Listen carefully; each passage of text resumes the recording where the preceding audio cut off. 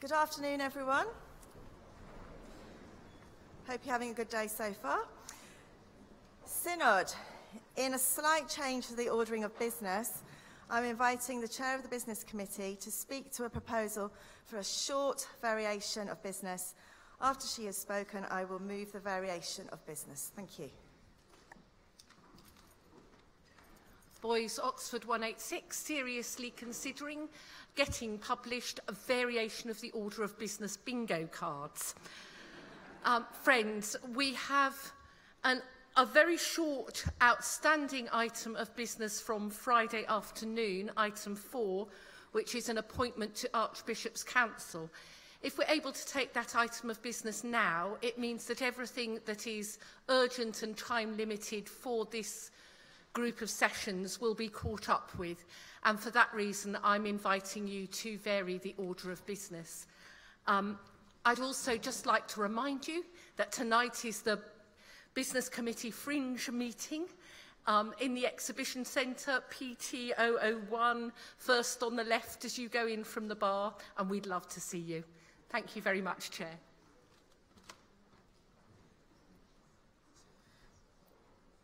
I now put this proposal for a variation in the order of business to the Synod. All those in favour, please show. All those against, please show. Thank you. That is clearly carried. We now move to item 4, the appointment of Mrs. Mary Chapman to serve a further term on the Archbishop's Council. I now invite the Archbishop of York, John Sentamu, to introduce this item. Thank you.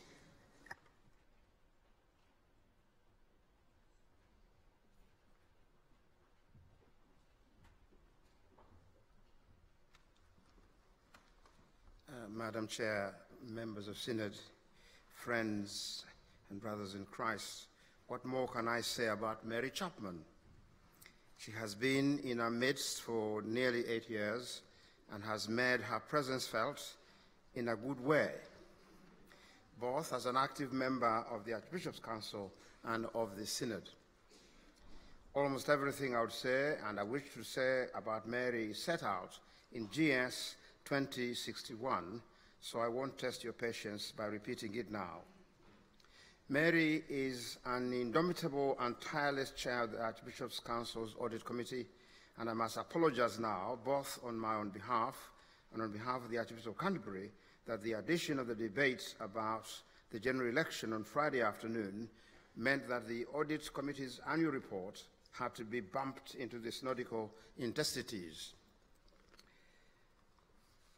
I'm sure that members will have read the report and noted the amount of hard work that the committee has undertaken under Mary's leadership. The Archbishop of Canterbury and I and other members of the Council and its staff have benefited, and I think that's the right word, benefited from Mary's gentle way of holding our feet to the fire, particularly on matters of governance. And with Synod's approval, we are looking forward to having warm feet for the next 2 years, which will take Mary to a maximum period of appointment permissible under the National Church's Institutions measure. So as we continue through a period of challenge and development, Mary's support, knowledge, and wisdom will be invaluable resource for us all. So I commend the motion standing in my name. Thank you. I now put this item to the vote. Oh, sorry, beg your pardon. I meant to say for the debate. Right, I ask the Chair of the House of Laity, Jamie Harrison, to speak. Thank you. Thank you, Jamie Harrison, 299 Durham. Madam Chair, there's always a slight risk, particularly for newer members, that this sounds a bit like a rubber stamping, a done deal, a fait accompli, when someone who's been appointed some years ago is up for a 2-year extension. Very briefly, I'm extremely happy with this motion. When I came first onto Archbishop's Council, it was Mary who set up various ways of inducting me, a very necessary process, and I followed her wise guidance wherever possible, and any mistakes that I'd made are not her fault. She is someone who thinks and challenges. She knows about governance and accountability. She's very keen that the kingdom of God might increase, and the mission of the Church is ever evident. She's also very good at audit. So I'm delighted that she's willing to stand for to serve for 2 more years, and I thoroughly recommend her to the Synod. Thank you. I see no one else standing, so I shall put this item...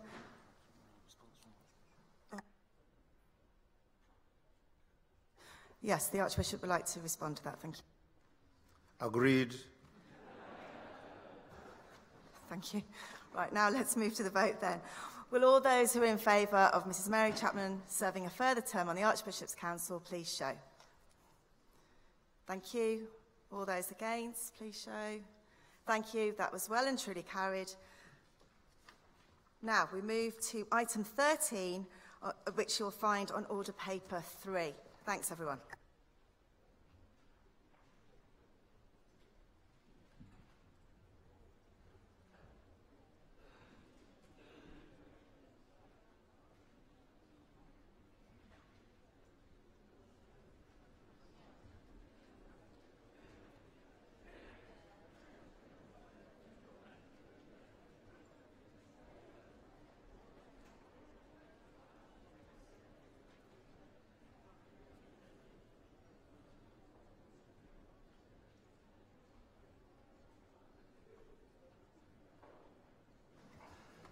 Good afternoon, everyone.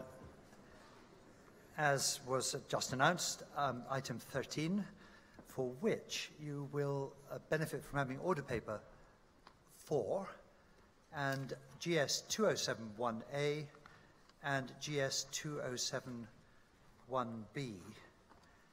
And for those who are watching the clock carefully, I'm going to claim 7 minutes, so we get our 75 minutes for this debate as scheduled, if possible, and then the rest of the programme will go on throughout the afternoon. And can I invite Christopher Newlands to move the motion in his name? And while he's coming to the platform, I'll explain how we're going to do the debate. I'm asking Christopher to speak for up to 10 minutes to the motion and to move it. I'll then ask for a couple of speeches from the floor, and then quite soon into the session I'm going to ask Nick Land to speak to but not move his amendment, which is on the order paper, and then there'll be a further opportunity for debate before I seek to ask Nick Land to move that amendment, and then in conclusion we will have any remaining time on the motion as or as not amended, depending on your wishes. Hope that's clear. The speech limit will be 10 minutes and then 5 minutes, and then I'll be reducing it to 3 minutes in order to get as many speakers in as possible. Christopher. Chris Newlands, 70, Blackburn.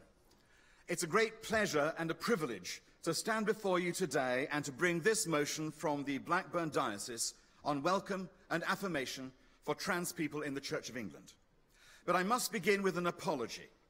I've always believed in the line, please don't talk about us without us. And I'm sorry that no trans person about whom we will be talking today will be able to speak at the Synod, as there are currently no trans members of General Synod. It falls to me now to speak on their behalf. I am not trans. I am perfectly at ease in the body and gender I was born in, though I wouldn't mind if this body I was born in was a couple of sizes smaller. But I speak today having engaged with a good number of my friends and colleagues from the Church of England trans community, many of whom are here today in the public gallery. I'm confident that Synod members will bear them in mind in the tone of the debate that follows, as they will hear what is said about them as addressed directly to them. And I'm also pleased that my very good friend, the Reverend Dr. Christina Beardsley, is on the podium with me to advise on any technical points which may arise in the debate which follows. Tina was vicar of a neighbouring parish in the early 1980s when I was a curate in my title parish, and she was asked by my training incumbent to be my mentor. And I'm delighted that after nearly 35 years, she is still able to advise me. Thank you, Tina. The briefing paper which accompanies this motion tells the story of George, which was the spark which turned my desire to speak out for trans people into a flame. So I need not repeat that story to you now. Instead, I have another story to tell, which I do with the permission of the family concerned. Again, the people involved do not wish to attract unwanted attention, so the names that I am using are not their real names, and I'm not sharing any information which could identify them or their church. David and Ruth are active members of an evangelical Church of England parish church, and they have been for a long time. 5 years ago, they became parents of a healthy baby boy, Nathan, and the church was delighted to share their joy at his birth. But it was not long before Nathan showed every sign that he was actually their daughter and not their son. He refused to wear trousers and showed absolutely no interest in any boy toys, only pink, princess-type toys and decorations for his bedroom. After a term at school and following medical advice, and with the full support of her Church of England school, Nathan left after one term and returned much happier the next term as Natalie, and with very little fuss from staff, pupils, and parents. Natalie also started attending church in girls' clothes, and both she and her parents received tremendous support from many, though sadly not all, members of her church family. But they are surrounded by lots of affirming people, and the clergy and church members are on a journey with Natalie as she begins the process with referrals to a specialist gender identity clinic. David and Ruth hope that their church may soon learn to offer them not just a grudging acceptance, but the full support and affirmation they will need as they journey together with Natalie on a path leading to transition to her new gender identity as she grows, God willing, into a healthy, confident Christian woman. I hope that this debate today will help to inform that church and many others of the challenges children, as well as adults, with gender dysphoria face, and the vital help and support they are able to give to families facing these same challenges, as there are likely to be far more cases like that in the future. Looking at referrals for children to gender identity clinics, in 2010, there were 97 children referred from across the UK. In 2016, that number had risen to 1,400. Information is from the Tavistock and Portman NHS Foundation Trust. Both as a national church and as different parish churches ministering to communities, it is the people, the individuals who matter to us, what St. Lawrence called the treasures of the church. For we have been entrusted with that most precious gift, the cure of souls, in our parishes, schools, and chaplaincies, to love God's people as he has loved them. So our welcome has to be Christ-like, arms outstretched in love as Christ's arms were outstretched to draw all people to himself when he is raised up. And the welcome we offer is the mark of our ministry in Jesus' name. Whoever welcomes one such child in my name welcomes me, says the Lord. It is a tragic and disturbing fact that across the world, trans people have been subjected to appalling violence against them. In the UK, transphobic hate crime has risen by 170% in the last year. That's hate crime reported to the police as reported by The Independent. Elsewhere, the Human Rights Campaign reports that 17 trans people that we know of have been murdered so far in this year because they were different. Some were killed by relatives who felt that their relative's life as a trans person brought shame, dishonor to their family. Others were killed in random acts of violence because of how they looked. Suicide is another serious factor in the lives of trans people, with a high proportion of trans people attempting suicide.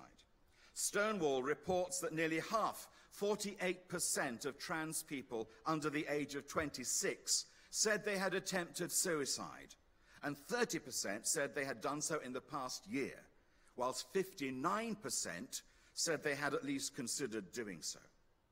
The key factors which have been noted in this terribly high rate are rejection by family and friends, discrimination, physical abuse, being seen as transgender, and last but not least, internalized transphobia.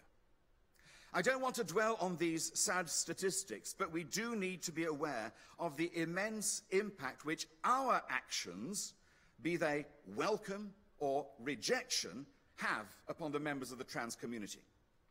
Rejection, which can mean calling their trans status, their dysphoria, a fiction or a delusion, is top of the list of factors leading to suicide. Friends and family expressing this view can cause an increased risk of suicide. So can churches, my friends. By trying to call gender dysphoria fake science and persuading people not to transition, or even worse, to try and persuade them to reverse the process, is causing irreparable damage to the people's lives and well-being. As a national church, if the Church of England were officially to condemn any such discriminatory practice, as we did explicitly yesterday with conversion therapy for LGB but not T people, that would go a very long way to setting the record straight. But it is the opposite of that rejection which I'm talking about today, namely welcome and affirmation.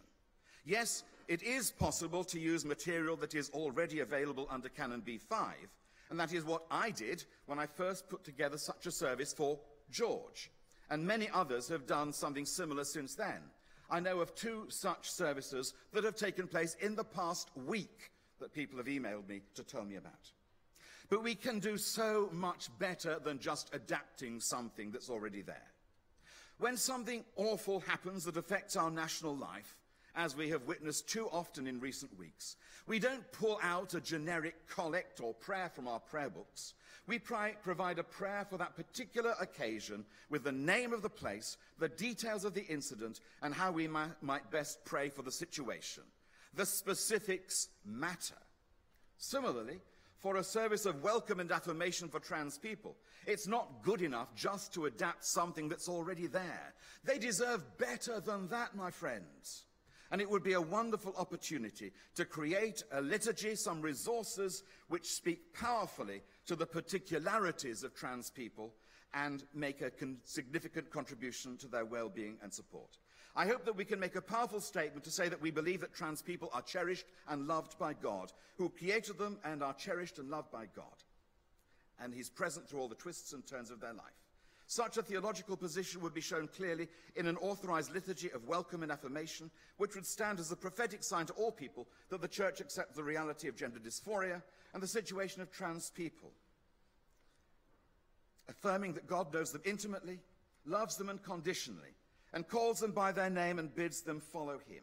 Yes, a new name which they have chosen for themselves, but which God knows and treasures.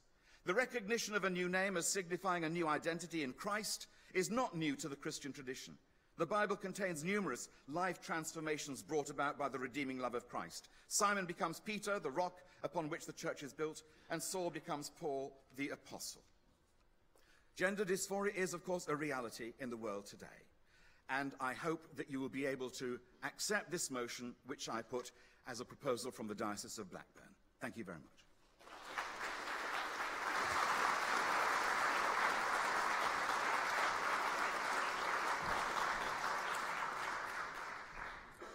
Now the floor is open for debate. I was looking for Dr. Goudie, but I think he's not standing as far as I can see. Is Reverend Sonya Doragh standing? Pardon? Yes, well, can I hear from Dr. Goudie, please, first, and then Sonya Doragh. The speech limit is still 5 minutes. Right. I don't think I'll need 5 minutes, but I do urge you strongly to accept this motion. Angus Goudie, Durham, 298. I'm a GP and have been for 40 years. I've seen a limited number of people with transgender, but I'm aware of several within family and extended groups of friends, and I know the struggle that they go through. I feel this motion gives a real opportunity for doing something to help them, to make them welcome, because there's no question from the stories that we've heard that they go through the most enormous risks of rejection. They are a particularly vulnerable group, probably one of the most vulnerable groups that we'll see within our churches. And while it's true, as I'm sure will be said, that their real identity is in Christ, the identity that we all are given as we walk around and meet people in church are the way that people judge us, the way that people look at us. They put us into boxes, they categorize us. We're rich or poor, young or old, professionals or paupers.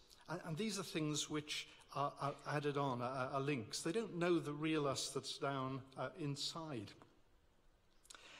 And it's necessary to do something to try and help that, so that people know that these people that they meet are acceptable, that they are welcomed.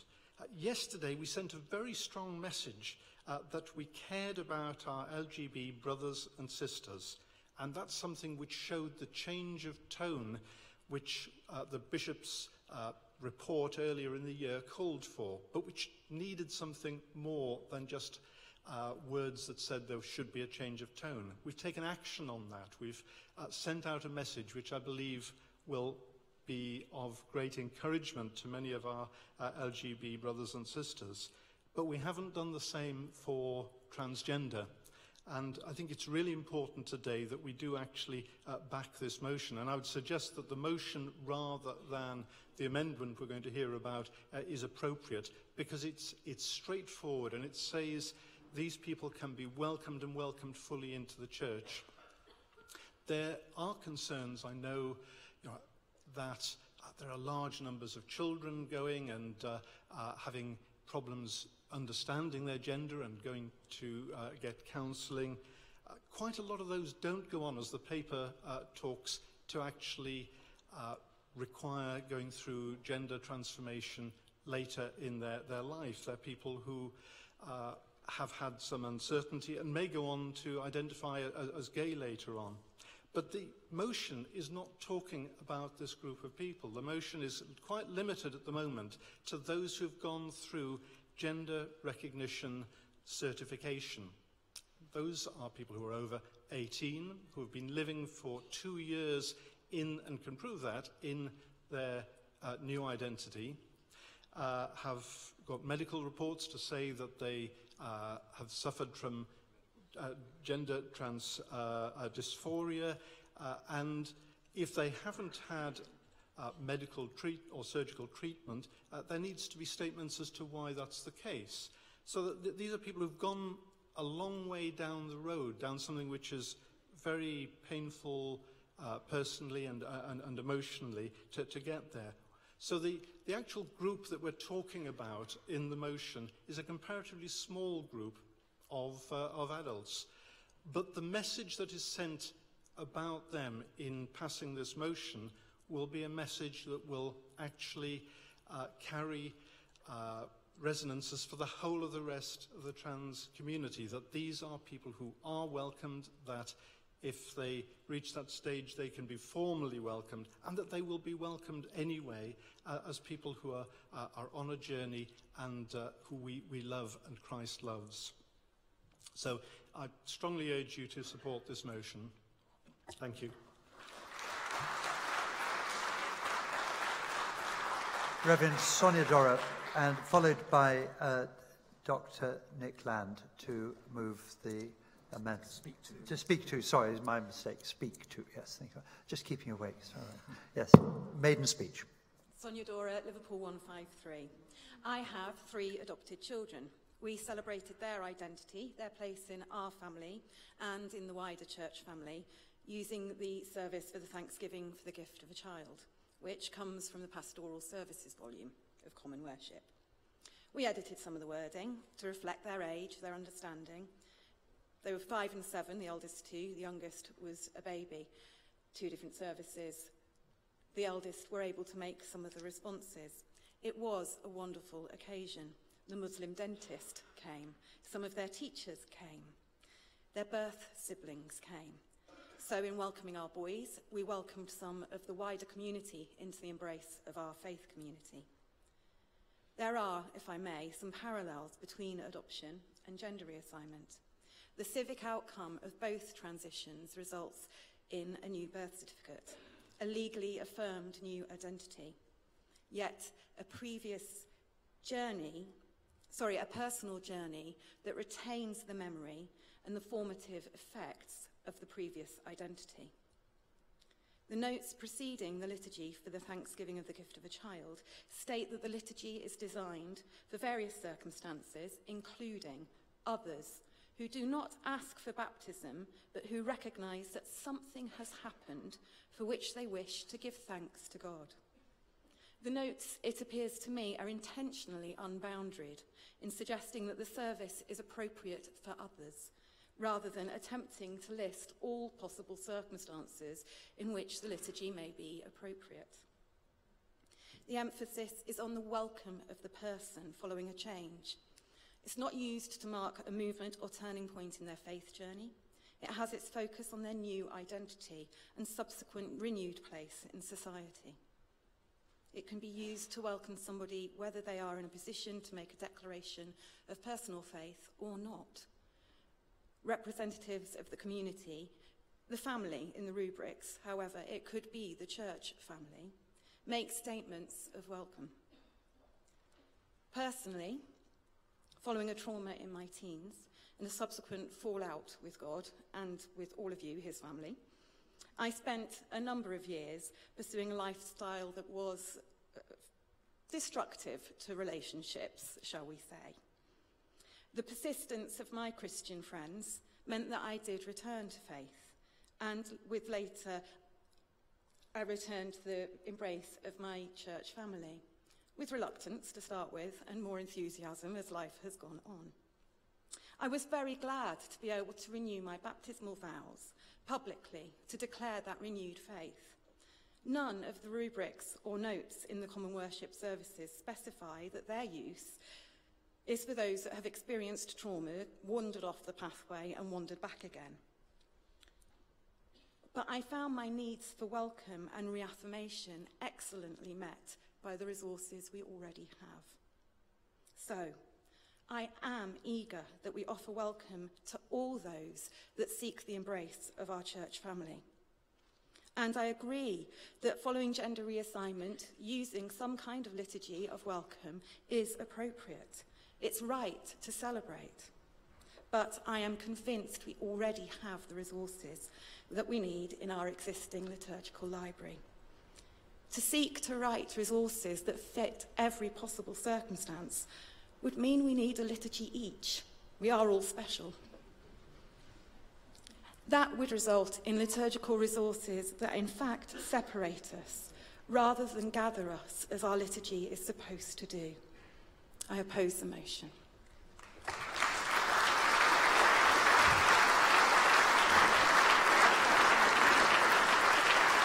So now it's time for Nick Land to speak to, but not to move, the amendment in your name, and you have up to 5 minutes, followed by a 3-minute speech limit, and there will be the Bishop of Hereford after that, who I saw standing. Thank you, Chairman. Nick Land, York 438. I'm grateful to the Diocese of Blackburn for bringing us this motion, because it gives us an opportunity to consider the issue of gender variance and how we best welcome and support transgender people in our churches. This is important, firstly because transgender people are often vulnerable and bullied and marginalised, and as Chris has already told us, face a substantial amount of psychiatric illness and of persecution and of pain. And as Christians, we should be welcoming everyone, and especially those who are at the margins and in pain, into our churches. And secondly, I welcome this because issues around gender variance and gender dysphoria are becoming increasingly prominent in society and in healthcare. We've seen referrals to some specialist clinics increase by 20-fold in the past 10 years, and it is right that we give these issues serious consideration. So why do I believe we need an amendment to this motion? Well, I suggest there are 4 reasons. theological, pastoral, sociological, and practical. The first, the theological. Liturgy needs to follow theology and doctrine. And as the Secretary-General points out, the Church of England has no settled doctrinal position on issues around transgender. The 2003 House of Bishops statement was clearly never intended to be a sufficient basis on which to base liturgy. And since 2003, there have been a range of theological contributions on this subject, including those by Christina Beardsley, Oliver O'Donovan, Justin Tannis and Martin Davey, to name but 4 interesting but perhaps somewhat disparate contributions. So some serious theological thinking is required before any specific transition liturgy should be put together. Secondly, pastoral. It is absolutely right that we seek to help people with gender variance to get the best holistic outcome for them, physically, psychologically, emotionally, and spiritually. But at present, it's difficult to see how this can be achieved in the absence of any clear theological underpinning to our pastoral care. Trans people work through their perception of gender incongruity in different ways. Some wish to undergo transition. Many others conclude that transition is not for them. So there's a risk that if our sole contribution to this subject is liturgy around transition, without the accompanying theology, we may inadvertently distort this really important decision-making process. Third issues, I think, are around sociological matters. Let's be clear, the majority of transgender people are not campaigning for a postmodern deconstruction of gender. In fact, they're very committed to gender. Their view is that theirs is incongruent with their physical biology. However, there is an increasing sociological trend to see humanity redefined, rather than being as in the image of God, but as a self-defined construct, with gender either being fluid, non-binary, or irrelevant. Now, this is an important issue for the rapidly increasing number of adolescents presenting to mental health services with identity worries. Some around gender, some around a whole range of other identity issues. And we need to be much clearer in our thinking about what it means to be made in God's image, so that we can give appropriate pastoral care and emotional security to all of our young people at a time when confusion about who they are threatens to overwhelm them, as well, of course, as offering them the joy and richness of an identity in Christ. And fourthly, practical.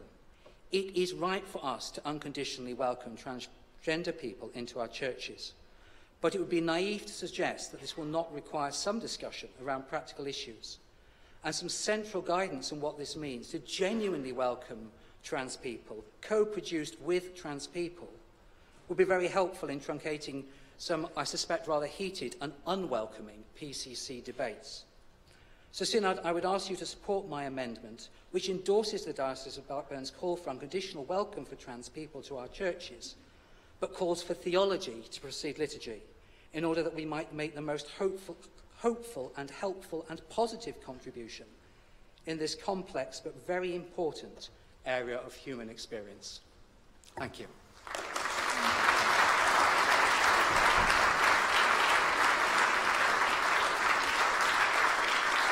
So the floor is now open for continued debate. The speech limit is 3 minutes. I'm going to hear a few speeches before, in due course, asking Mr. Ladd to actually move the amendment that he's just spoken to. So after Bishop of Hereford, I think, do I see Martyn Taylor standing? After Bishop of Hereford, Martyn Taylor. Thank you much. Richard Frith, Hereford 21. I'm speaking as Vice Chair of the Liturgical Commission. I want to welcome the motion, but not the amendment. It's important to emphasise that the Commission is the servant of the Synod and the House of Bishops and will seek to respond creatively to whatever is decided. Having said that, the affirmation of baptismal faith in common worship is especially designed to, quote, to recognise, quote, post-baptismal experiences of personal renewal. To go beyond this and to produce a generic liturgy specifically for the welcome of transgender people could be cumbersome and complicated and arguably insensitive. The transition of gender identity can be accommodated in the range of liturgical possibilities already available. Rather than commissioning a new liturgy, if the House of Bishops were to commend particular resources, the common worship affirmation of baptismal faith would be an ideal option, together perhaps with some of the prayers for wholeness and healing also in the initiation services. The affirmation in particular reminds us all of the baptism into Christ which we share and which reaches deeper than any part of our identity. So we already have liturgical materials which speak of our common identity as Christians and which are appropriate for the welcome of transgender people. I do, though, very much welcome the motion, as it gives us an opportunity to make a positive statement about inclusion and openness.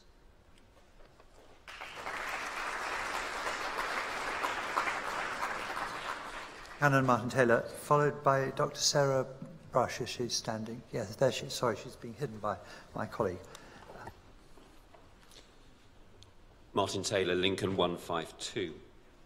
Likewise, I want to be fully supportive of the need to welcome transgender people in the life of their parish church, but wish again to urge caution on the liturgical front. Last November, on a rainy night, I made the hour's journey to Addenbrooke's Hospital to baptise 4-month-old Lucy, baby Lucy, who'd been given 2 days to live. The hospital had decided to end her treatment for an aggressive brain tumour. When I got to the hospital room, Mum and Dad were there with 4 of their closest friends from church and little Lucy, tubed up, comfortable but asleep and unresponsive. We gathered round the cot and I explained that we were going to ask Jesus to bless Lucy, we would pray for God's healing, and then I would baptise her in the name of the Father, the Son and the Holy Spirit. I filled a plastic disposable cup with lukewarm water. We brought Lucy to Jesus in prayer and then came to the baptism. As I baptised Lucy, her eyes were suddenly wide open. From having been out of it, she was fully alert and looking around. I thought to myself, something just happened. The Holy Spirit has touched Lucy powerfully. We all saw it. 2 days turned into weeks. Weeks turned into months. The months have grown to 8. In 3 weeks' time, little Lucy will be 1. She's pulling herself up. She's trying to walk. Her last scan showed that whilst she's grown normally, the tumour, which was growing rapidly and was going to take over her brain, has not grown at all since the baptism. Praise God. They can operate and take it out. When I baptised Lucy and asked Jesus to take her in his arms, God's grace was powerfully at work in her life. All the promises of God signified in baptism, his love, forgiveness, acceptance, new life, are all there for Lucy, not because she's male or female, young or old, simply because she's human, created in the image of God, one for whom Christ died. And in 15 years' time, Lucy, if she wishes to come to confirmation, the bishop will put his hand on her head and say words to the effect, Lucy, God knows you and he calls you by name. And there'll be others aside long, Lucy, you know, John's and James, Mary's and Mark's. God knows you, he calls you by name. His acceptance of us has everything to do with Jesus and nothing to do with our gender. He loves us because he loves us and he made himself for us. Brothers and sisters, in baptism and confirmation, we already have powerful gospel signs of God's love and acceptance, whoever we are. The Ethiopian eunuch was baptized and went on his way rejoicing, fully accepted and included by God's grace. So whenever we're tempted to doubt God's love and acceptance of us, whoever we are, we do not need a new liturgy. We need to look back to our baptism into Christ and give thanks to him for the sign of his love, forgiveness, new life, and acceptance of us into his family. Baptism then is for all of us, the inclusive sign of welcome and identity into Christ. Sisters and brothers, we already have all the liturgy we need in baptism and confirmation, signs of God's ungendered grace and welcome to us all. Amen.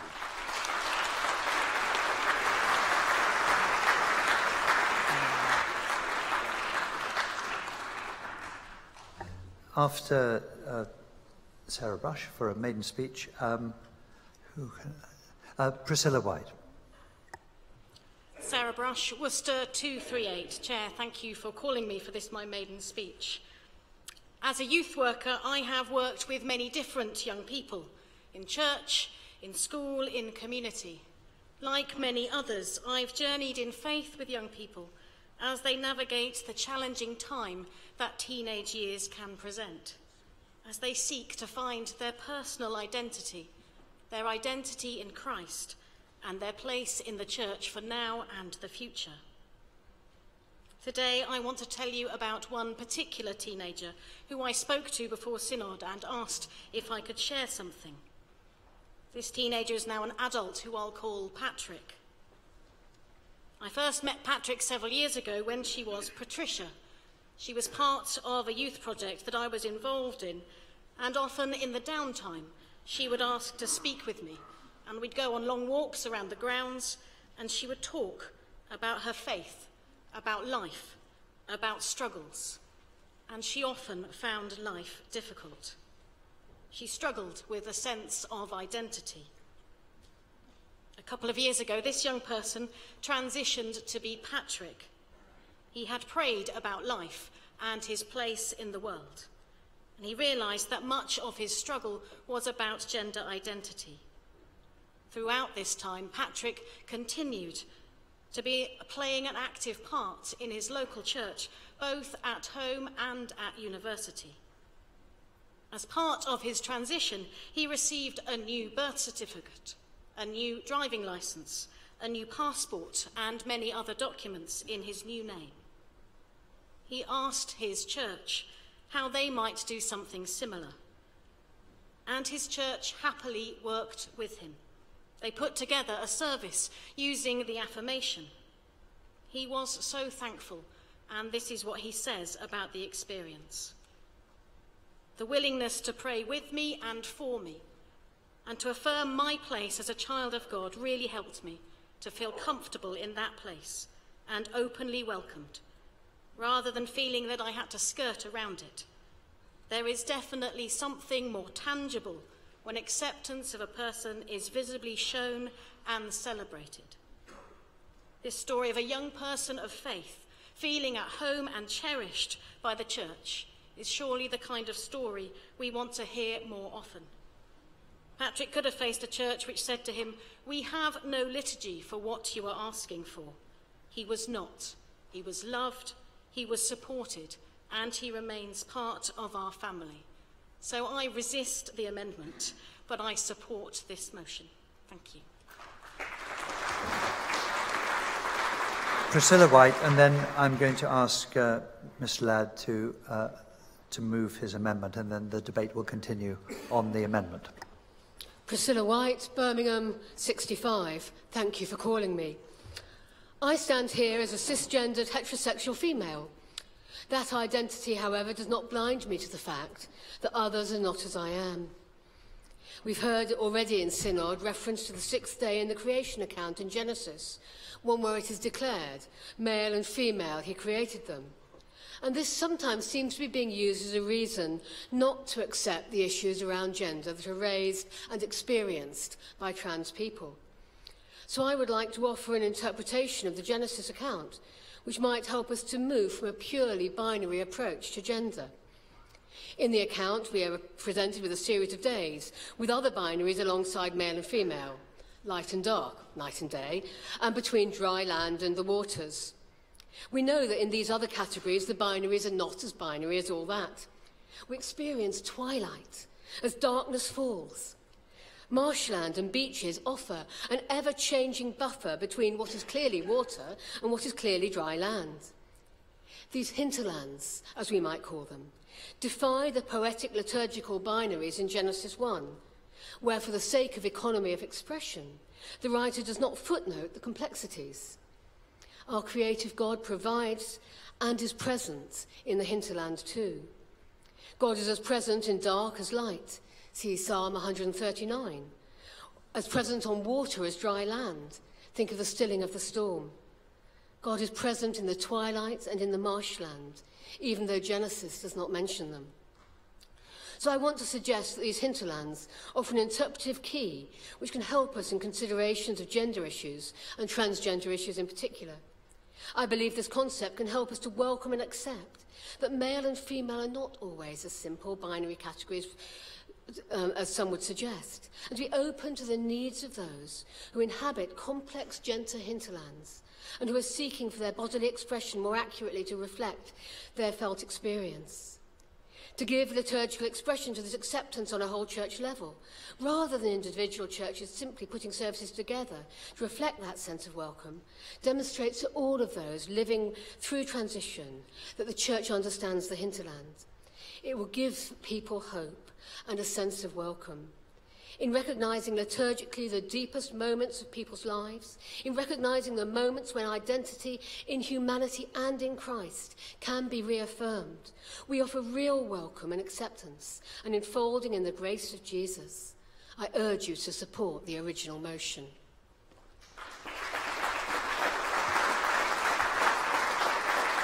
Dr. Ladd, would you please be willing to move your amendment? Thank you very much. The debate continues, and it will be helpful if you indicate during your speech whether you are for or against the amendment, which is what we're talking about now. Next, Chris Newlands, you have an opportunity to respond.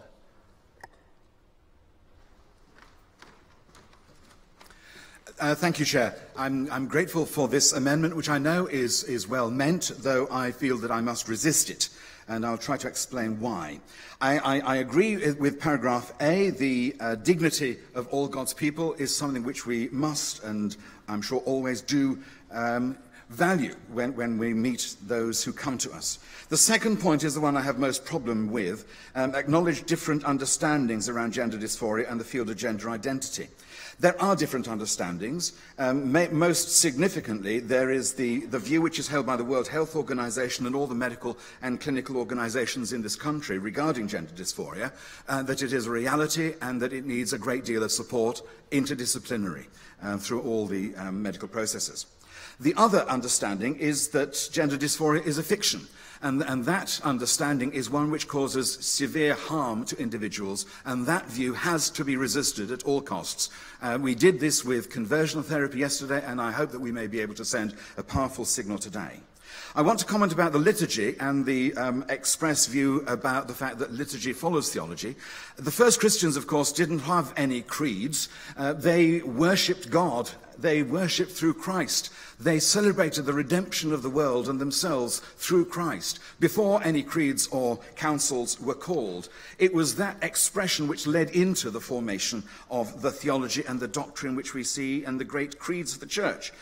If we believe that God welcomes all people, irrespective of gender or sex, then that is the solid theological foundation which underpins liturgical resources which can be drawn up for welcome and affirmation. Liturgy and theology do not need to be separate, but they are mutually beneficial, and each will inform the other as we progress through this process to seek to bring resources which can be used by churches and by clergy to assist trans people at a significant time in their lives. I urge you to resist this amendment.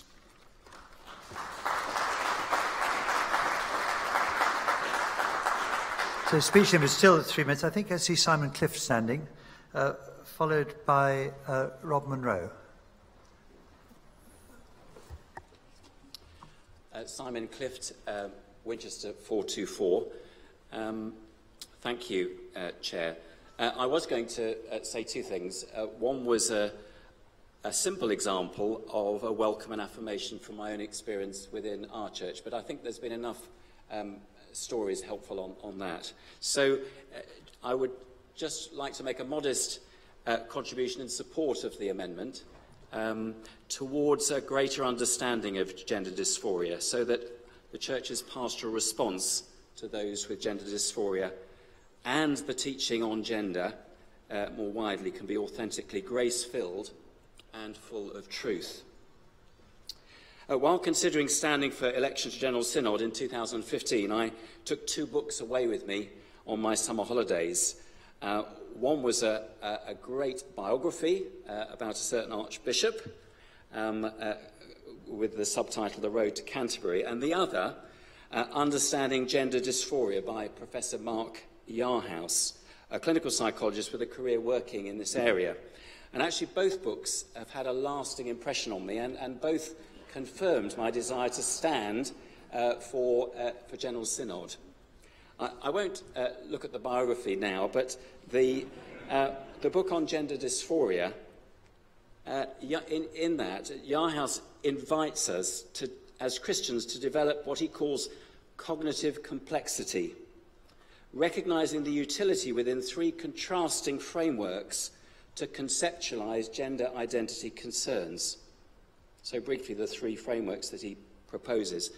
The integrity framework, which emphasises the sacred integrity of maleness and femaleness, with the complementarity of male and female difference in the biblical narrative. Secondly, a disability framework that sees gender dysphoria as one of the results of living in a fallen world, which impacts all of us in different ways, not something a person chooses, evoking our compassion and our empathy. And thirdly, the idea of a diversity framework. So while rejecting the ideology that sees gender as merely a social construct, enables a transgender person to celebrate their own uniqueness made in the image of God, and with the potential for an identity in Christ and full acceptance as a member of his body. So considering these frameworks, my prayer is that we will warmly welcome and affirm transgender people in a way that's authentically grace-filled and full of truth. Thank you.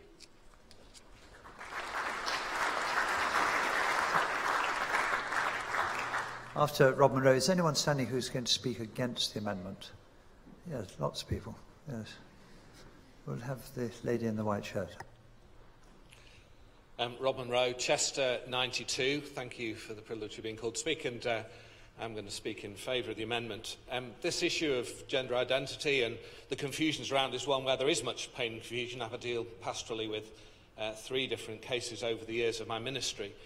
Not just for the people concerned, but for the whole community of faith and families in particular. And none of these things are treated in isolation. But I would suggest that there is a greater dysphoria that we need to name, and that may be the confusion or the dysphoria of the theological foundations in which we're addressing these issues. Yesterday, we opposed a therapy to change sexual attraction. Today, we're affirming those who've been through a therapy that changes sexual characteristics. That seems to me, at least, to beg the question of what foundations we're building on. And I won't give you a test on the full range of the labels LGBTIQAZ, because Facebook gives you over 40 other options to identify your gender by, more letters than we could do. By the way, Z's for those of you bored of talking about sexual identity all the time. And actually, too often terminology is that Trojan horse for ideology. And so I'd like to suggest in our consideration of radical Christian inclusion some principles that are not driven by the theological agenda of others, but by the glorious gospel of Jesus Christ. We have something positive to proclaim to the confusions that lie around us, and it is our duty to wrestle with those theologically, but also to speak into the agenda, not just be driven by others. And I'd like to suggest firstly that our personhood is not our label. If I welcome and affirm a person, I don't think it means we ought to change the meaning of that when I welcome and affirm a trans person. That actually, welcoming those who come to us, we should do as did the friend of tax collectors and sinners, that we welcome all, irrespective of their boundaries and baggage. But we affirm them in Christ in the radical new life of repentance and faith, of communion with God and his people. We become incorporated, not just individually, but together in one body in Christ. Secondly, our identity is not in self-realisation or self-assertion, but in Christ and the community of church. The goal of self-realisation owes more probably to Eastern theology than it does to Christian, and we're finding our fullness of identity in him. Thirdly, our self-image is not found in relation to the projections of culture and of others, but in God himself. Our body is a gift, not a problem. And actually, particularly speaking into teenage self-image issues, We need to be more positive in proclaiming the God who has created us in body as well as mind and spirit. And finally, the gospel is not an affirmation of personal choice, but the grace of God calling us from darkness to light. We should reject a secular fundamentalism that says, you can't tell me I'm wrong, but trust Christ, who has redeemed us and transformed us to love and renewal in him. So I'd ask you to resist this motion, because piecemeal provisions don't help us recapture the glory of that Christian vision of who we are in him.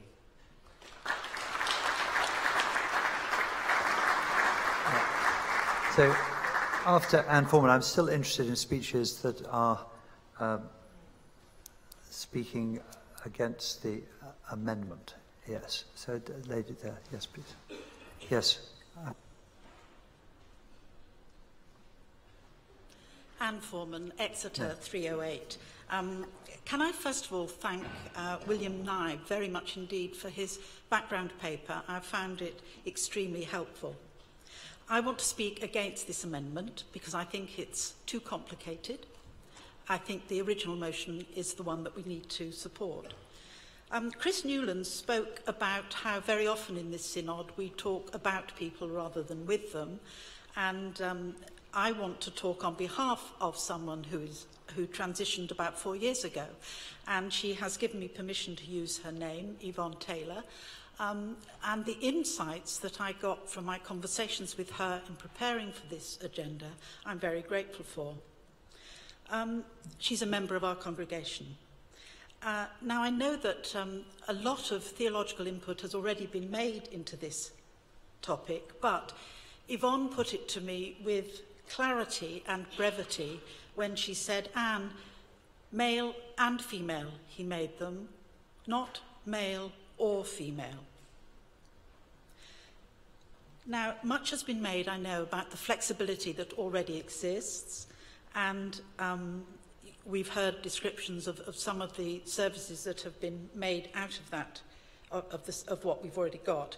But as Chris Newlands said, the point is we can do better than this, and the point is it is not what the trans community want. They want something else, and I think it's time that we could be generous and give it to them. You've heard the Bishop of Hereford say that despite his slight misgivings, the Liturgical Commission will do whatever it is that Synod wishes them to do. So I urge Synod to support the original motion. When I was thinking about speaking today, I was very minded of Bishop Matty's words on that first day. I mean, the three things that are not for sale, I remember very well. Creation, human beings, and salvation. But the words I remember particularly were that the Church does the work of God through liturgy. And I think the work of God with trans people is to love them individually, to know them individually. And so I would please urge you, Synod, to support the original motion and listen to what the trans community have said. Thank you.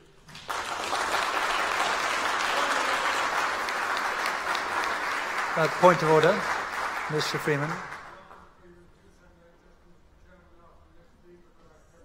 I'm very grateful. I think I want to hear 2 or 3 more speeches, then I'd like you to jump up again and do exactly what you've done. Thank you very much indeed. So after Rowan Williams, I'd like to hear a couple more speeches, one for and one against. So as those who have put their name down, Ian Paul, and is there anyone against the... Yes, Tim Hind.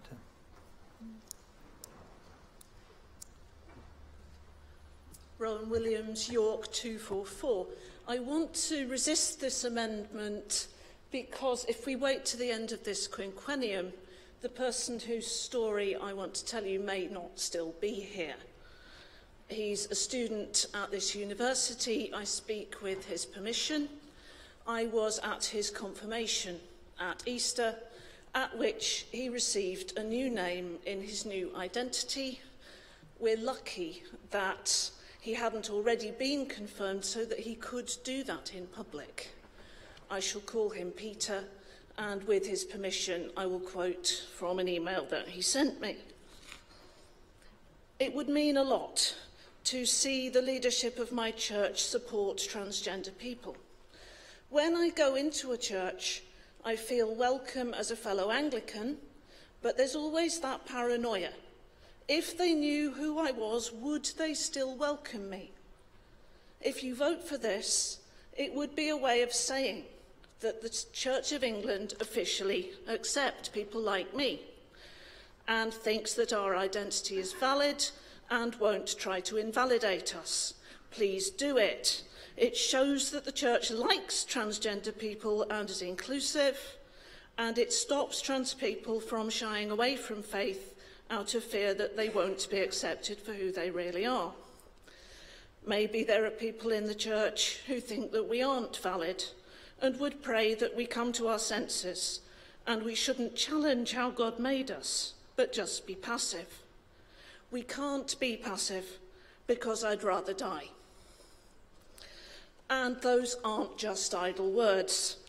He's only been with us a term. I've lost count of the conversations that we've had already about self-harm, about suicide, about fear. A fear that was so overwhelming that he went to that confirmation with badly burnt feet. To be confirmed in his new name is, we hope, the start of a joyful journey into self-acceptance. If we wait, he might not make that journey at all. Resist this amendment, please. Thank you.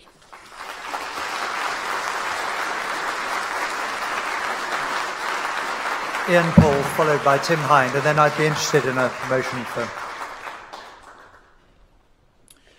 Mr. Chairman, Ian Paul, 227 Southall and Nottingham. It seems to me that we're facing a complex, vital and pastorally challenging issue. And I'm disappointed that Mr. Newlands, in responding to this amendment, seemed to adopt a binary position. There are two views, his view and the wrong view. This is a complex area, and there's many discussions and debates, even amongst experts here. And I think that view ill serves us as a synod and us as a wider church. To suggest we need liturgies at this time is not just putting the cart before the horse, it's putting the cart about 5 miles ahead of the horse and over the horizon. But the pastoral issues are manifold. It's not just about a moment, it's about a lifetime. I have a transgender person in my own family, and we have to learn to live with the long-term consequences of that for all. We have a friend we're supporting back in Nottingham and her children. And the only thing I can describe as her husband transitioned, it felt like an articulated lorry emotionally hitting their family. It's been absolutely devastating for them, as well as challenging for him. On Thursday, I met with a colleague who is struggling to support a woman whose husband transitioned, who is still not mentally well enough to return to work 10 years after what happened. This is a complicated issue. There are wide ramifications pastorally, and I support the amendment because it pays attention to the complexity and the depths of issues here. We must not put the cart before the horse. Neither must we isolate the pastoral needs of individuals from the pastoral needs of those around them as well. I plead with Synod to support this amendment.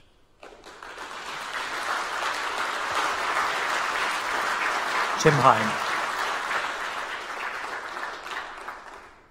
Tim Hind, 247 Bath and Wells. I don't think that our Lord called us to be intellectually, have intellectual integrity. He called us to be foolish for him. And I just worry that our church spends so much time trying to dot all the I's and cross all the T's before it makes any decisions whatsoever. It looks to me as though this particular amendment is the sort of thing that makes our church look foolish, because it kicks into the long grass what I believe to be actually quite a simple hospitality issue. This is a welcoming issue, and I would much prefer to see the original motion voted. Now, if we as a synod decide that we do not want to have additional liturgies because we think we've got enough already, then that's a decision.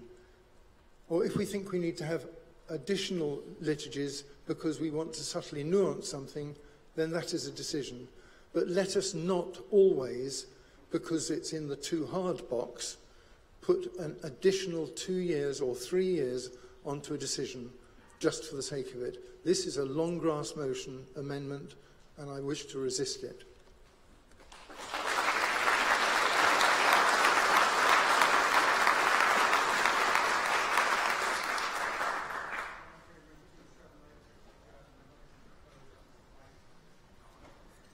Thank you very much. That has my consent. There's a motion for closure on item 59, which is the amended version. Those in favour? Those against? So that has your assent. So now the vote before us is the vote on item 59, as on your screens as well. Point of order. The vote by houses is permitted by me if 25 people are standing.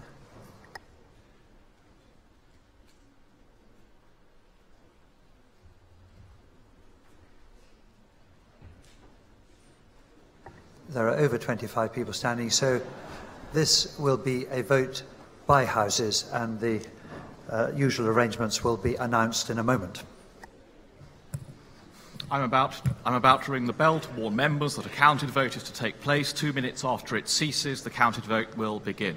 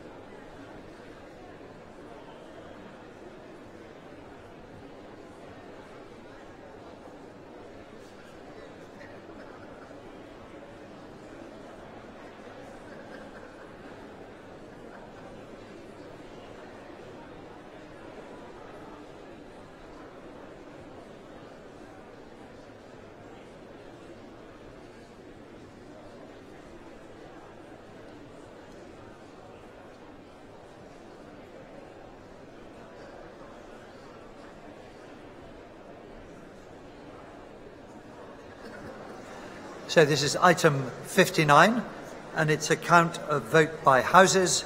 And to remind you, those in favour should press 1, those against should press 2, those who wish to record an abstention should press 3.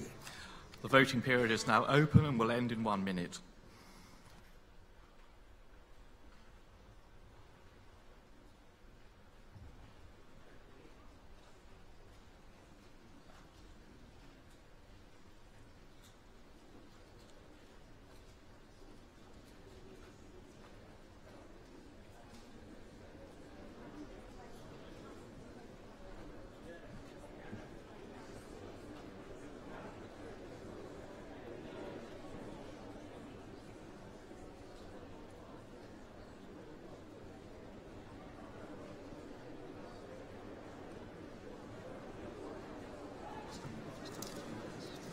The voting period will end in 15 seconds.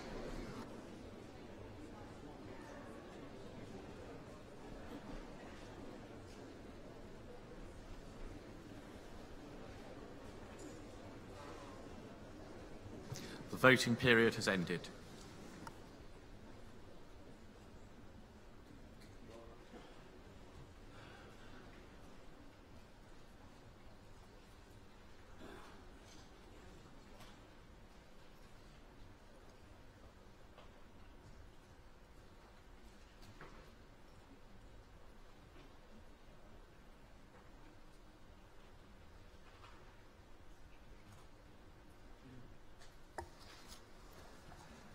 The voting is as follows. In the House of Bishops, in favour 11, against 19, recorded abstentions 2.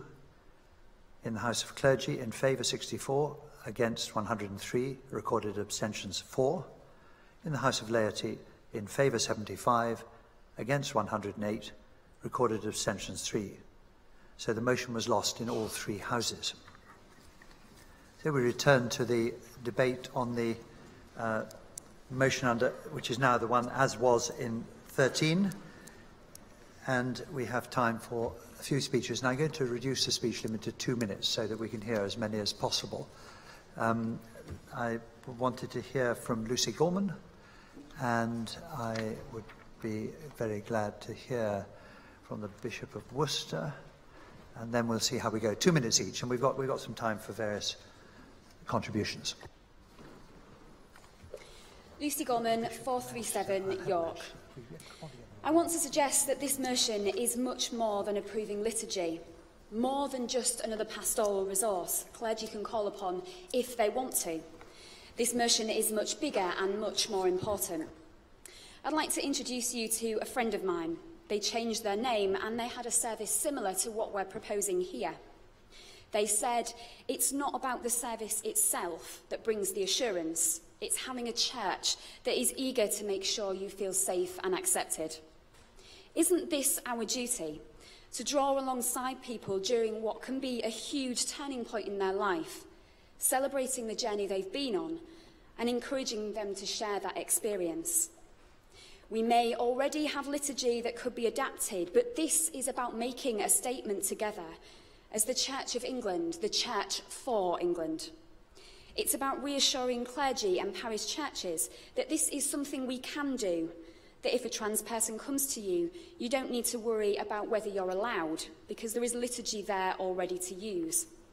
It's about us opening our arms to the trans community, a community that so often feels excluded, not just from the church, but ultimately from God. We and the whole church are the ones responsible for showing God's unfailing, unchanging love. So let's show it to a community where many don't believe it.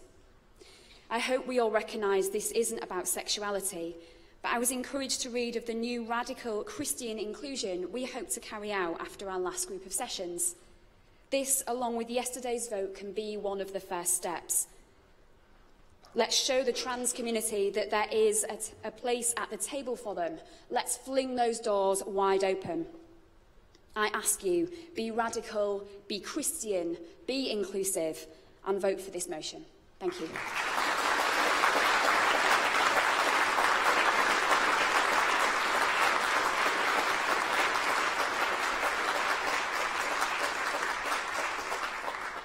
John Inge, sorry. Yes, after the Bishop of Worcester, a gentleman there standing there. John Inge, Bishop of Worcester, 42. This issue has recently become close to my heart. I have to say, to my shame, that you've asked me a few months ago about gender-neutral loos and worries over pronouns. I should have said that it was political correctness gone mad. Then a young person to whom I'm close confided to me that for 2 years or more she's felt like a boy trapped in a girl's body. And I've since then been on a very fast learning curve as far as gender dysphoria is concerned. It is really very painful, and what such people need is the affirmation of church people in the face of people who say to them, oh, it's just a fad, oh, it's just the in thing. If anyone could see the suffering that such people go through, they would not dare to say such a thing. Our response needs to be loving and open and welcoming, and the passing of this motion would symbolically be a very important factor in that. I'm not sure whether distinctive materials are absolutely necessary, But the motion, I remind you, speaks of considering, asking the House of Bishops to consider such materials. In so doing, they will no doubt be doing more of the theological work that needs to be done on this. But passing this motion today will have a very powerful effect as far as the signals that our church sends out to people who are suffering so much in our society. I urge you to vote for this motion.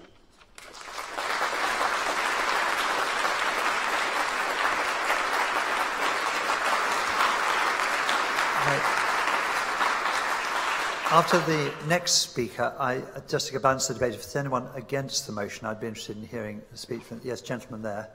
And then I'll be interested in a motion for closure after the speech after this one. Thank you, Chair. Gavin Collins, Archdeacon of the Meon, Portsmouth, 195.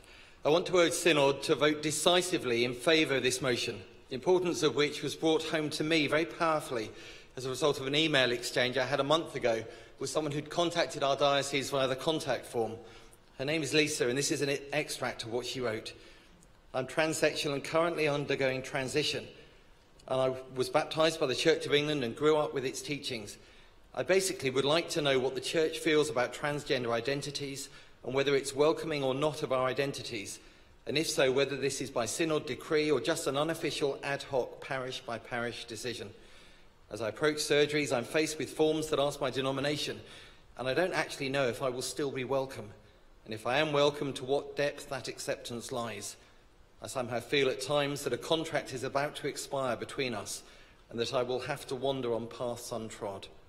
Yours, Lisa. That initial email led to a very powerful and, for me, a very formative ongoing discussion. In describing the motivation for her transition, Lisa reflected, I was lost from the day I was born and I wandered far. I railed against God, and I railed against genetics, and I railed against the stars, and I railed against myself for being weak and dishonest in perpetuating the lie that was my male life. My pursuit of transition is an expression of repairing a lifetime of gender attrition. I just want to come home for the first time. Synod, as the church to which Lisa belongs, this motion gives us an opportunity very publicly, very clearly, to say she is welcome, this is her home, and we want publicly to embrace her and others like her. In that, I urge you, please, to support this motion. Thank you.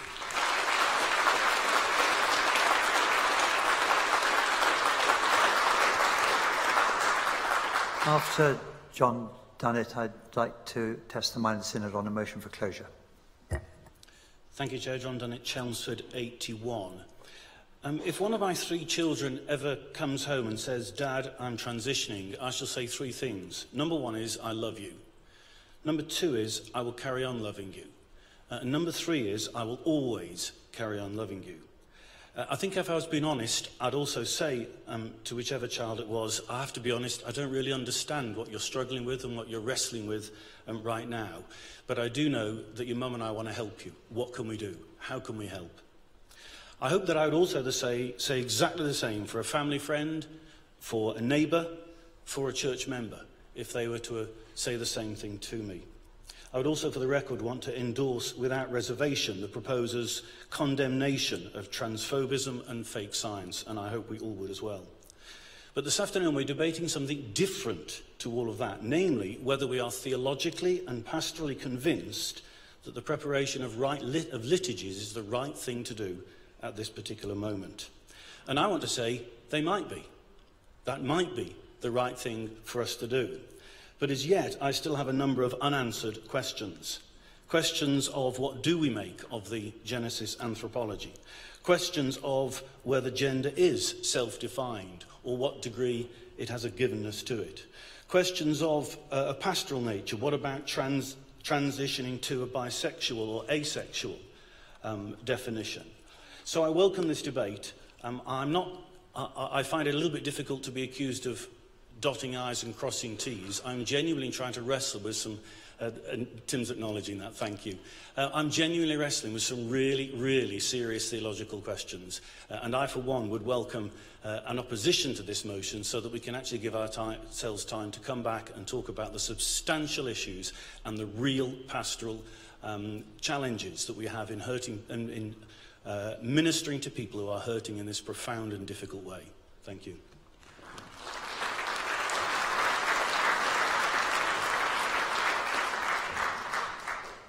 Archbishop of York, the speech limit is still 2. Yes, Chair. Chair, members of Synod. There are 2 parts to this motion, and they're all going to be taken with equal weight. The first is the need to welcome and affirm in their parish transgendered people.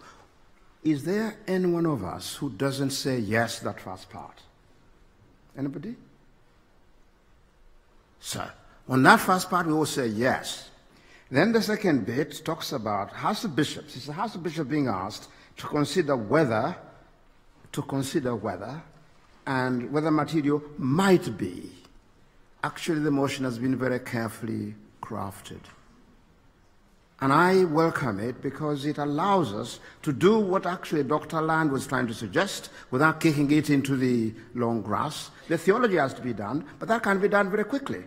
So I, therefore, for my part, because the first part of the motion is affirming, that they need to affirm, but people should actually be welcomed in their parish church, I want us to vote yes. And for the second bit, because it is considering whether some might be prepared, it is provisional, and because it needs a lot of work, we shall come back to the Synod from the House what we thought. But we're going to give very serious consideration in light of the Secretary General's paper, particularly paragraph 12 and 14. So, my dear brothers and sisters, let's vote for it. Let's vote for it.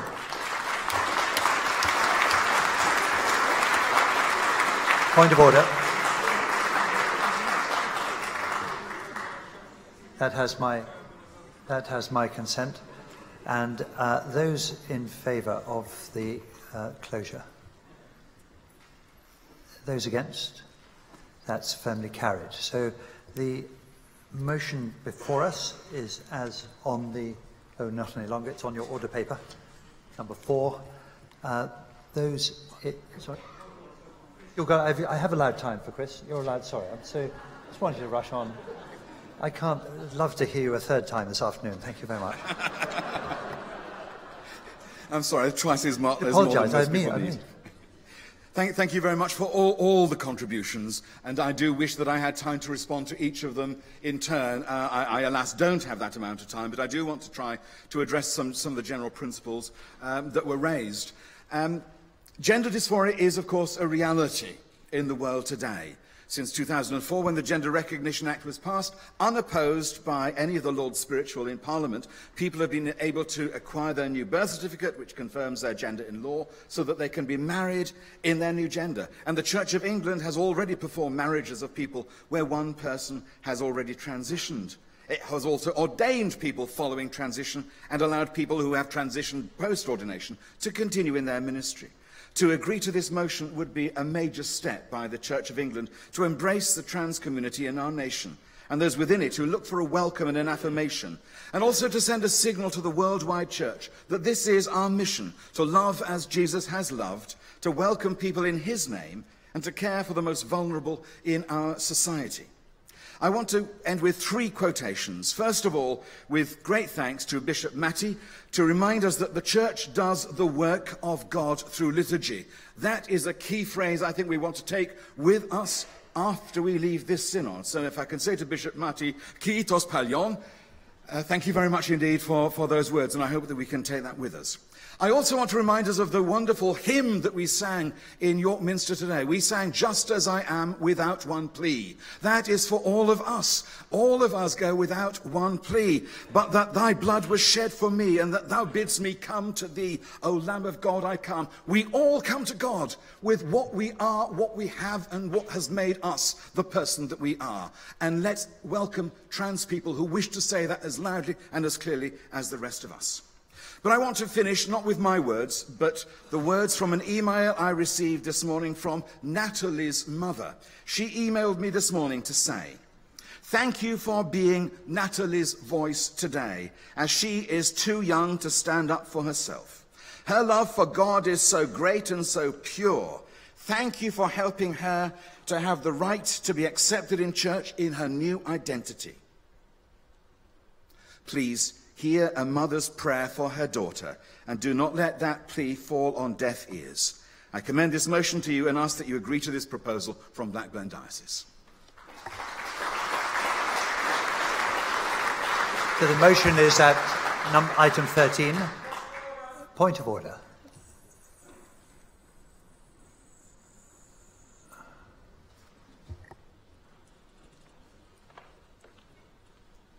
John Wilson, Lichfield 340. Chair, there's a great amount of interest beyond this place in the vote that we're about to take.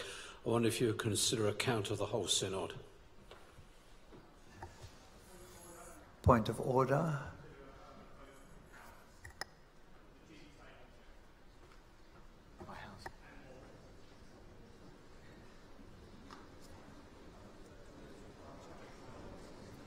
Oh, right. In the spirit of lifelong learning as a disciple of Christ, count by houses, understanding order, you would know the number already, supersedes the previous point of order. So if I see 25 people standing there, I might be minded to take a vote by houses if I see 25 people standing.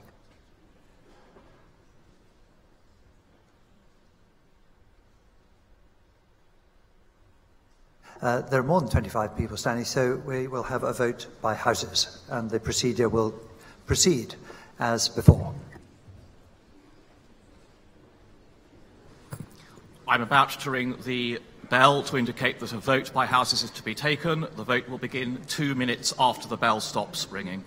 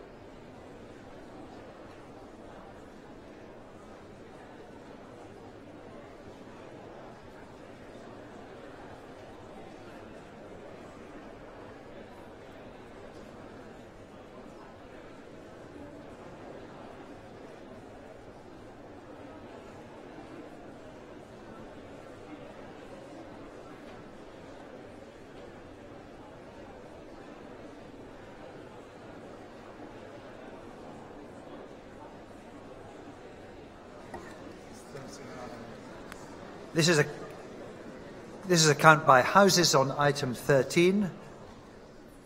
Those in favour should press 1. Those against should press 2. Those who wish to record an abstention should press 3. The voting period is open and will end in 1 minute.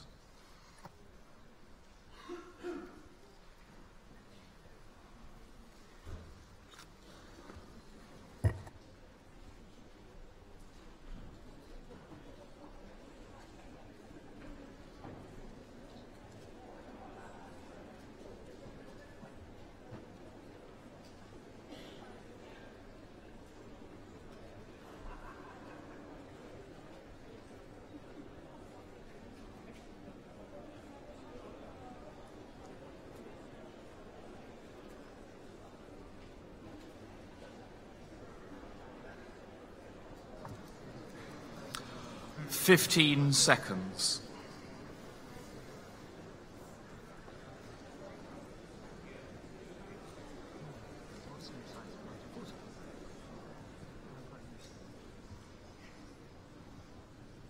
The voting period is ended.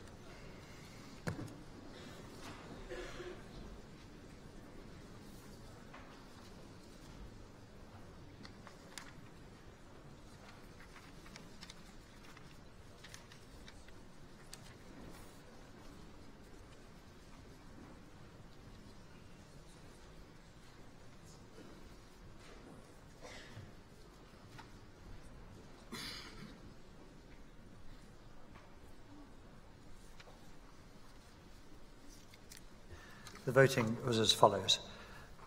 House of Bishops in favour 30, against 2, recorded abstentions 2.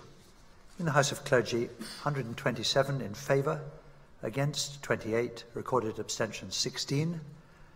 House of Laity in favour 127, against 48, recorded abstentions 8. The motion was carried in all 3 houses. That ends item 13. We now move on to item 14, interim report on the review of the Crown Nominations Commission.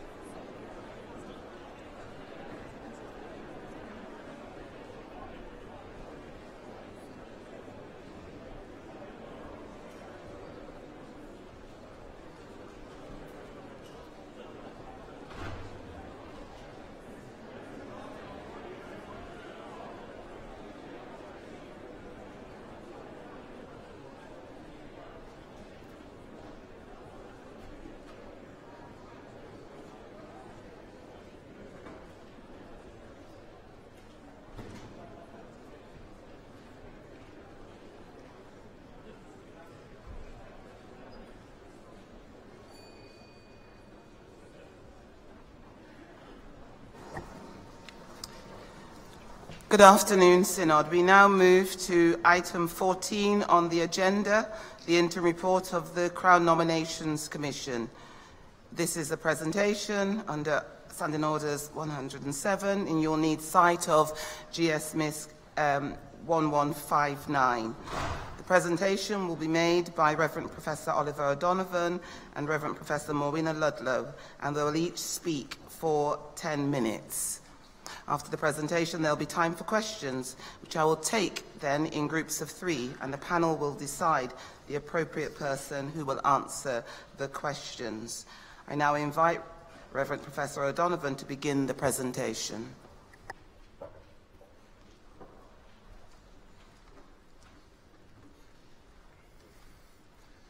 Madam Chairman, thank you for your invitation. Thank you to the authorities of the Synod for giving the CNC Review Committee the opportunity to make an initial presentation to you, which will not reveal all that we are thinking or will be recommending. The idea is that Synod will have an opportunity to consider that at length at a later stage. But it did seem appropriate that we should be encouraged to share with you one or two of our thoughts, particularly about the role of the central members of the CNC, whom you will be electing for a 5-year term very shortly.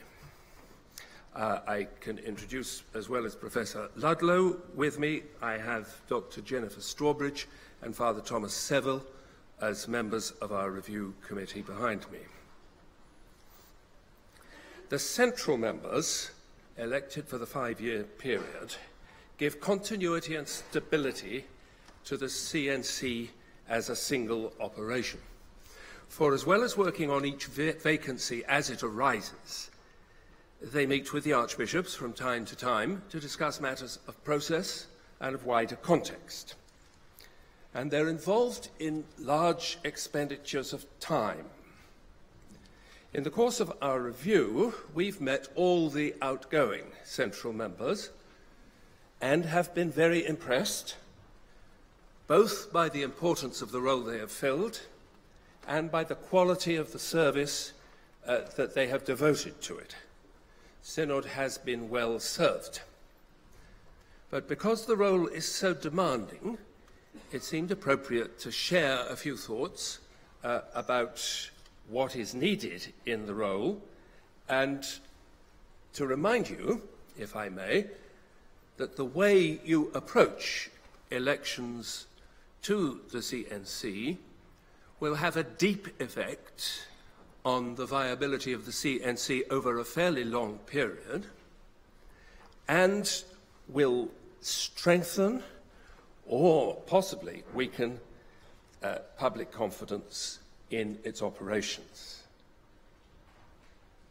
Now, Professor Ludlow and I want to speak especially on two key concepts, those of discernment on the one hand and of representation on the other. Those are words constantly on people's lips. We'd like to give a little substance to them, and we also want to say just a word or two about the role of trust in this process. A discernment is always looking forward. It focuses upon the next step that has to be taken.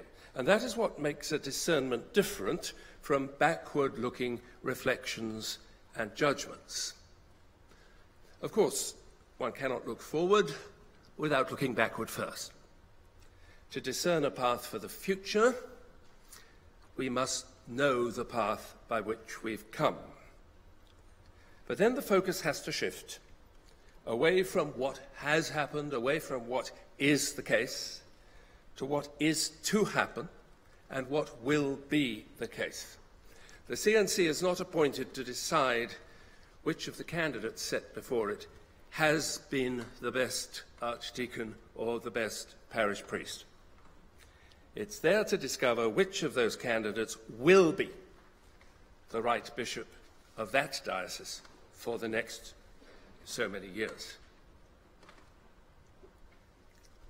It undertakes this in the conviction that the Holy Spirit leads and guides Christ's church.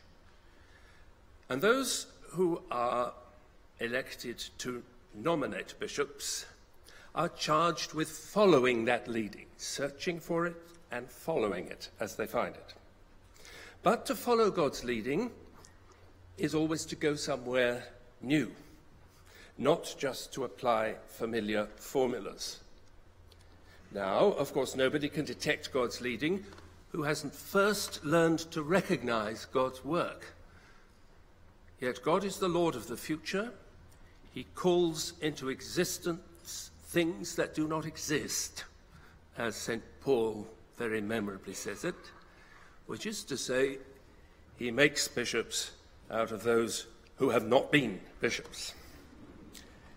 And members of the CNC have to be, above all, open to the possibility that the bishop they find will be a bishop they never heard of before or thought of before.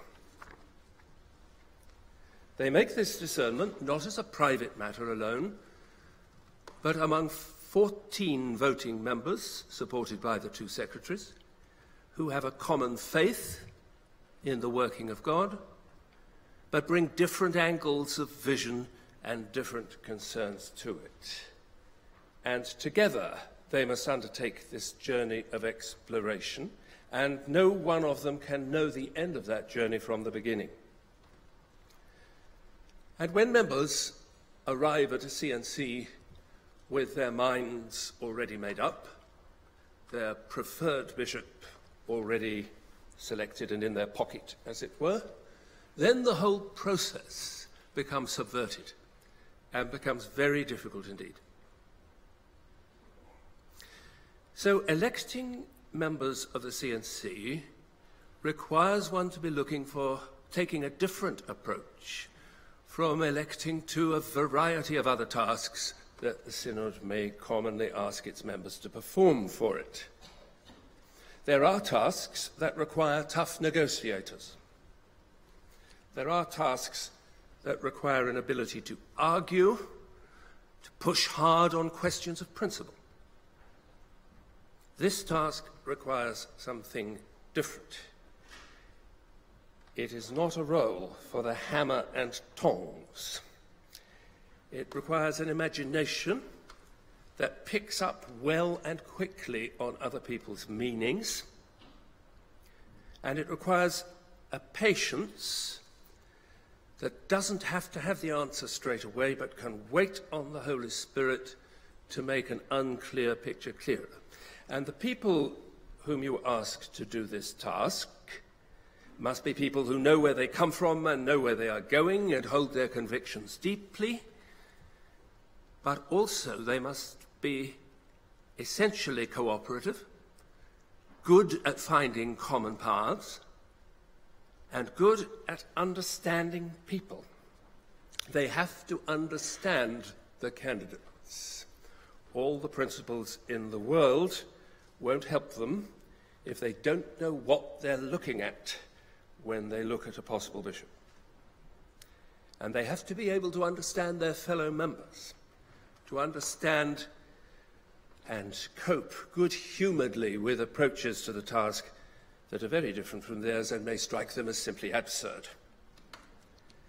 So the kind of person who wants to take every question straight back to first principles and settle it there, the kind of person who looks for an early closure on every debate and straight on to next business, is just not going to fare very well in this role. Central members acquire in their term of office a good deal of experience and knowledge. This puts them in a position of some advantage in relation to the diocesan members of a CNC, who are almost always new to the task. So they need to be people, too, who are capable of using their advantage constructively to help the other participants in the process and to make the process as a whole effective. They will be people who want to achieve a good result, certainly. But they will want to achieve it wherever possible by achieving a genuine consensus of mutual understanding and by bringing other people to share a vision and sharing a vision that other people have brought. All of which, to be quite honest, is pretty demanding stuff. The people you elect are going to have to be, in a certain respect, exceptional people. But they also will need to be representative people, capable of acting on behalf of the whole church. And Professor Ludlow is going to take up that aspect of the matter now.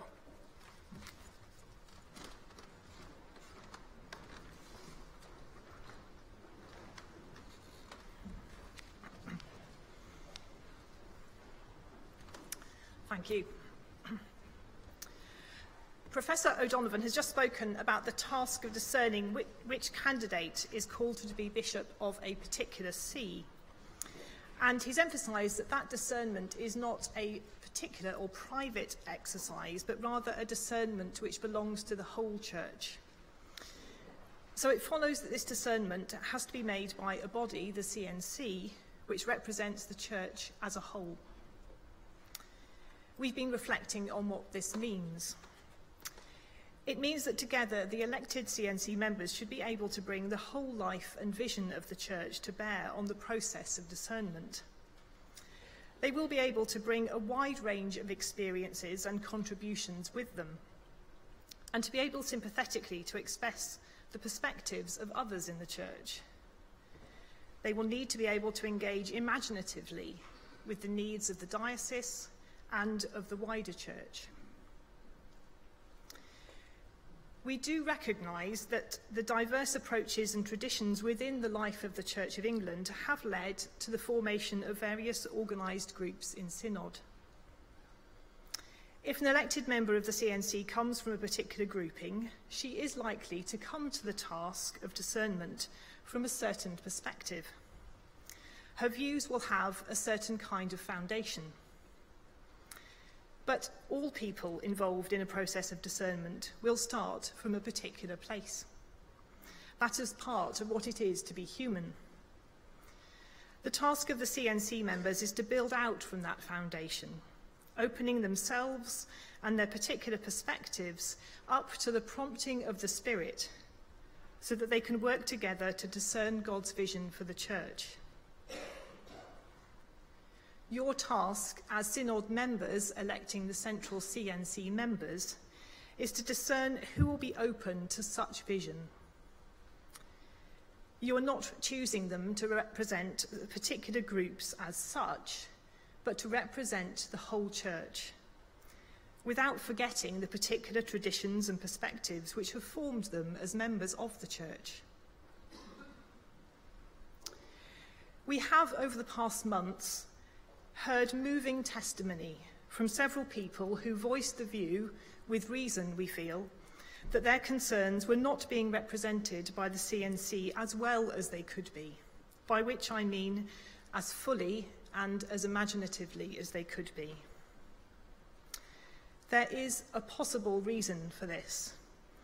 That is, the idea that the CNC should be representative of various groupings in Synod has come to overshadow the idea that the CNC is representative of the whole Church. Synod is, of course, the body by which and from which the central CNC representatives will be elected. But CNC members are called to represent the whole Church. So they're called to represent members of the Church of England whose concerns and perspectives do not map neatly onto particular Synod groupings. If the Church of England were composed entirely of people whose Anglican identity was defined by which region they came from, Synod could simply choose one representative from each region. But we know that Christianity and the Church of England is not as simple as that, and one could not come up with a mathematically fair way of ensuring that all interest groups were represented on one CNC. And this is why we feel CNC members are called to engage imaginatively with a whole range of concerns. Concerns which they will understand from their experience on General Synod to be concerns of the members of the Church. A CNC with members who share a common understanding of representing the whole Church and the vision to look forward in the process of discernment will be able to work well together. They will be able to work well with each other, with the archbishops and with the candidates, drawing them also into a process of shared discernment to which they are a crucial party. But we do recognise that the task of the CNC is a difficult and an exposed one. In our conversations, we have heard that trust has sometimes become strained. It's important that members of the CNC trust one another, and that they are trusted by the Church, including the candidates, to carry out their task. It's the task of Synod, when approaching the election of CNC members, to choose members who are not only worthy of trust, but who will work together to build trust throughout the process. Reflecting theologically on the notion of trust, we noted that in the thought world of the New Testament, trust, confidence, and faith are often expressed by the same word, pistis. Pistis is a concept about relationship. It expresses our faith and trust in God. It also expresses the way in which God entrusts individuals with certain callings, like being a bishop, and entrusts the Church with certain tasks, like discerning who should be bishop of where. By grace, we are related to God in trust, and this comes before our relationships with our neighbours. Our human relationships can only become trusting if they are sustained by a faithful relationship with God. So, to conclude, the success of the CNC requires a degree of trust and confidence that those entrusted with the task will put the interests of the whole church, both local and national, ahead of any sectional agendas. You need to have confidence that the CNC members represent the whole church. You need to be confident that they will participate in a corporate process of discernment. As Professor O'Donovan has said, the task of being a CNC member involves personal maturity, fortitude, and integrity. And these can only be found in those who are prayerfully open to the Spirit as they approach this task. When this is not possible, the whole church suffers. When it is, there may be both surprising and enriching results. Thank you.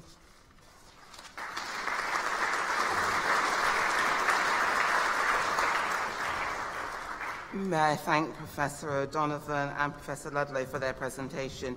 We now have time for short questions. The floor is open.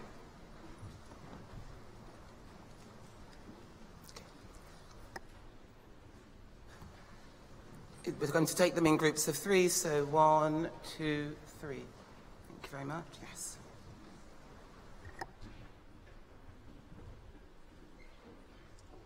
Andrew Atherstone, Oxford, 184. A whole tranche of correspondence about the Llandaff election has just been published under the Freedom of Information Act. How can members of Synod make use of the same act to ensure greater transparency in English senior appointments and hold the CNC to account? Or to put it another way, will your report include a rigorous Christian theology of transparency and secrecy? Adrian Greenwood, Southwark 411. My question may be regarded as a bit too technical, but it's something that I think is important. We elect 6 central members, and only 6. And we know over the last 5 years they've had to work extremely hard. The practice of what happens when a central member can't make it has to be addressed, and at the moment it's done on an ad hoc basis and by trying to match up someone. Could you consider at some stage whether it would be better to have, is there a better system for filling those casual vacancies on a one-off basis, perhaps by Synod electing more than 6, perhaps electing 6 first team and 6 second team, or whatever. But I think it's an issue that needs to be addressed. Thank you.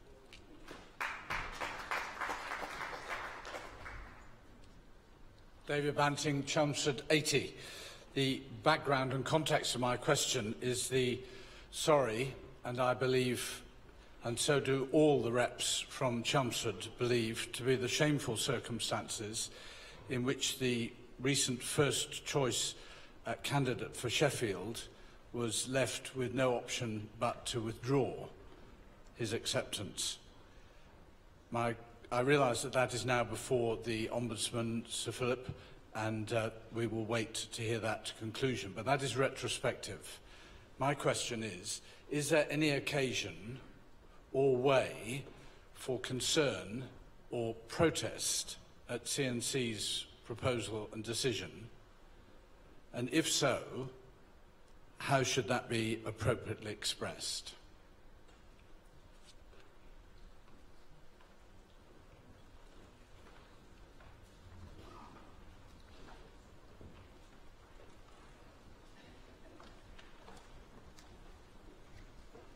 Thank you for your questions. On the question of transparency and secrecy, we can say yes. We've spent a considerable amount of time on theological reflection on the question of trust, as I've already indicated. And that has included some reflection on the differences between confidentiality and secrecy, and the difference between transparency and breaking secrecy. We're not in a position to make public our precise recommendations because the report is not yet fully prepared.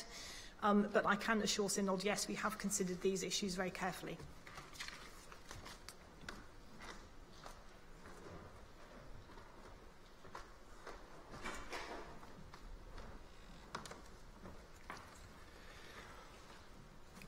I thank Mr. Greenwood, I think, for his question about the question of what happens when a CNC member is unable to serve for a particular vacancy.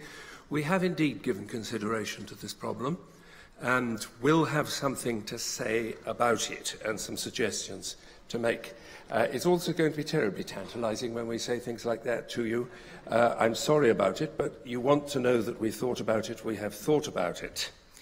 And the question, at a later stage, Synod will, if the archbishops are prepared to bring our conclusions to you and invite you to work on them, that is their call, of course, you will, I think, then have the opportunity of considering standing orders as they relate to this very precise question. The very newsworthy events in Sheffield broke upon us, of course, when we were about two-thirds of the way through our work. It was an interesting test case for what we had been thinking.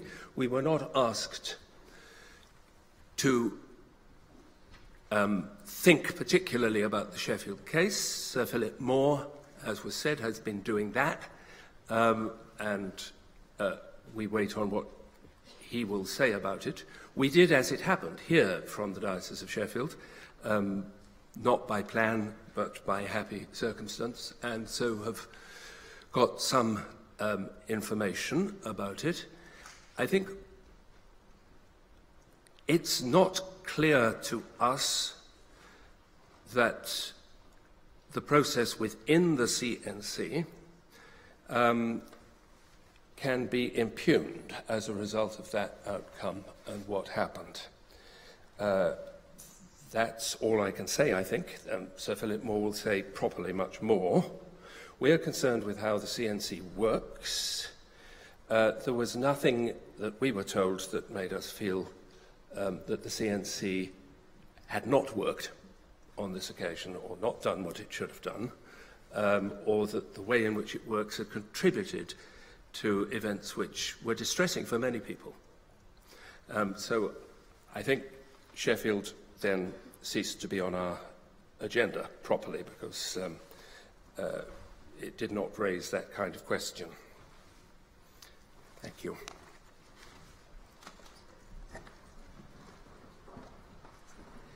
I'm going to just say 1, 2, and 3. So 1, 2, and Mr. John Spence, that's number 3.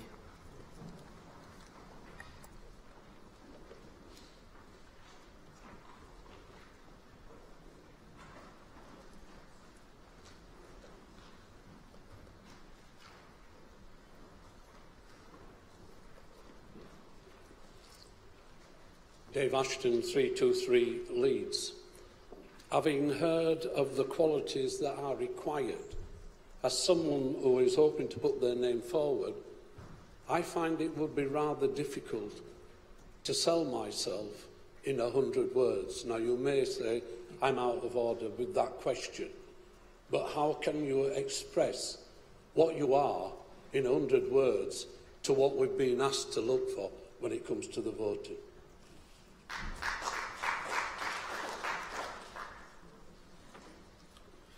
Gavin Oldham, Oxford 378. We were left in the Diocese of Oxford with a 2-year period before our new bishop was appointed. And I have to say that that's a very long time for Bishop Colin to actually hold the reins for 5% of the Church of England. My question is there any consideration being given to having a sort of a bishop without portfolio who may be able to actually hold the reins during a period of interregnum, especially in such circumstances? Thank you. John Spence, Archbishop's Council 467. I am accountable for the investment decisions I make regarding financial resource. To put it crudely, the CNC are making decisions about the investment of people or human resource. And I just wonder what you have done or are doing to assess the success of appointments you have made as measured by the impact the people have achieved against the goals set for them.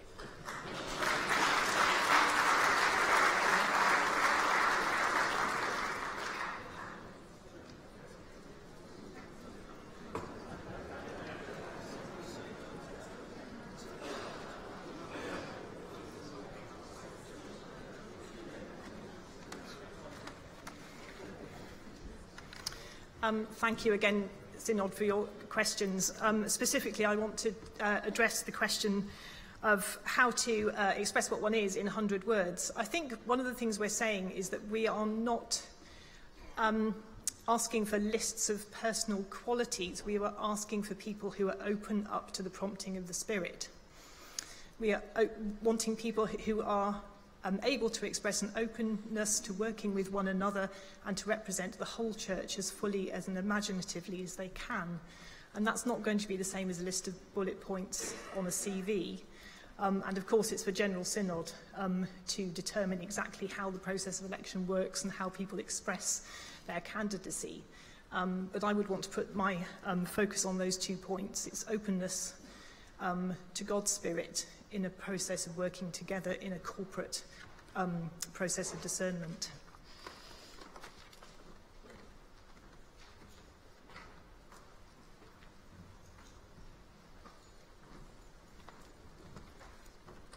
I just want to comment on the second question that was raised from the Diocese of Oxford. We were aware that the whole process of filling the diocese was an exceptionally slow one for various reasons,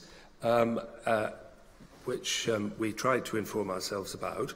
The question of making provision for a diocese is not really a CNC question. I think one has to say that is a question for the Metropolitan Archbishop. And we can't, I just want to say that we can't address that. We haven't the terms of reference that allow us to address such a thing.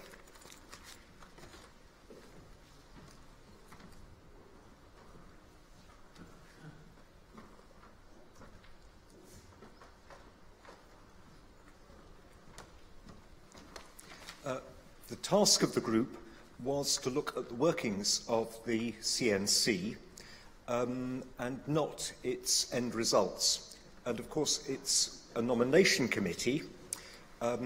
It's not an election committee. The Queen, after all, is the one who appoints.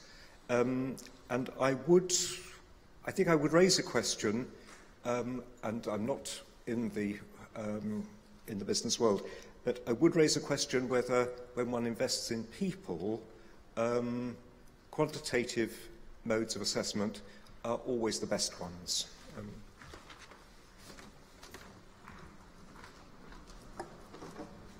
Okay. Yeah. There's 3 in a row. 1, 2, 3.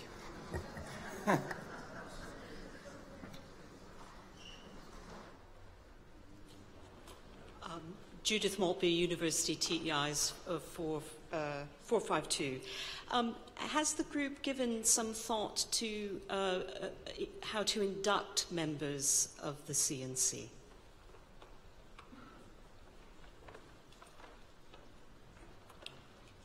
Sue Booys, Oxford 186. I wonder if you could say something about whether you have considered the role, the value and the impact of the interview in the CNC process.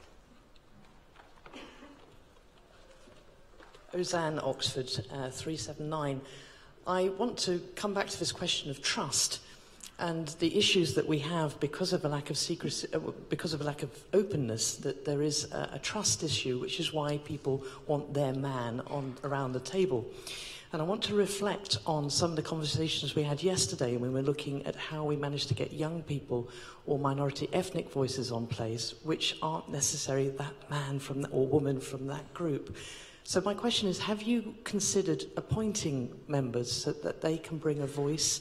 They may not necessarily be known by the various contingent parties within Synod, but they would give the voice that's needed of young people, and particularly minority ethnics, which may not get voted. So have you thought about appointing rather than nominating, electing?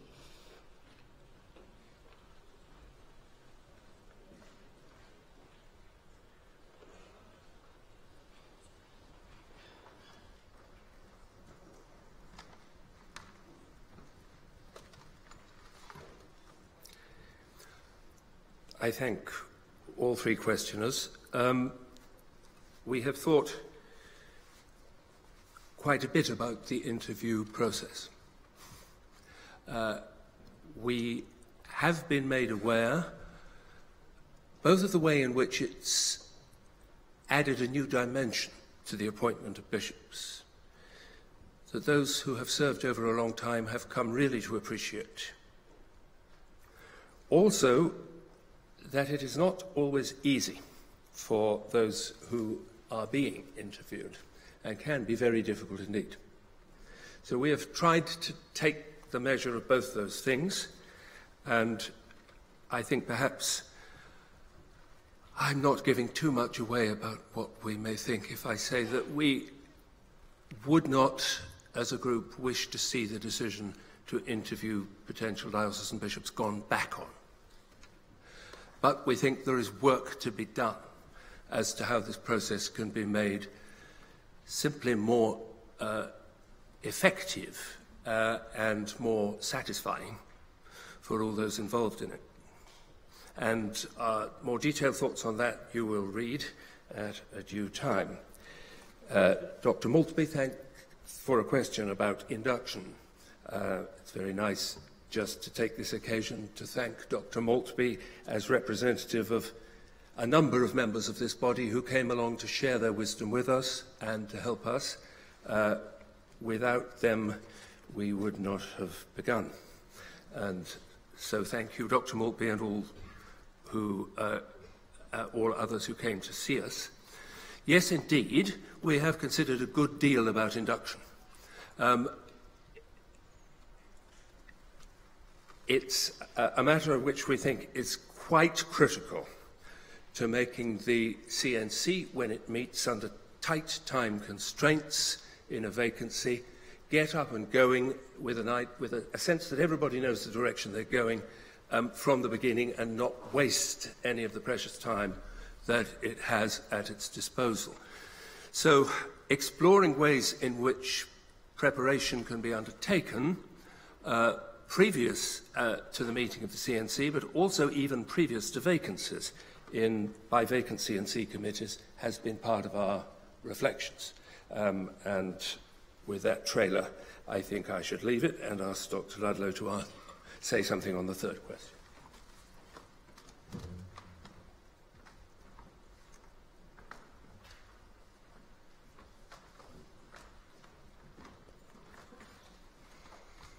In response to Jane Ozanne's question on trust, thank you again for the question.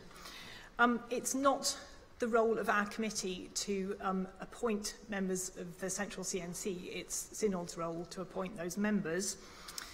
And I suppose we are asking Synod to think imaginatively and openly about ways of ensuring whoever is appointed is in touch with a wide range of voices for whom they can be an advocate. The process of election which you're about to engage in will be part of that, and possibly the process of induction and preparation might also be part of that. As part of our conversations, we heard some very imaginative proposals from various representatives about how they have engaged with the voices of the young, for example. So I do believe that although it would be there is a good reason for wanting the membership of the Central CNC to be more diverse. There are also ways of representing voices which are not on the CNC, which can be done with creativity and integrity. Thank you.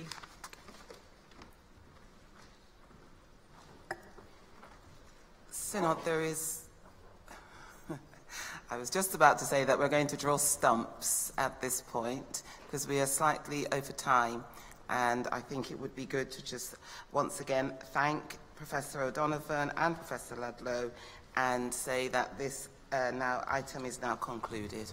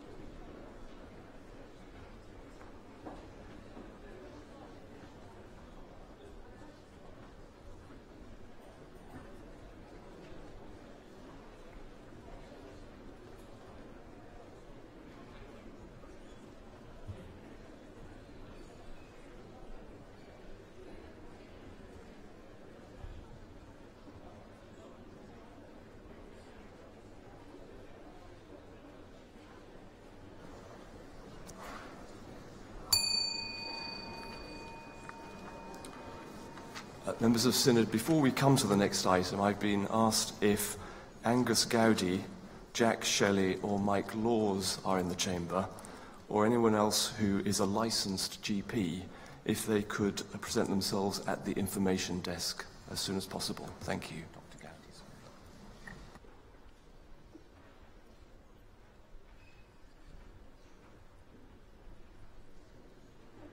Goudie. We come now to item 15, Clergy Wellbeing, a report from the House of Clergy. For this item, you will need GS 2072 and the background paper from the Archbishop's Council, GS MISC 1163. I was minded to suggest at Synod that the best way of responding to a debate on clergy wellbeing today might be to suspend the sitting for the next hour and a quarter and to let everyone enjoy time around the lake, but I wouldn't want to disappoint you. And so I now invite Canon Simon Butler to move item 15, and he has up to 10 minutes. Thank you, Chair, and for stealing my joke from the first. No sympathy from me. Mr. Chairman, it's late Sunday afternoon, there's tennis on the television, and I've noticed on one or two iPads, and we've already listened to and participated in an important debate on a challenging topic. We've heard in that of the importance of treating people as people and not simply as a subject of ethical or theological speculation. And this debate is about people too. The deacons, priests and bishops of the Church of England. We come in all shapes and sizes. Our physical, mental and psychological health affect our ability to be resilient, and the way we face life's challenges, the ones we all share, are as varied as the roughly 20,000 people that we in fact are. Our ability to manage our own lives and our levels of self-knowledge and understanding range across the spectrum as well. Each one of us has a range of marvellous gifts and God-given abilities, made as we are in God's image, redeemed by the loving death and resurrection of Jesus Christ, and equipped by the Holy Spirit. But at the same time, we all have our blind spots, our failings, our personal demons, and our character flaws. We have all sinned and fallen short of the glory of God, and all of that comes before we get ordained. And when we do reach that point of ordination, we take on great additional responsibilities which come with the willingness to say the words, "I believe that God has called me." Along with those gifts and frailties, we bring expectations of ourselves, some more fantasy than reality. We bring our insecurities and immaturities too, which we often hide behind the role we inhabit. We face the expectations of the Church, formed by Scripture, tradition and reason, which at its best frees us to be as fully the bishops, priests and deacons God has called us to be, servants of the kingdom who point others to the Lord, and at its worst molds us into a straitjacket that slowly ekes away our human goodness into a caricature of Christ. And we face the expectation of our congregations if we serve in parishes, or our institutions if we serve elsewhere.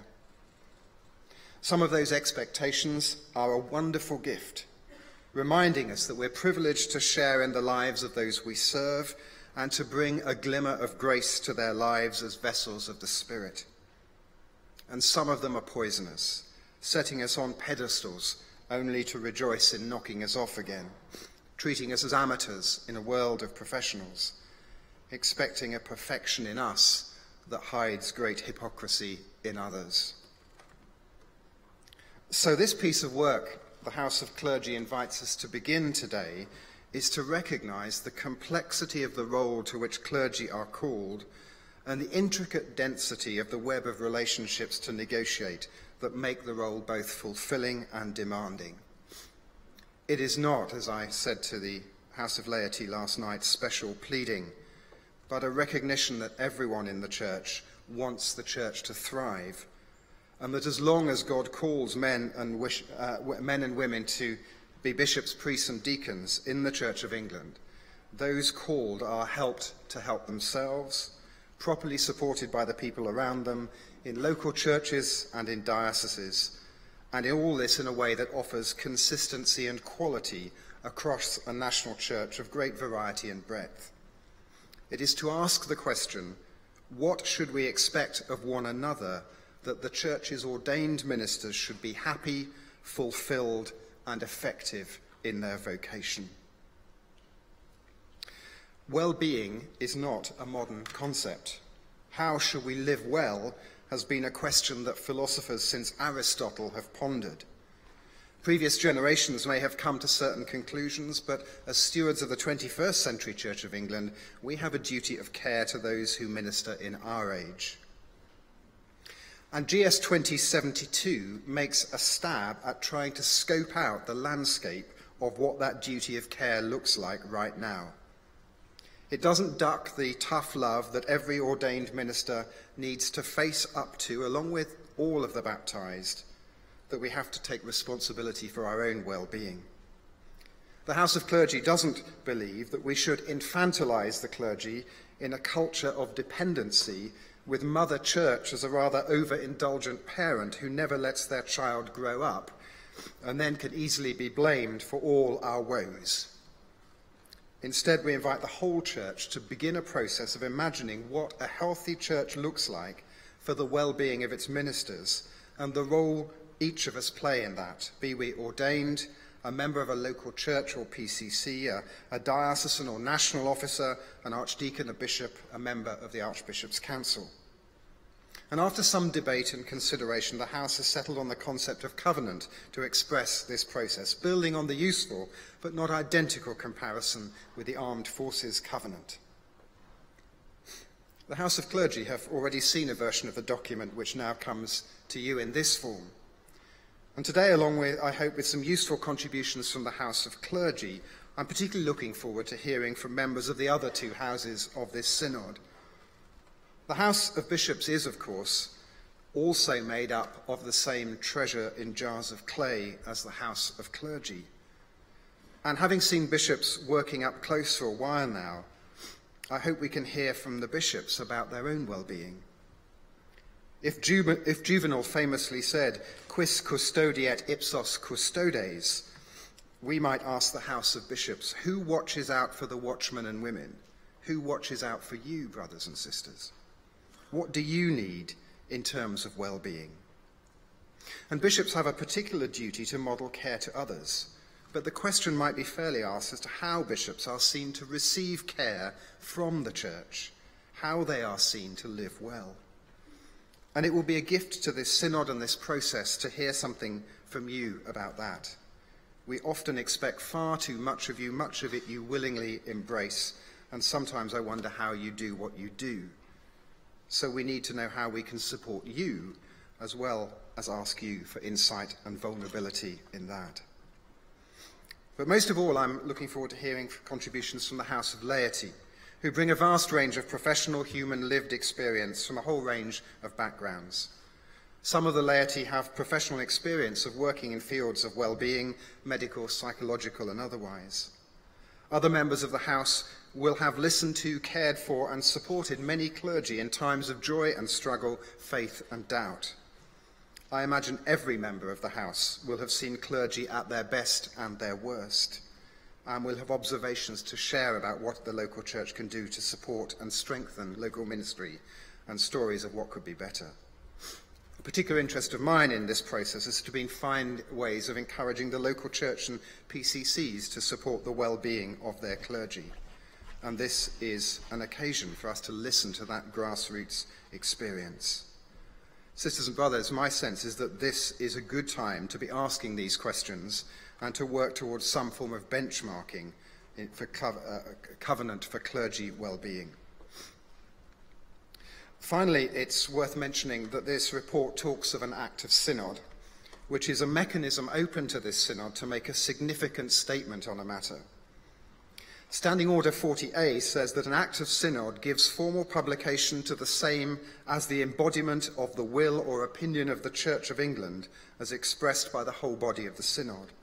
It's the strongest statement of commitment we have to a course of action which does not require measure or canon. It is required to be transmitted to the diocesan synods. The presidents, having consulted with the prolocutors and officers of the House of Laity, have the power to give directions to the synod, the diocesan synods, which could include a requirement to debate and consider matters of clergy well-being at regular intervals. And I thought it would be useful to inform members of that in my opening speech, and will respond to any comments at the end. So over to you, Synod. The House of Clergy invites you to join in taking this matter forward for the well-being of the whole Church and not just its ministers. I've been taken aback in the past year or so by the weight of people saying that it's about time we spoke about this issue, and you don't realise how important this is to the Church. So I think we're scratching at something the Church is itching to address, something really vital here, and I hope you think the same.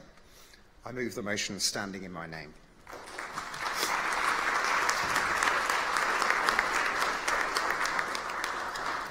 Item 15 is now open for debate.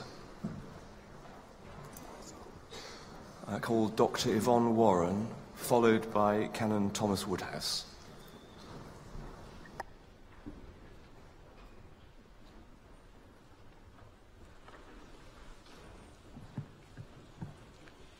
Yvonne Warren, Coventry 293. It's been a great privilege to be part of this group looking at clergy wellbeing, because clergy wellbeing has been a passion of mine for more years than I'd like to say. For one thing, I'm married to a clergyman, and that's been for a lifetime. And for another thing, I have... He's gorgeous, it's okay. I've been a bishop's advisor for over 25 years. I've been a psychotherapist for over 30 years. And a long time ago, 2002, a book came out called The Cracked Pot, which was a result of me looking at problems in clergy and families due to the changes that have taken place. But it isn't about the past that I want to talk.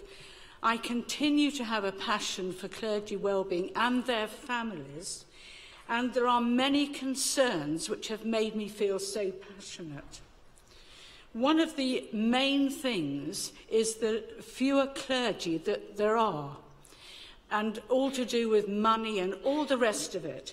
But this means that many clergy, and particularly rural clergy, are confronted with looking after 5, 7, maybe 10 churches, and all that that means. And anybody here who's in a rural parish will know the problems of that. In the Church of England, it's really encouraging because we're doing some really good work on renewal and reform. And certainly in our diocese, it's very exciting because there's an awful lot about pioneer ministry, working in urban deprived areas, and so on. But like any good organisation, unless we care for the workforce, we are all about doing and nothing about being. And I have a real concern about all that's expected of our clergy, as well as our laity, by the way, in the work that we're asking them to do in what now is no longer a Christian country. And so in my work as a therapist, and just because I meet people, I'm finding many clergy are burnt out. I'm finding many clergy who suffer from mental health issues, and families who are just about at the end of their tether, and many clergy going off sick. So are there any answers? Well, I do think that one of the things that we need to have nationally, and not just in some dioceses, is an ethos of care for those who are our workers. And I would include stipendiary clergy, all clergy who work for the Church of England, and lay people who are also stipendiary in the Church of England. I would also urge that when we start looking, and we're hoping to have a working group to look at the whole thing about clergy well-being, that we make sure within that group there are lay people of real experience as well. Because we've been talking a lot about setting God's people free and about laity and clergy working together. And too often there is a sense of them and us. And we need to draw together as God's laos, the people of God, at this time and work together. And wouldn't it be lovely to see PCCs, wardens, really caring about what goes on for their clergy and for the families? And we need to be seen doing these sort of things together. So, as we go forward, I would really urge you to support this motion vigorously. Other things that we need to do are really to think about the whole ministerial reviews done. And I think there needs to be some real work done on that. But I would urge you to vote for this motion.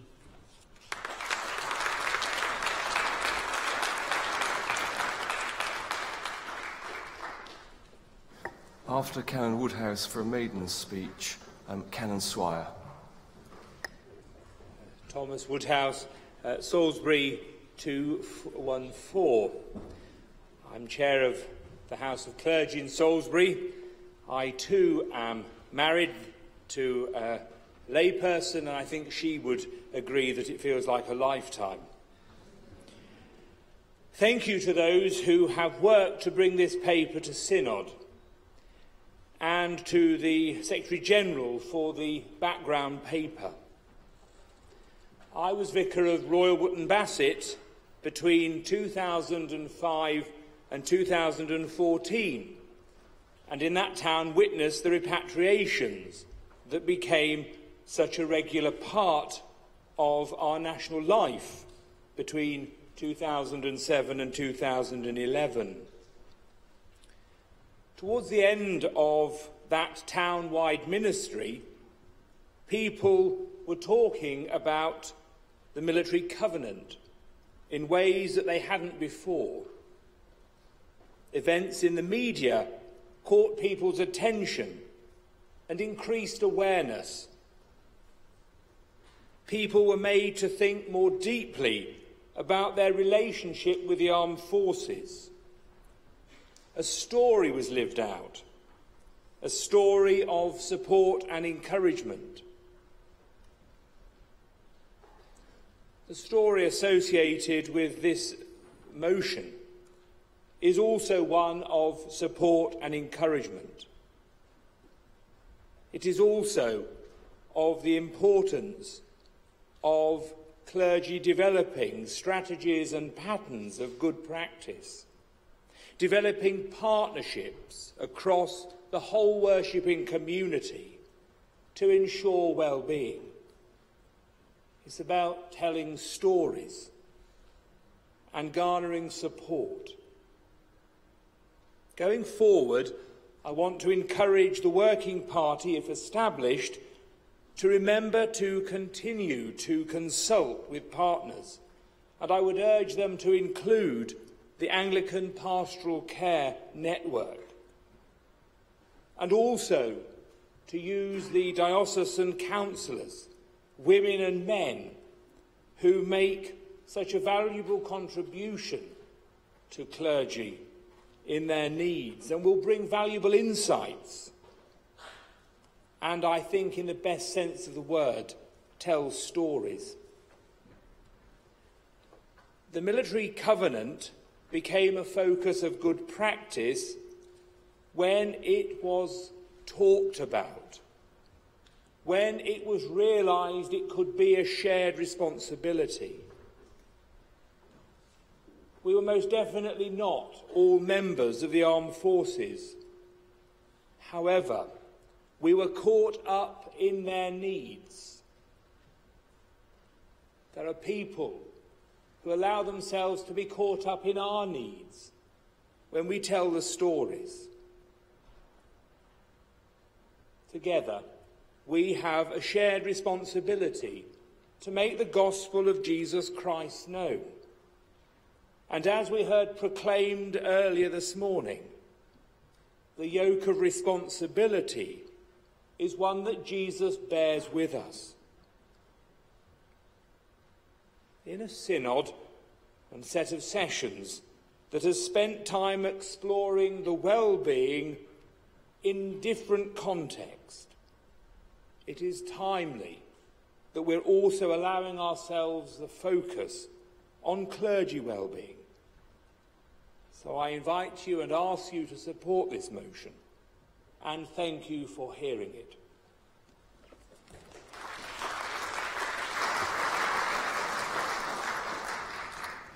After Canon Swire, the Bishop of Chelmsford. Rebecca Swire, Chichester 96. In the last couple of years in the Diocese of Chichester, we've introduced several initiatives in recognition of this need to foster clergy well-being. Alongside improvement of housing and a new MDR scheme, we've developed a pastoral care policy on the website that's not a dry, dusty document, but it's designed to be an accessible resource for clergy and their families. It's full of links and advice and got YouTube clips of interviews of clergy and their families in there, but it also simply acknowledges that clergy households have the same problems as everyone else. Alongside this, we've also appointed a full-time officer for pastoral care and counselling, dedicated to supporting clergy and members of their household. Confidentiality in this has been absolutely key. Clergy or their family member can self-refer. They don't have to go through their archdeacon or their bishop. She then meets people in consulting rooms that are neutral space. They are not church premises where you might bump into someone you know. Some people are then referred on to specialist counsellors, but the cost borne by the diocese. The ordinal says, "You cannot bear the weight of this calling in your own strength, but only by the grace and power of God."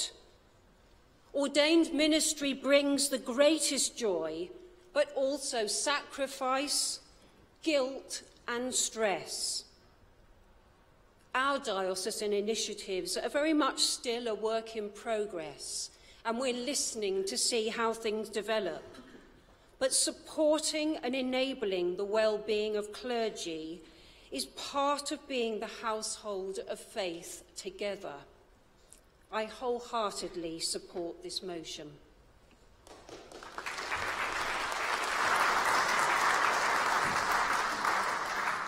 After the Bishop of Chelmsford, Prebendary Cordell.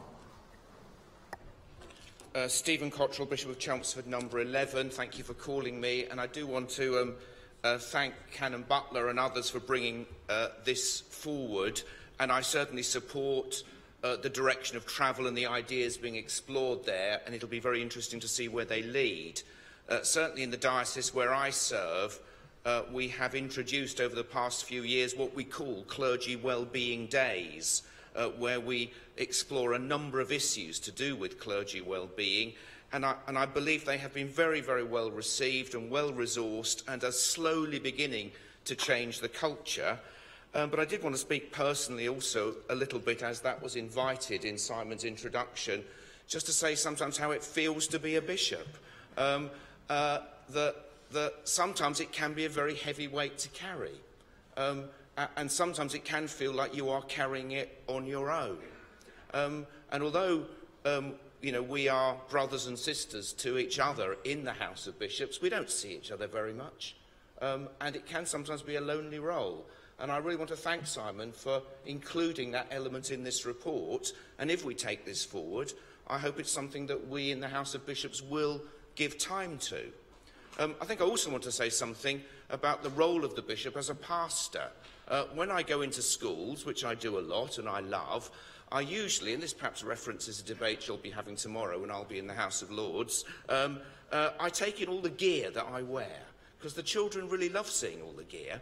And there's a lot you can communicate through the gear. And first of all, I show them my petrol cross, and I say the most importantly, what you need to know about me is I'm not this very important visitor your head teacher's welcomed in. I'm first and foremost a disciple of Jesus Christ. That's the first thing I tell them. And my job is to tell people about Jesus. That's the first thing I say.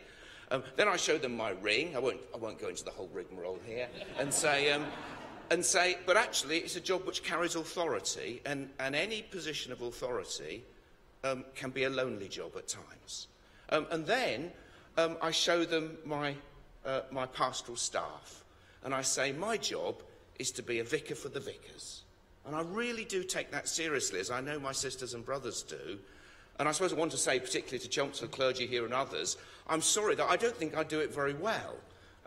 But I aspire to be a vicar for the vicars.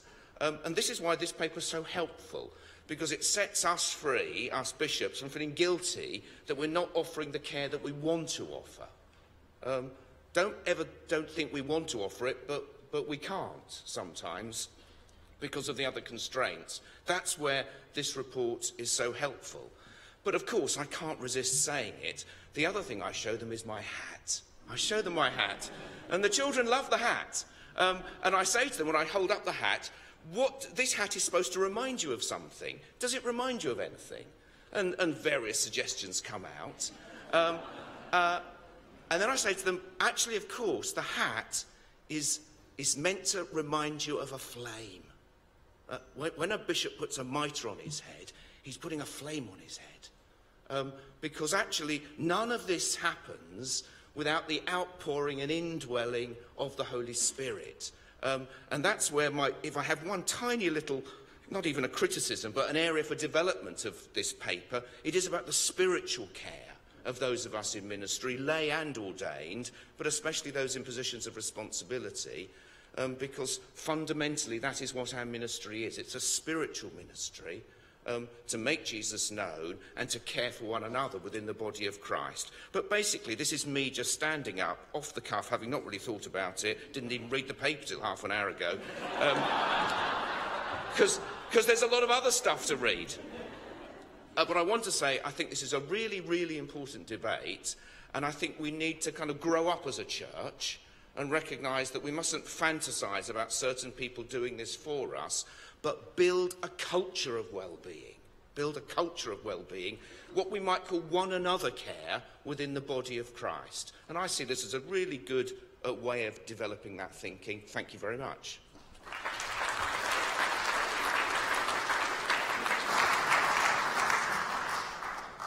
After Prebendary Cordell, Ms. Josiel Munro. Simon Cordell, Hereford 127. Chair, I was slightly worried that you might only give me 30 seconds after my intervention yesterday. I have the privilege of being convener. Don't tempt me, Prebendary Cordell. I have the privilege of being the convener of the Diocesan Clergy Chairs Forum, and it's been a great joy, in fact, to receive the impetus from Canon Butler to look into these issues in this particular way. As a group of chairs, we spent a considerable amount of time at our annual retreats in May 2016 and again last month, looking and exploring around the issues of clergy well-being, both at a personal level and at the level of diocesan, parish and national provision. The fruit of our conversations can be found in part in GS 2072, in paragraph 7, where there were a number of issues which seemed to arise constantly as places where there was this quite extraordinarily patchy provision across the country. One of the things that we felt really very strongly was that any steps that could be taken to encourage dioceses towards best practice would be something that would be welcomed. We're very mindful of the fact that a top-down approach would probably go down exceedingly badly, and that's not what we're trying to advocate, but nonetheless, there's a lot to be said for the idea of there being soft national standards or aspirations to which the Church can work towards.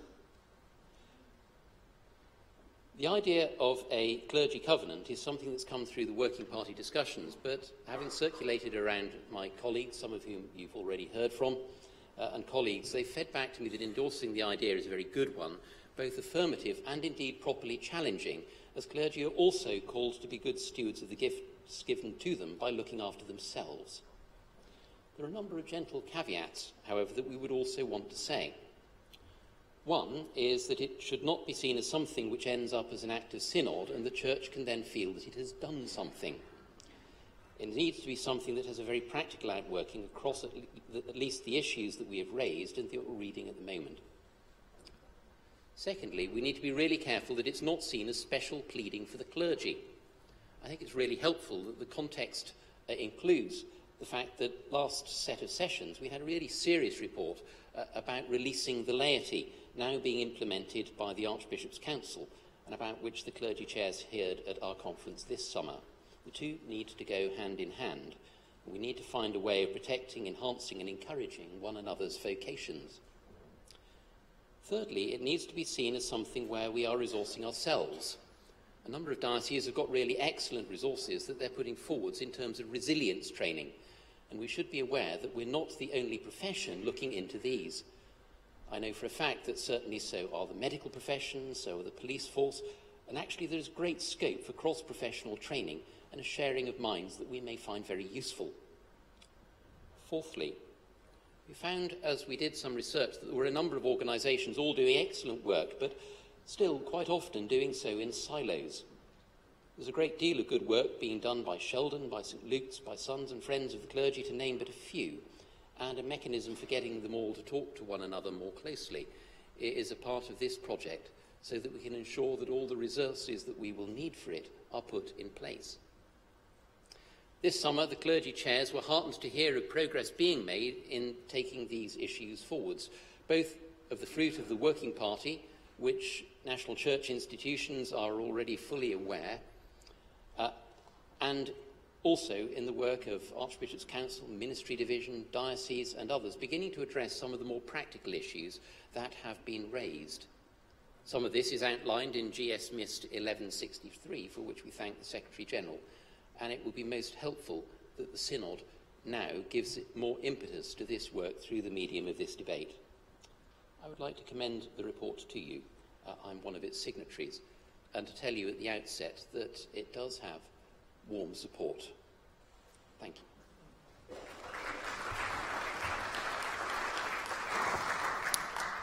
After Ms Munro, Father Thomas, CR, can I indicate that after Father Thomas I shall be imposing a speech limit of 3 minutes, and so that she might just prepare, can I indicate I plan to call the Reverend Zoe Hemming.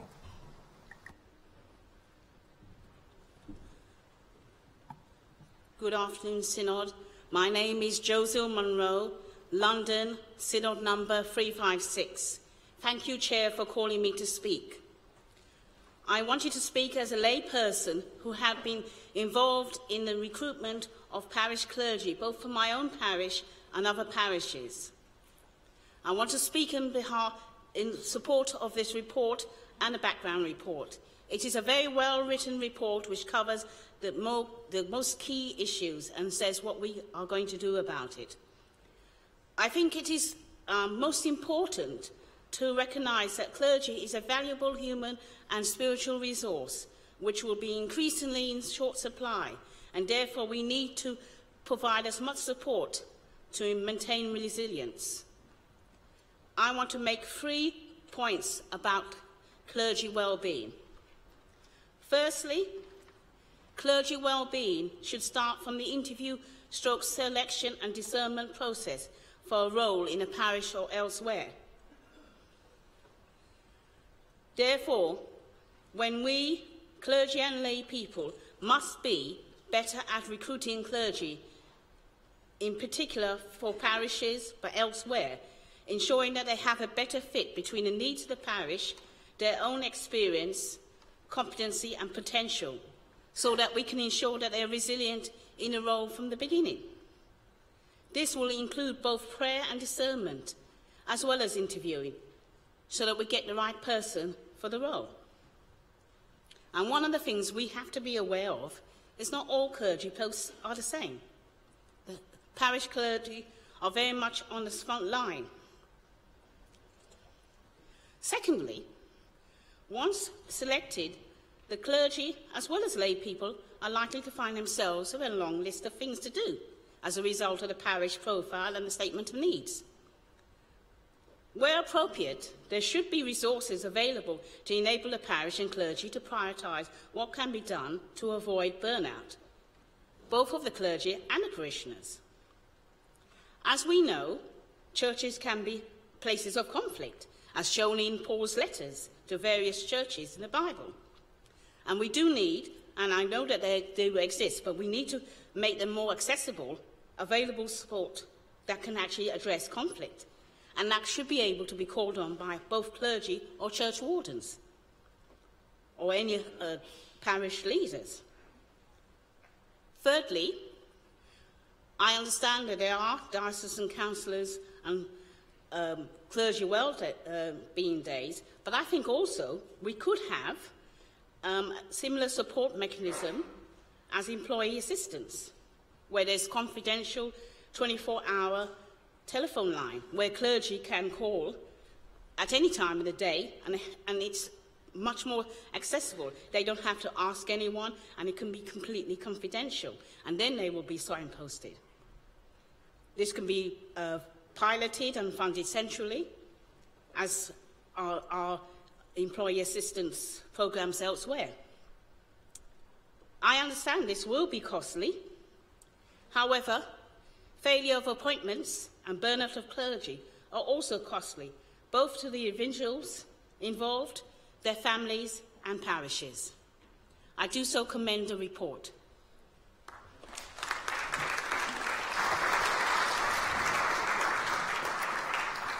Father Thomas and then the Reverend Zoe Hemming.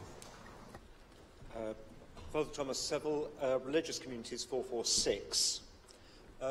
I want to welcome this report very warmly indeed, and I want to say simply that the warmth of my welcome is not simply because of the quality of the report, which I think is very high, certainly for a beginning, and I do mean my appreciation, that's not dismissive, because of the number of clergy whom I meet who are suffering in various ways. And the response of the diocese does vary, as I'm sure you're aware. And I happily can think of a very fine example in Northwestern Diocese recently, and I think they really came out trumps. But I have just a couple of comments, if I may, and one is on the nature of vulnerability. Quite properly, we're aiming for happy, fulfilled and effective clergy, as Canon Butler put it. Quite right and proper. But there are many clergy who, as a consequence of their discipleship, are suffering or have suffered. And I do worry a little, because of our aims and our hopes and our models here, that those who are vulnerable, those who are suffering for the sake of Christ, may not get their due, and may not get their due in Christ. For my understanding of vulnerability is that vulnerability which issues into suffering is actually a paradigmatic case of where the presence of Christ is. You're all familiar, I'm sure, with the idea that when one ministers to someone who is suffering, there Christ is ministering to you. And I hope that in our response to clergy who are in difficulties, for whatever reason, that is high in our thoughts and minds.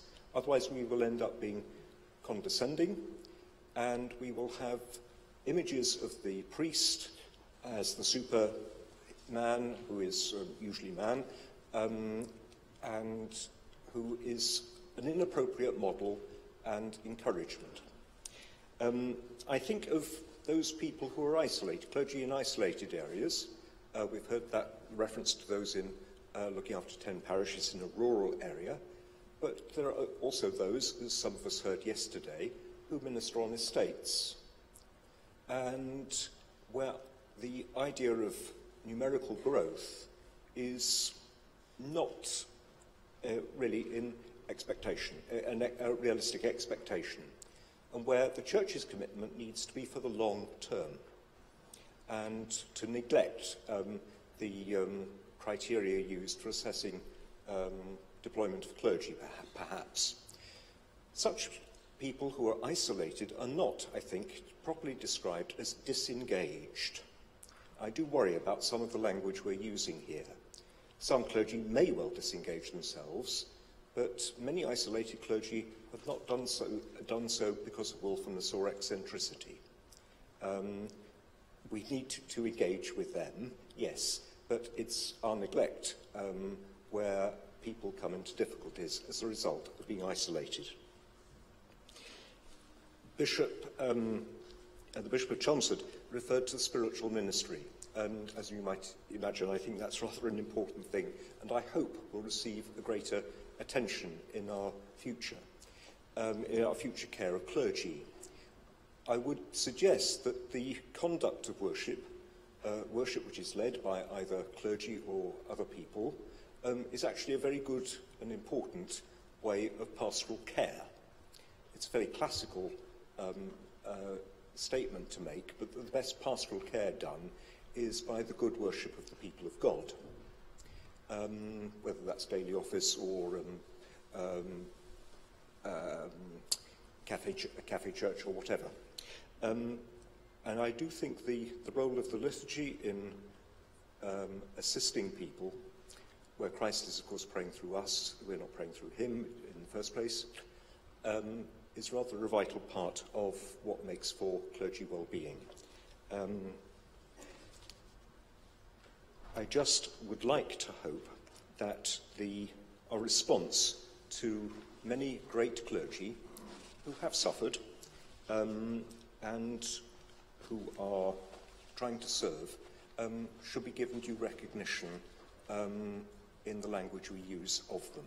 There are many clergy, very great clergy, who have not been properly recognised, I think, in this report.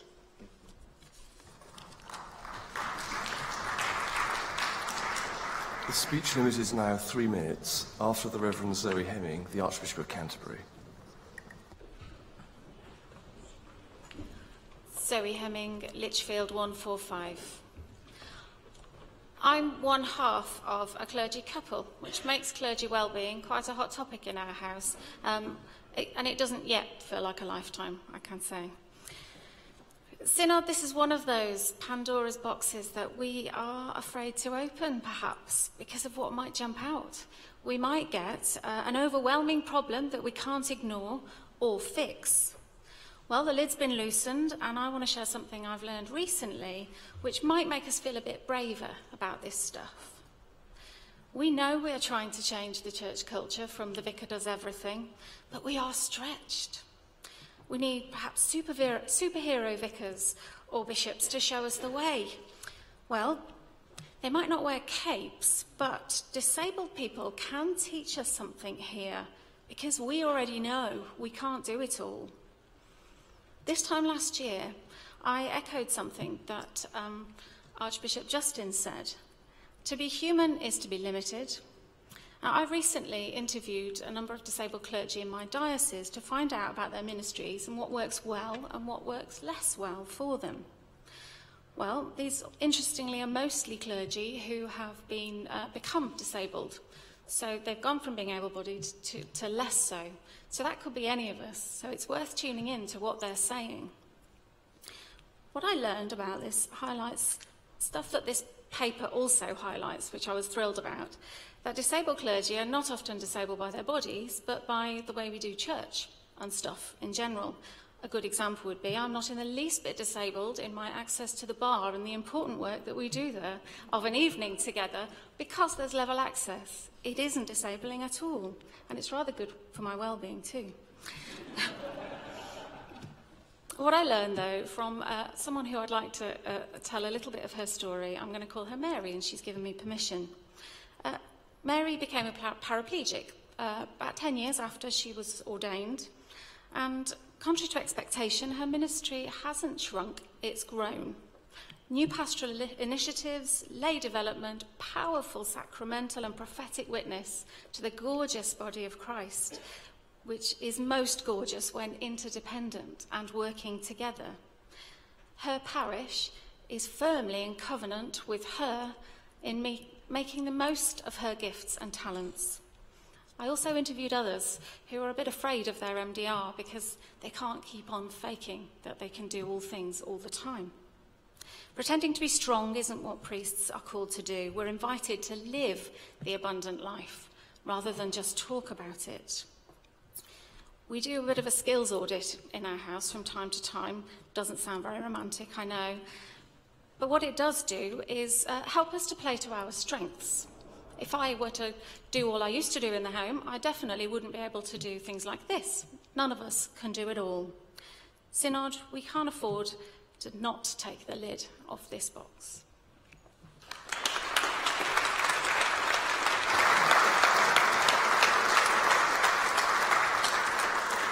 After the Archbishop of Canterbury, the Vice Chair of the House of Laity.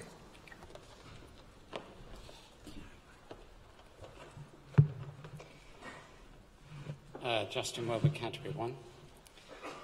I want to thank Simon Butler and his colleagues for the report and for this debate. It carries the typical marks that he often brings of thoughtful, balanced and considerate reflection on the issue. I'd also like to pick up particularly warmly what was said by Father Thomas Saville and by Zoe Hemming just now, not only the bit about what I said. Thank you, Zoe.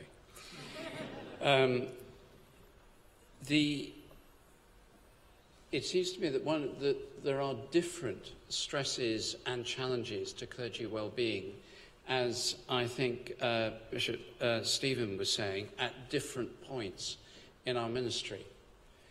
From my point of view, the hardest work I've ever done and the most stressful was as a parish priest, mainly because it was isolated, insatiably demanding, and I was on the whole working without colleagues, without close colleagues, particularly in the first few years, and that wears people down. But as you go on with different stages of ministry, I'm not looking at anyone at all, least of all Bishop Nigel, who's just next to me here. Sometimes one's colleagues can add to the stress. I just wanted to make it clear, I'm not thinking of anyone in particular there at this moment. And it varies, so you can find yourself in a place where you've got lots of colleagues and you would dearly love a hermitage.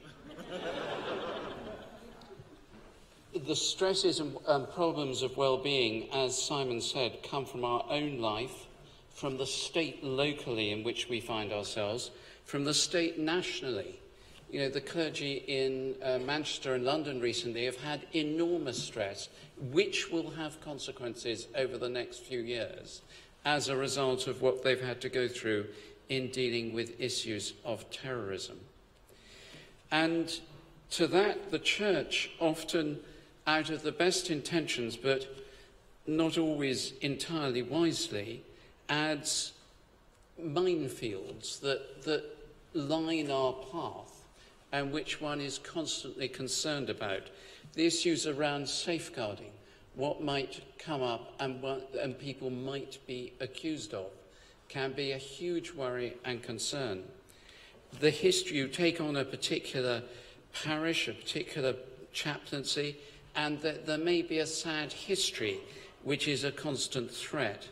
The resources available for clergy well-being within dioceses and particularly within bishops' offices may be very, very limited. And I have to say that my own experience in dealing with people who may have gone wrong over the last few years on the CDM process has often contributed very badly indeed to their well-being. The process has been a punishment, not the outcome. I think we need to, I hope the group will look at these minefields as well as the discrete and different aspects of challenges to clergy well-being and the need for resources. But I'm hugely grateful that they should take this on and commend this motion. Thank you.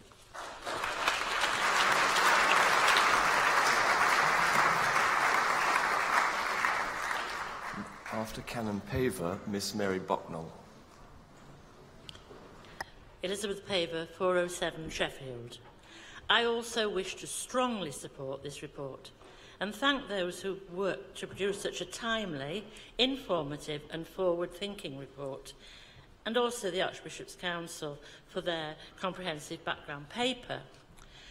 I could not help but be reminded, as I read these papers, of my many years working for head teachers and deputies through their association, the National Association of Head Teachers, at local and national level. So many similarities occurred. I considered the breadth of responsibility, the expectations laid on them, and the negative and demoralising publicity in their schools when they were deemed to have failed. Stress, in all its forms, was evidenced to me daily, and unfortunately, some broke down, others under the stress, and some even were driven to take their own lives. A similar picture can be at this time drawn for our clergy. How I would have wished and welcomed a covenant of well-being for my head teacher members. So what can we do as laity, do to help at parish, deanery, diocesan and national level to avoid unacceptable levels of stress in our own clergy? You might find this very, very basic and fundamental, but I would say, let's first of all pray for them. And I know you do, not just in structured worship, but every day. Let us all make a commitment to do this from today and encourage all those in our congregations to pray too for the Lord's guidance, what each one of them can do for their own clergy's well-being.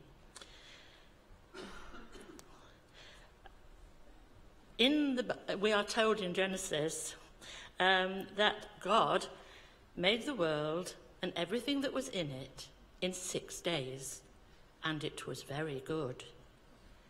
Please, clergy, if he rested for 1 day in 7, why do so many of you not follow his example? Laity, try to ensure that your clergy at least heed this message. Every battery, whether mechanical or human, needs time to be recharged. Our clergy need time to be recharged on a weekly basis, and then holidays.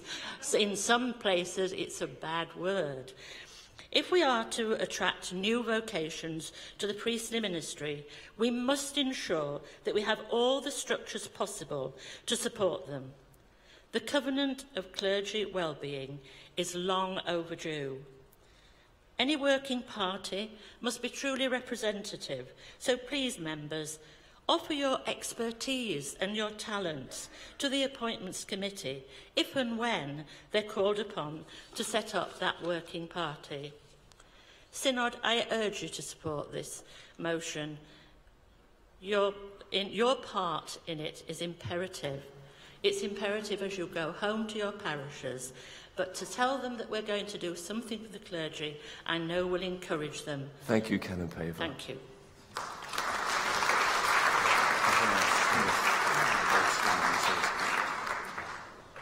After Miss Mary Bucknell, the Reverend Bill Bravener.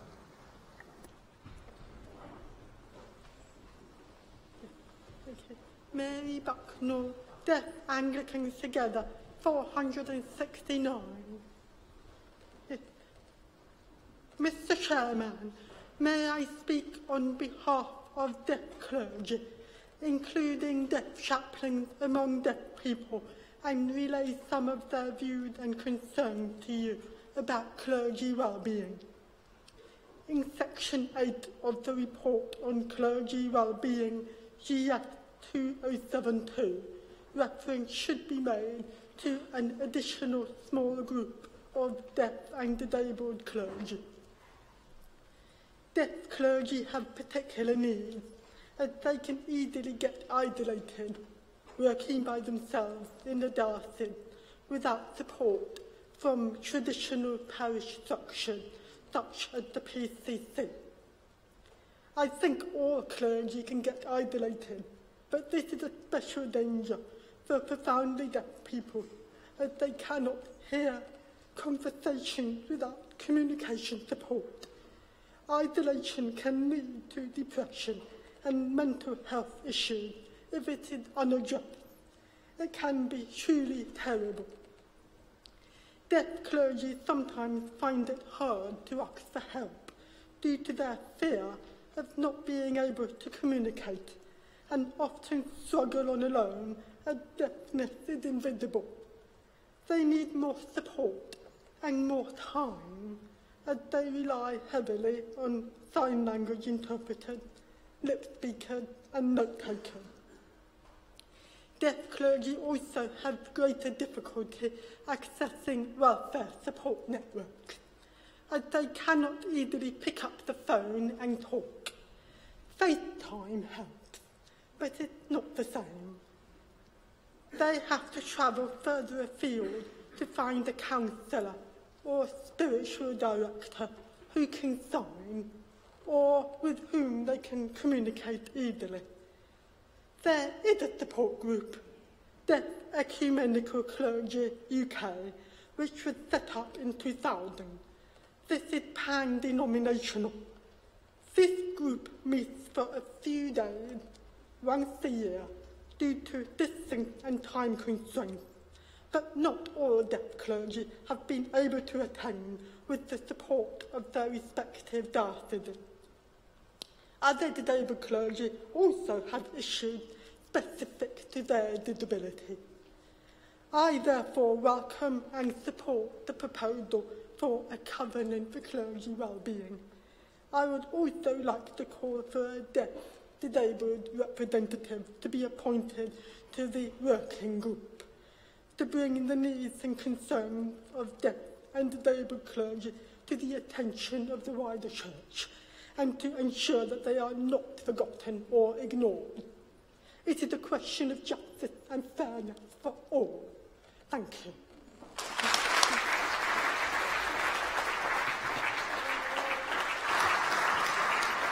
Point of order, Mr. Freeman.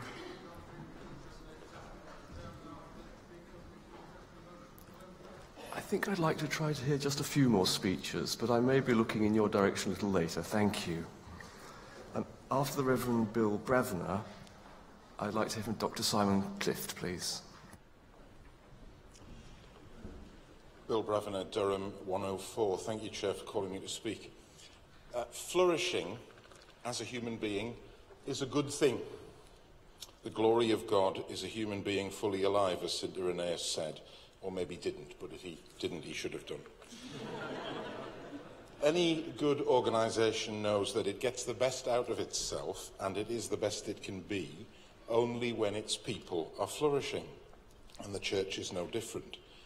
The need for well-being applies, of course, to the whole people of God, and even, I'd argue, to others beyond the people of God. For example, those companions on whom many of my friends rely, such as Jarvis the guide dog, present here in York for his final synod before retirement, drinks in the bar this evening. But in this debate, we focus on one particular part of God's people, our clergy. And as the paper recognises, over recent years, many obligations on clergy have been codified and made the subject of measure. And I believe it's now time for us as the Church corporately to codify our responsibilities to the clergy as part of codifying our responsibilities to each other. We need to support their well-being and encourage their flourishing. As somebody who's personally suffered the results of damage to clergy well-being, so deep that I was off work for 2 years, I have a personal interest in this chair. One result of my ongoing healing from that time is that I now spend some of my time directly working in the area of well-being through my role as Diocesan Disability Advisor in Durham, and as well as being part of Disability and Jesus. One thing I do is I seek to model interdependence and mutual care as best I can, affirming that I can't do all of this on my own. And that's one direct result of learning through the experience I've had of what we might call unwell-being. As I've engaged in this work, I've encountered plenty of anecdotal evidence which makes clear the need for much more to be done in the area of clergy well-being. And as we all know, clergy who have been or are struggling with issues of well-being, I won't take up Synod's time relating the stories. Suffice it to say that I and the many clergy like me who've endured personal experience of things going wrong need to know that our church is placing clergy well-being high on its priorities and that we're doing some serious work on it. Knowing that we're being cared for and that we're cared about is fundamental to secure human flourishing. I look forward to many opportunities to support this work as we go forward, as I hope we all do, and I warmly commend this motion to the House. Thank you.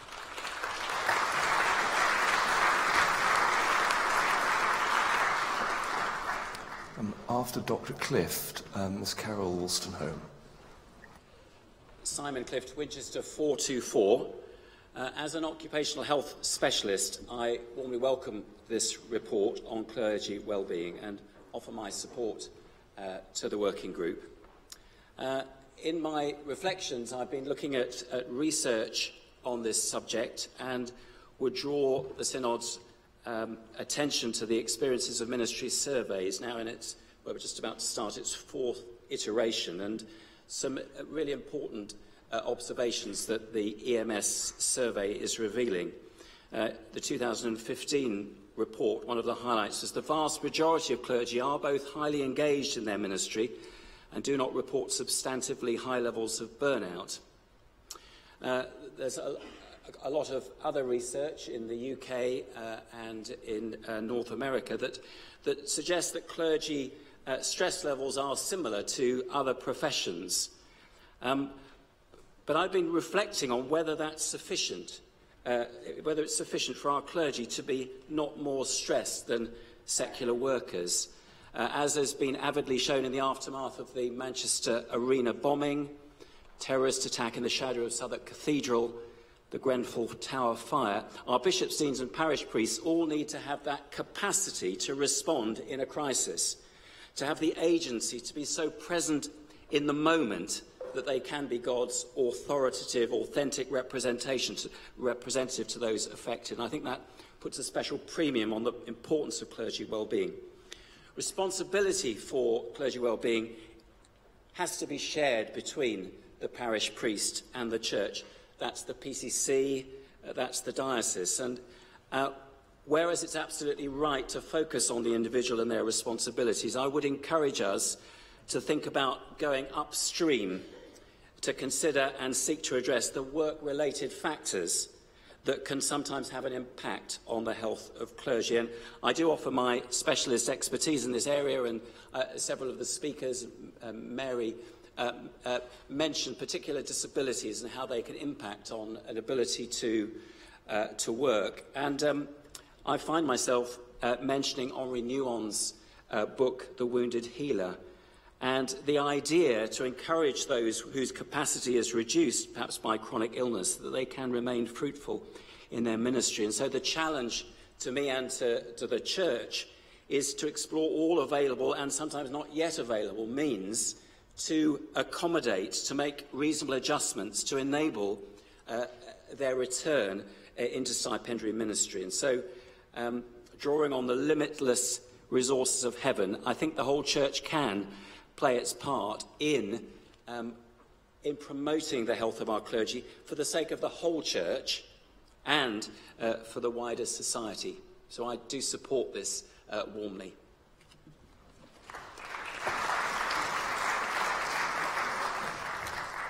After Ms. Carol Wolstenholme, the Bishop of Sutherland Nottingham, after which I might be looking in your direction, Mr. Freeman. Carol Wolstenholme, 369, Newcastle. Thank you, Chair, for calling me. I am fully supportive of the intentions of this report on the well-being of clergy, but I am also fully committed to a church that is reimagining ministry and changing culture to include lay people who will be working in partnership with the clergy to grow the church and bring hope in our communities. Somehow the lay people seem to have slipped out and seem excluded from the well-being that's referred to in this report.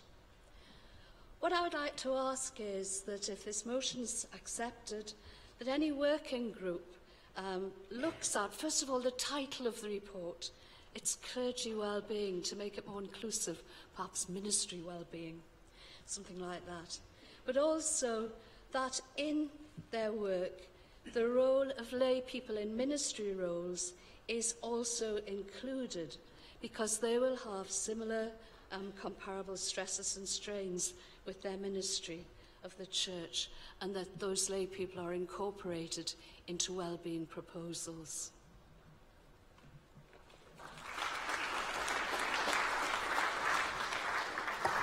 Bishop of Sutherland, Nottingham.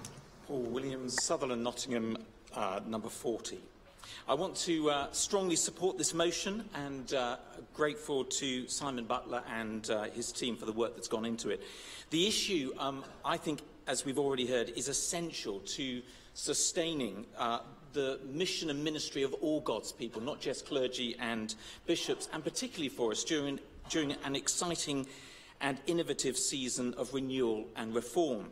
I was ordained a bishop 8 years ago, at which point I came to appreciate even more the wisdom of the Harvard business professor who said leadership is disappointing people at a rate they can stand. But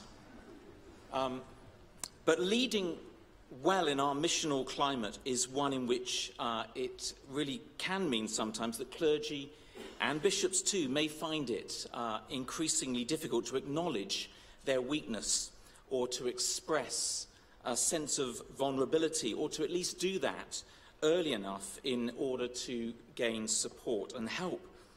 Many of those I've supported through difficult periods of transition or increased stress have often said, I wish I had come and spoken to someone about this sooner. The Apostle Peter urges us always to be ready to give the reason for the hope that is in us. That can put a lot of pressure on a diligent minister of the gospel, lay or ordained. It's what often compels many of us to give up valuable time on days off, and even occasionally in the middle of the night. But in my experience, this hope can be expressed most powerfully when a leader that I've looked up to has been willing to speak about the hope of Christ sustaining them through disappointment and personal failure as well. And also when they're able to talk about their journey towards renewal and restoration. So I would simply urge that the further work on this, that for the sake of the gospel, that in taking this forward, we can speak about the hope of Christ displayed in weakness, that we can accept our limitations, continue to rejoice in God's grace, and then press on with our exciting priorities around renewal and reform.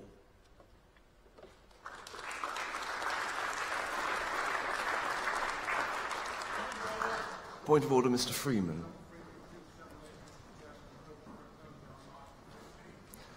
That has my consent. So Mr. Freeman has proposed the motion for closure on item 15. All those in favour, please show. Thank you. All those against, please show. That is very clearly carried. So I invite Canon Butler to respond to the debate. He has about 8 minutes. Thank you. Synod, this debate started with the chair reminding us of we could spend some time outside, so I might take up the 8 minutes in the hope that you might get a few extra later on. Look, what we've done here is begun a conversation, and it's been a very good conversation. So let that conversation continue, and let me not rehearse all the points that have been made, and just contribute to your unwell-being by doing that. Just a couple of things, I think. Bill Bravner talked about codifying, and I think that is the case, really, that we do need to, the time has come for us to make sure that what we do is, in terms of the responsibilities we have to our ordained ministers, matches the duties that we have, and that's fundamental to the piece of work that we have begun. I want to apologise to Mary Bucknell and to Zoe Hemming for the blind spot that we had in our thinking and failing to note the needs of deaf and disabled clergy. That has been noted, and we will take that on board as we move forward. So our apologies to you for that. We talked a bit about, we heard a little bit of theology, which I thought was really helpful. We heard from the Bishop of Sutherland Nottingham about strength in weakness. We heard from Thomas Seville about the needs of those who are isolated and the place of vulnerability. And there's something about the cure of souls in all of this that is at the heart of what clergy see, and what we heard in the vicar to the vicars comment from the Bishop of Chelmsford as well, that actually we're all seeking to help one another to grow up and mature in Christ. The phrase about being caught up in one another's care resonated with all of us on the platform. And I was struck by an image. I don't know if you've noticed, mitres have been in the news in the past few days. So the Bishop of Chelmsford mention of mitres. I happened to post on Facebook the other day that someone said, what should we wear into the Abbey? I said, we should all wear mitres, because part of this responsibility that we have as those who are vessels of the indwelling Spirit is to be ministers of the care and the love of God to one another. What we don't want to get up into, and this is where setting God's people free and the points that Carol Wolstenholme and other made, what we don't want to get into a situation is where the grace of the Holy Spirit is perceived to rest in one individual, which they pass on. We as clergy need the ministry of others around us.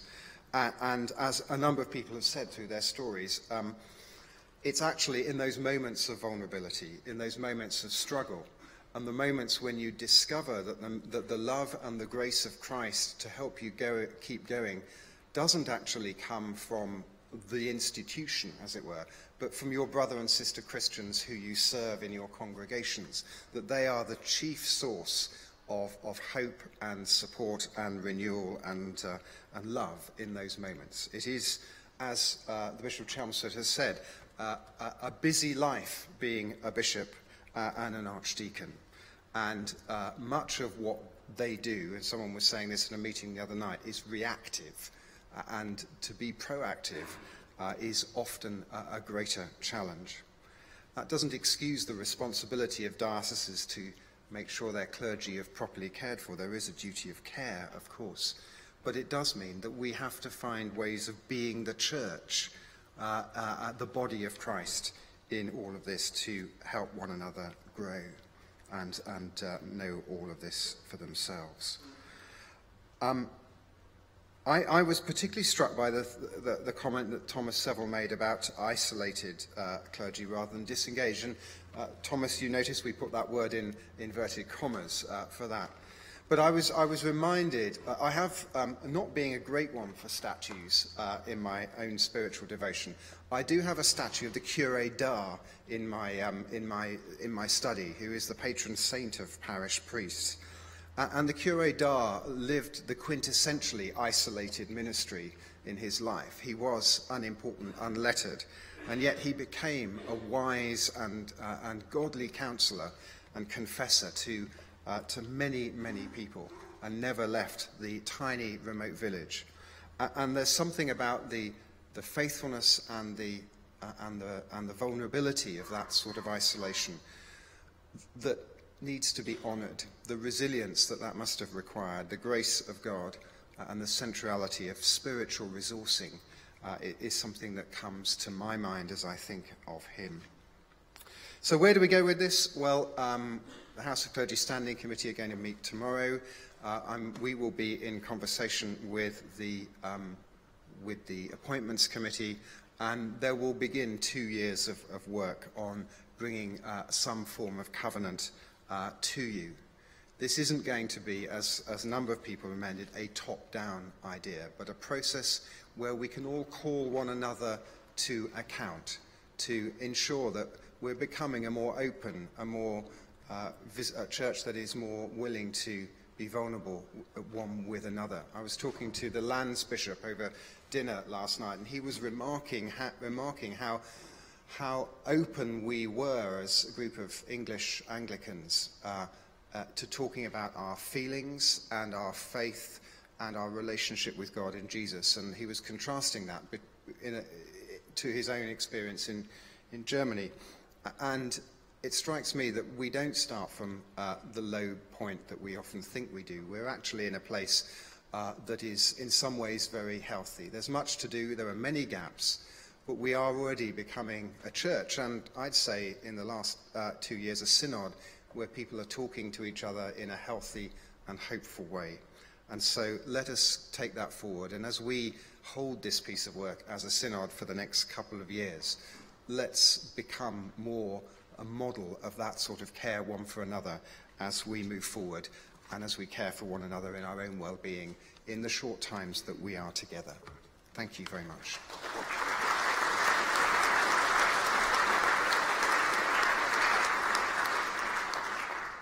So we now move to a vote on the motion at item 15. All those in favour, please show. Thank you. All those against? That is very clearly carried. Thank you very much, Synod. That concludes this item of business.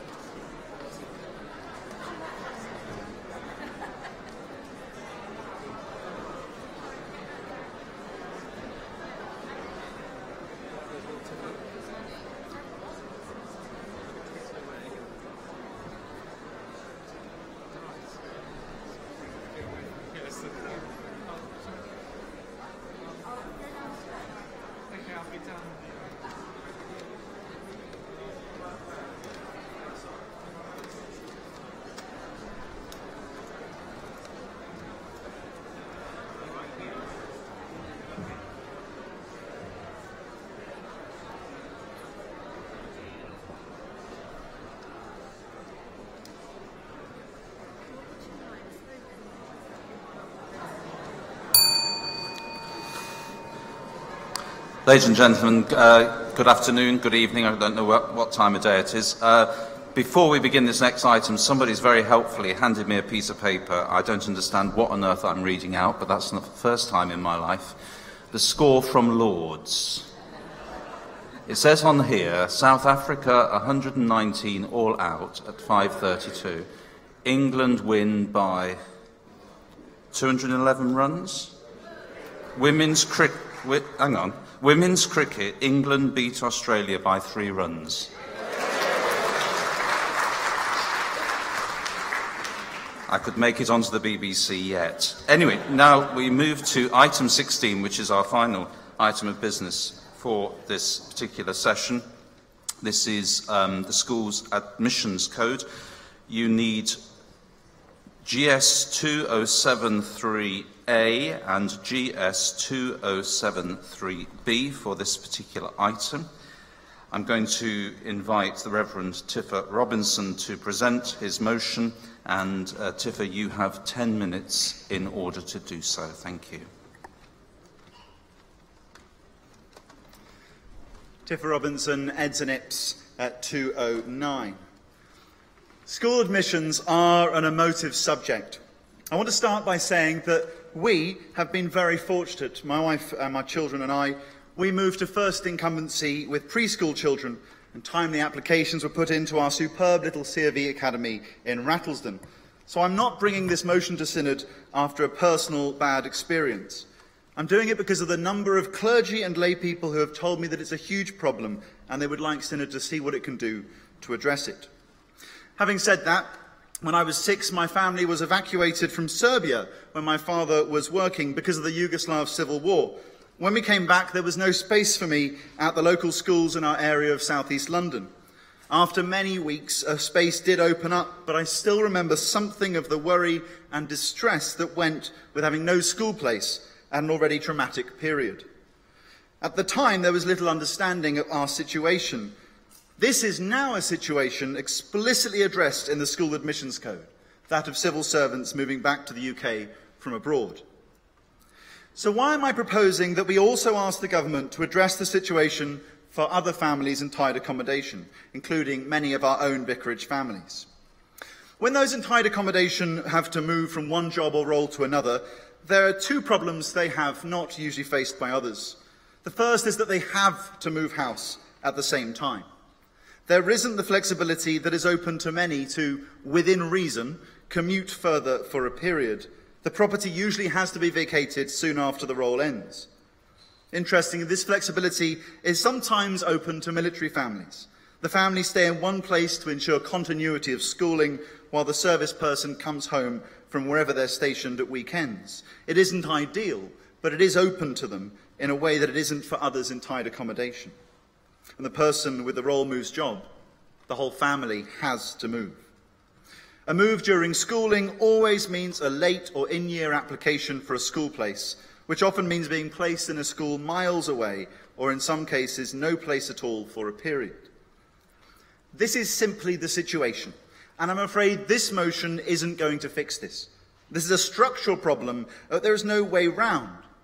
Some in the past have suggested that church schools keep aside places for the children of local clergy, and I appreciate the sentiment. This would be clearly preferential treatment, very unfair, as well as deeply unpopular. And it wouldn't address the fact that the situation is faced by many other workers in tied accommodation who wouldn't have benefited. The second problem, though, is fixable. This problem is about documentation. Please don't fall asleep. When you put in a school application, you need to provide proof of residence. If you're buying in the new area, usually you can send evidence of exchanging contracts. If you're renting, you send a tenancy agreement. But those in tied accommodation don't have these documents. And so they have to rely on the discretion of the admissions authority to take a letter of appointment or employment into account and hope and trust their situation is understood. In some places, that is accepted without any question. In Suffolk, where I am, this seems to work fine, and a bishop's letter of appointment is usually accepted, and you can then go on the waiting list for a school place as quickly as possible. But in many parts of the country, particularly where admissions fraud is a big problem, clergy are told not to even bother applying until after they have moved and have bills in their names and the new address. This makes an already difficult situation 10 times worse and puts already disadvantaged families and children at a further disadvantage. And as the Academy's programme ramps up and more schools become their own admissions authorities, the postcode lottery is only to become more and more of a problem. So what can Synod do? We can ask the government to address the situation, which affects those in many trades, including agriculture and farming and hospitality, ministers of other faiths and religions, and many, many more. The School Admissions Code explicitly mentions that admissions authorities must be generous in how they interpret residence for the families of military personnel. They cannot refuse a place purely on the basis they don't yet live in the area. Now, I want to make one thing clear. This is not preferential treatment. If you told a military family who have had to move their children to a new school every 2 to 4 years that they were receiving preferential treatment, they would not respond kindly. This is about addressing a specific problem by requiring admissions authorities to understand the situation and respond fairly. And that's all we're asking for the admission code to address the situation of those in tied accommodation in the same way. This is not asking for special treatment for clergy, simply an understanding of the unique situation of those in tied accommodation. The Secretary-General in his notes suggested a hypothetical situation where a clergy family might get their children into the local school where a local long-standing family doesn't when they move into the area. I want to clarify this situation is incredibly unlikely because the local family will have put an application in time, whereas those in tied accommodation are always putting in a late or an in-year application, so go to the back of the queue. Now, what you will perhaps hear later in this debate is that this is very unlikely to work. The School Admissions Code is not due to be revised for quite some time, and they probably won't take this into account. Well, firstly, I want to say, when has that ever stopped us before? VAT relief for listed places of worship, asking the government to accept more refugees, fixed odds betting terminals. We don't first ask whether it will be effective before lobbying the government to make these changes, and this is no different. Secondly, I've already heard of one clergyman who has successfully put his case to an admissions appeal, citing this very motion coming to Synod. We've not even asked for it yet, and it's already being effective. But notice that this is a two-clause motion. We're also calling on all admissions authorities to take note of the situation of those in tied accommodation. This will be a huge help to those who are caught in this situation, and at least shows that we as a Synod are doing everything we can to address this, albeit in a very modest way. You'll probably hear the argument that military families aren't the same as clergy families, and of course that's true. They're not the same as people involved in animal husbandry either. No one is trying to say that we are in the same situation. Generally speaking, clergy don't have to move every 2 to 4 years, although for those beginning stipendiary ministry, they often do actually have to move, sometimes 3 times within 5 years, which is where the problems often happen. But there are those in tied accommodation who have to move more often, and of course who lose their employment and their home at the same time. Others might say this is an inward-looking motion, which is taking energy away from other important issues. But this motion isn't just about us. We don't know exactly how many people work in tied accommodation, let alone how many have school-aged children, but it's a lot, especially when we include our ecumenical brothers and sisters, including Methodist ministers, who usually have to move every 5 years. And for some people, their tied housing is a significant amount of their remuneration that they really rely on. We had someone move into our village with 2 children, a single parent. She took on a job in one of our village pubs, which didn't pay well and had long hours, but came with accommodation on site which she was required to live in for insurance purposes. They moved from about an hour and a half away. There was no way their children could have commuted back to that school, and thankfully our little school had spaces and there was no problem. 6 months later, they moved on somewhere else, and so another school move entailed. This motion also benefits people like her, and more importantly, her children, who have enough upheaval in their life as it is. One of the things people have said to me when I've told them about this motion time and time again is, well, this is just common sense. Why isn't it the case already? And I agree. It's modest, it's sensible, and it levels the playing field just a bit for clergy children and others in a similar situation. I stand to move the motion in my name. Thank you.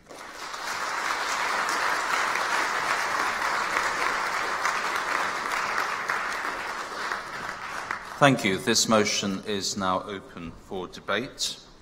Would those wishing to speak please stand? Could I call first of all the Archdeacon of Dorking?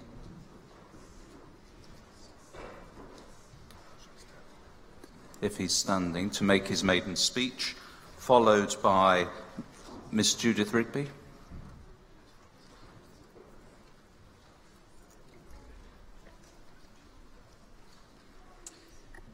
Paul Breyer, Archdeacon of Dorking, Guildford, 1, 2, 3. Synod, I'd like to tell you about a school, a church, and a new vicar. First of all, the school. The school had high expectations of their new vicar. A key member of the governing body, chair of the appointments and admissions committees, confidant of the head, mentor to staff, teacher of RE, leader of school acts of worship, someone who would attend sports days, school plays, barn dances, quiz nights, and be a friend of parents, and I'm not finished yet, teachers and children, and conduct multiple and original services at Harvest, Easter, and Christmas. On to the church. The church had high expectations of their new vicar. They had a long-cherished vision of supporting, partnering, and resourcing the school in prayer, people, and finance. And their new incumbent was to have a crucial role in the leadership of this vision. And so to the new vicar. The new vicar too had high expectations of herself and both school and church. Both school and church were in the same road as the vicarage, just a couple of minutes' walk away. And yet, because of the school's oversubscription and admissions criteria, fairly soon after her appointment, it became apparent that it was not going to be possible for her 2 children to go to the very school on her doorstep. And so she found herself driving 3 hours every day to take her 2 children to 2 other schools situated miles away. Caught between the expectations of the school, the mission of the church, battling for her children, being a mum, and not wanting to begin a new ministry in controversy, the pressure on this new vicar and her family was nearly too much to bear, and she wrote to me as her archdeacon. She said, "We have an unsustainable situation with our school places. We are trying to keep our struggle as discreet and confidential as possible. However, the whole thing is increasingly stressful and difficult, and impossibly time-consuming. We thought we could manage the situation until Christmas, but now we go into January, still with 3 hours a day in the car to and from schools. We are desperate for help."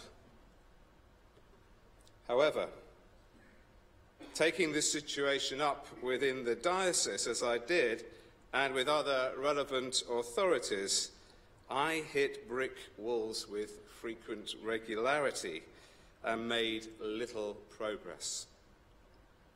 Fortunately, the following year, after 2 costly, stressful and draining appeals, the new vicar's children were given places.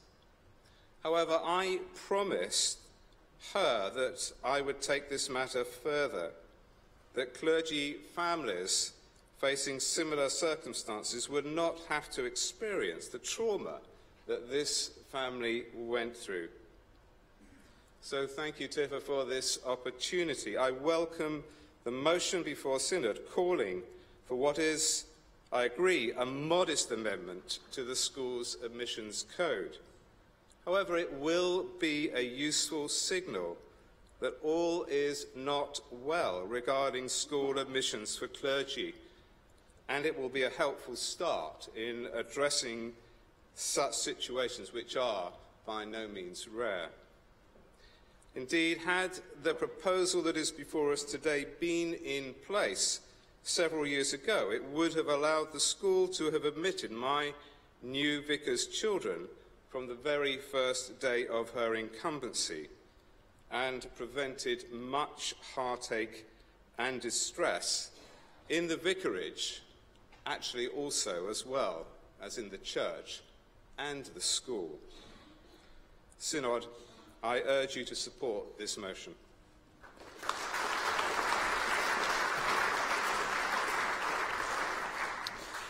Miss Judith Rigby, followed by Mrs. Cathy Munro for a maiden speech.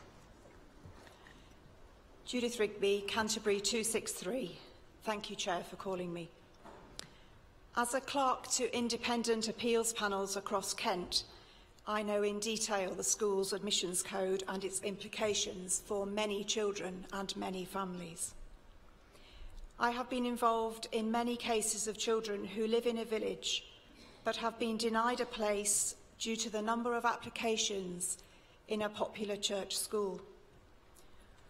One example is of a school with a pupil admission number for each year group of 15. It has combined class year groups in Year R and Year 1, and together the class size is the maximum allowed by law for infants, that's 30. In one particular year, there were 13 siblings allocated places, and this meant that only 2 village children without a current school connection were offered a place. The distress this caused to other long-standing families from the village, and there were many of them, was very evident as they came to appeal. Giving a place to clergy families or others moving into tied accommodation would mean another child or family losing their place, especially if the vicarage is alongside the school and distance is a criteria for the allocation of places. Any form of jumping the queue would be seen as preferential treatment and could potentially affect a welcome into a village and be detrimental to building good church and community links. If a child is of junior or senior age, from age 7 or year 3 onwards, an appeal panel is allowed to consider the child's circumstances. For example, the issue of their parent coming to minister in the parish and therefore wishing to engage fully as a family in the church school. A panel considers the prejudice to the school and the prejudice to the child. And if the balance of prejudice is greater to the child, then an appeal is upheld and a place is granted in the school. This appeal process and the oversubscription criteria used for waiting lists in our church schools already allows for a fair allocation of places for all.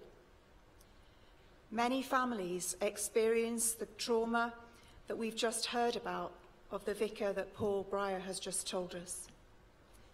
And it's for this reason that I would urge you not to support this motion, so that there is a fair allocation of places for all.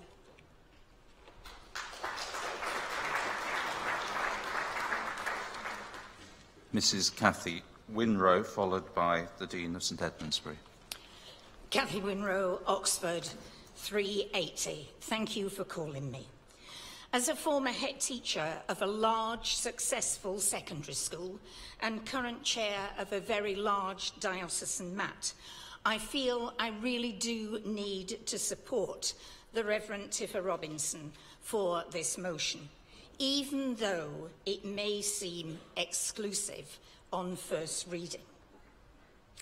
As head of an oversubscribed school, I waited with dread and intimidation for the outcome of the appeals process. I fully understand the admissions code and the appeals process, but if appeals are very late in the day, it means that you have to restructure your curriculum and your staffing for the next academic year.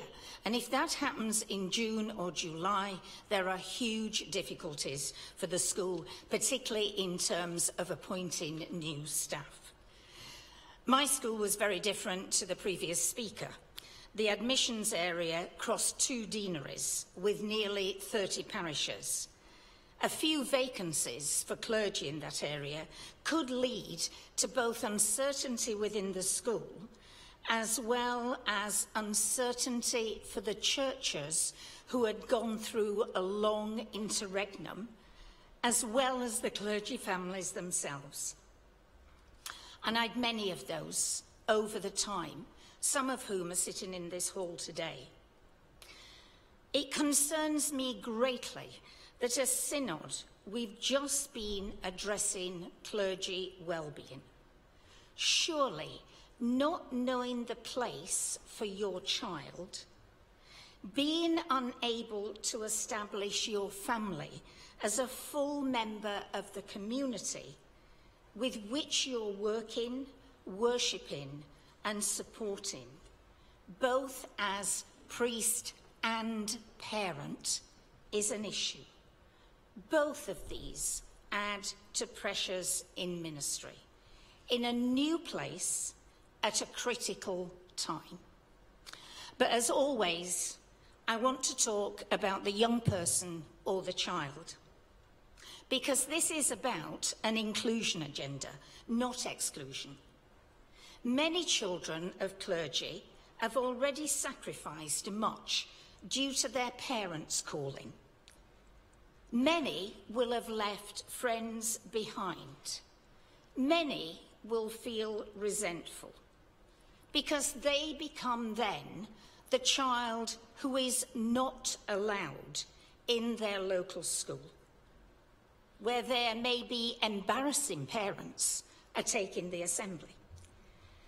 But it's them who have got to take the long journey as secondary pupils to the other side of town. And it's their imposed sacrifice. The impact is not minimal. This is not about teenagers just adjusting to circumstances. It can be incredibly emotional for them.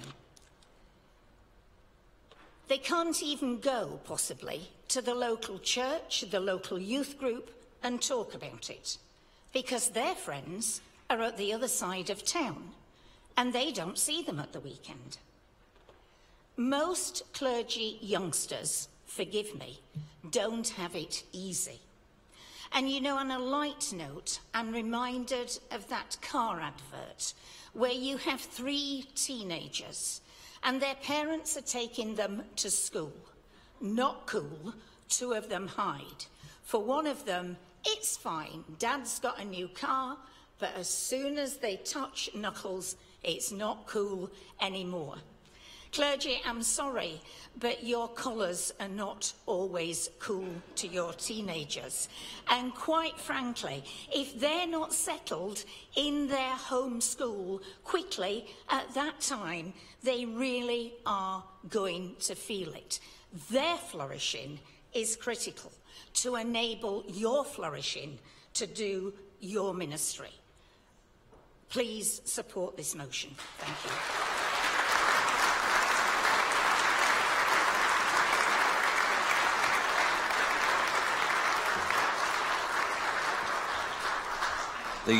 The Dean of St Edmundsbury, followed by the Reverend Catherine Pickford.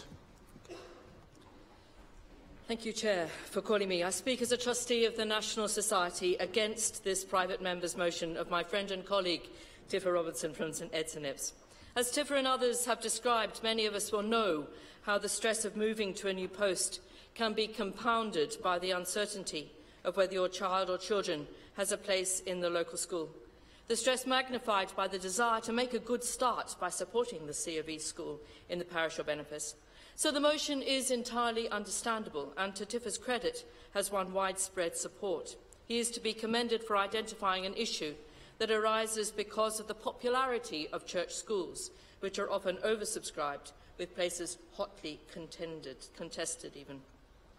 However, I would argue Synod to reject this motion, or at least the first part of it, for the following reasons. The government and society generally criticises the complexity of admissions arrangements without always understanding them, and church schools often attract adverse attention because the admissions criteria seem to favour those who can manipulate the postcode lottery to their favour. If the new vicar could now swan in and leapfrog through this divisive complexity, I fear clergy families will be further exposed to the toxic perception that contributes to divisiveness and negativity, not least in the very locality where the vicar is to serve. We should be commending to the government simpler arrangements rather than adding further complications, particularly ones that will be seen as special pleading and giving privileged treatment to the church. Special pleading is there too in calling for clergy families to be treated to the same privileges as military families.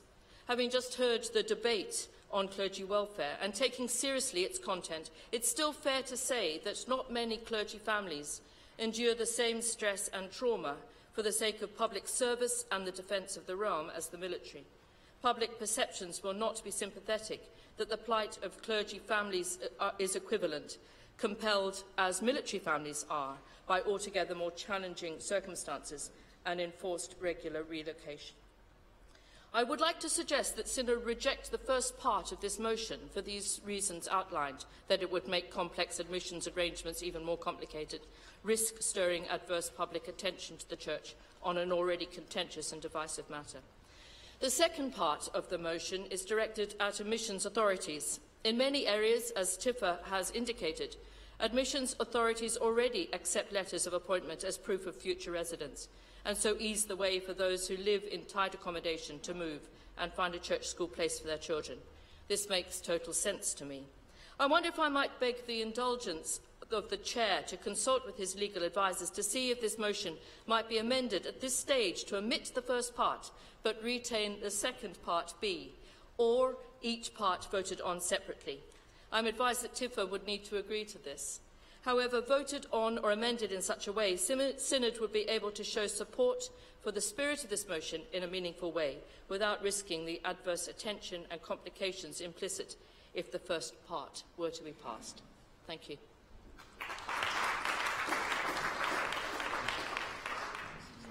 Thank you for that suggestion. I will be mulling it over. The Reverend Catherine Pickford, followed by Robin Lunn. Catherine Pickford, Newcastle 176.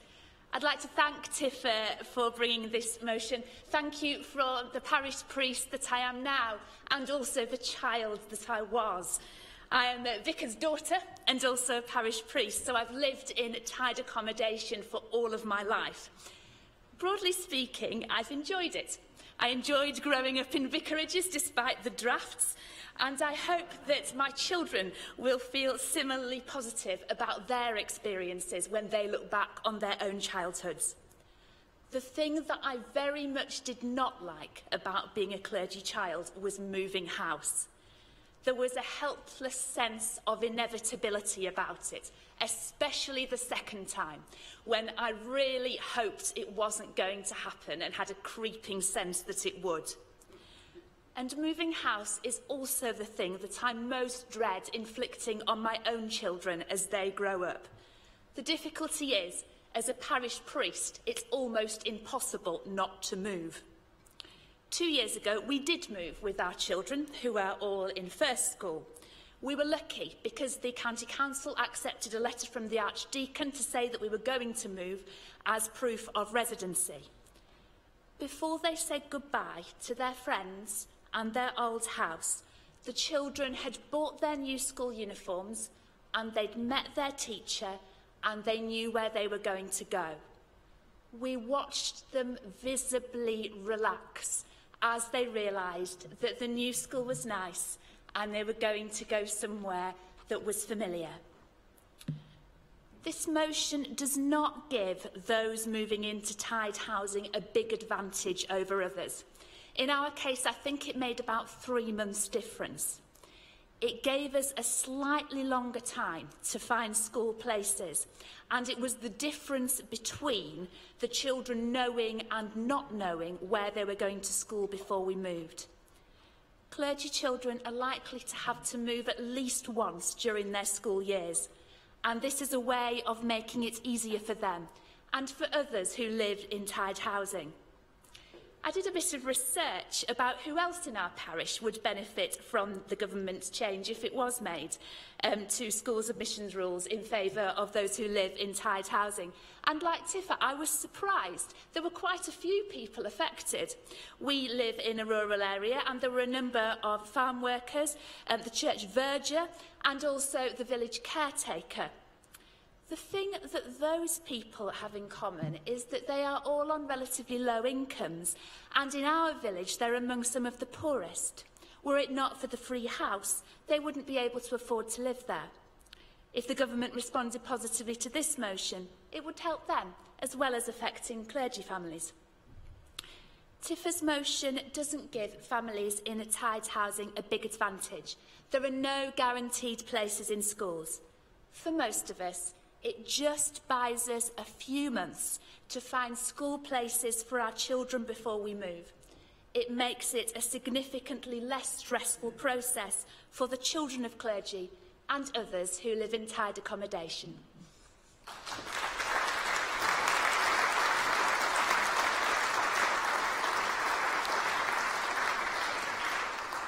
Mr. Robin Lunn, followed by the Archdeacon of London, and after Robin, I'll be imposing a 3-minute speech limit. Thank you. Robin Lunn, Worcester 433, and don't worry, Chair, I certainly don't intend to speak for 5 minutes. I want to speak in favour of this motion, but I just have one concern, which hopefully can perhaps be covered by the mover when he sums up, or it's something that people do need to think about. I remember I used to serve as a county councillor on the old school admissions committees, and they were very labyrinthine and complex, as many speakers have said, about what the criteria is. But the one concern that I have is mentioned, it was touched upon in the Secretary-General's paper under point 10, and that is the issue for the school if a child or children are able to join a class when there's already 30 children in the class. As is mentioned, that children of armed service personnel, if they join, what you're doing is pushing the numbers up above 30. Now, in the school where I'm currently a governor, we are 3 times oversubscribed when it comes to people applying for places. And of course, when children come in, say, middle of a term or beginning of a term, I really have a concern about having more than 30 children in a primary school class. It's something that the Blair government brought in. The current government hasn't changed quite rightly. And that can be an issue for a school, and particularly for a school if its classrooms are an older style building where its classrooms struggle to cater for 30 children as it is. I think that's the only drawback I would have with the particular motion, and would like to see that impacted upon or described a little bit more. However, the basic point that's being brought forward, I think, is a very good one. It would seem very, very strange indeed that, having spent a period this afternoon talking about clergy welfare, that we were not addressing a major issue, clearly, for a lot of clergy. And as Catherine quite rightly said in the most recent speech, this isn't just benefiting the children of clergy, it's benefiting a lot of other people who might otherwise struggle more profusely if they do have to take their children a longer distance. So I would urge acceptance of this motion, but I would like that one point clarified, please. Thank you.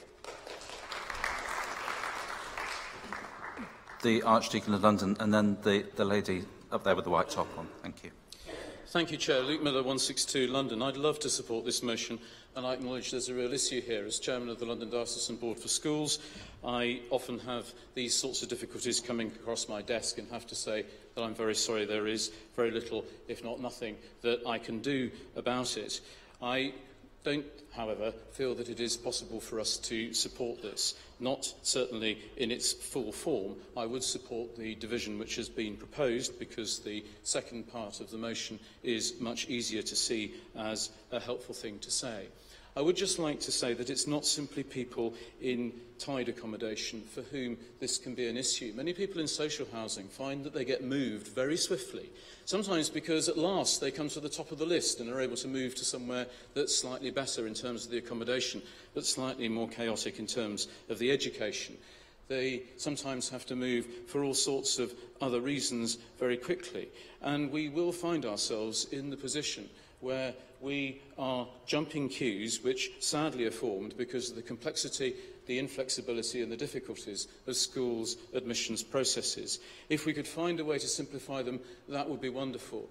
As a parish priest in Tottenham, when I was chairman of the Board of Governors of a 3-form entry non-church primary school, we had just that issue with a member of the congregation who was swiftly moved and who then had to travel not a very long way, but certainly a large amount of time, analogous to a country mile, but, as I say, time rather than distance, in order to take her children to school, and for a very long time. Had my children, who were indeed in that school, jumped the queue, then that would have proved enormously difficult pastorally for me. We, I think, have some discretion that we might be able to offer. Bishops and archdeacons can work with patrons and parochial church councils sometimes about the timing of moves. And I think that we also need to reflect carefully, as we have been a few moments ago, on the nature of vocation. It is our faith that we are not given contradictory vocations, that God will sometimes, through a concatenation of circumstances, show his will for where we should or should not be. It can be that family life is made difficult. I too was brought up in vicarages and for a very short while had to be homeschooled for precisely this issue. But it seems to me that we need to think and work through how we can live out the faith that we have, that God will call us into a space which is good for us. The lot has fallen out for us in a fair ground. How can we live that through? I would suggest that we divide this up to give us something very useful that we might be able then to contribute, that we work for simplification of admissions processes, but that we do not support this motion as it stands.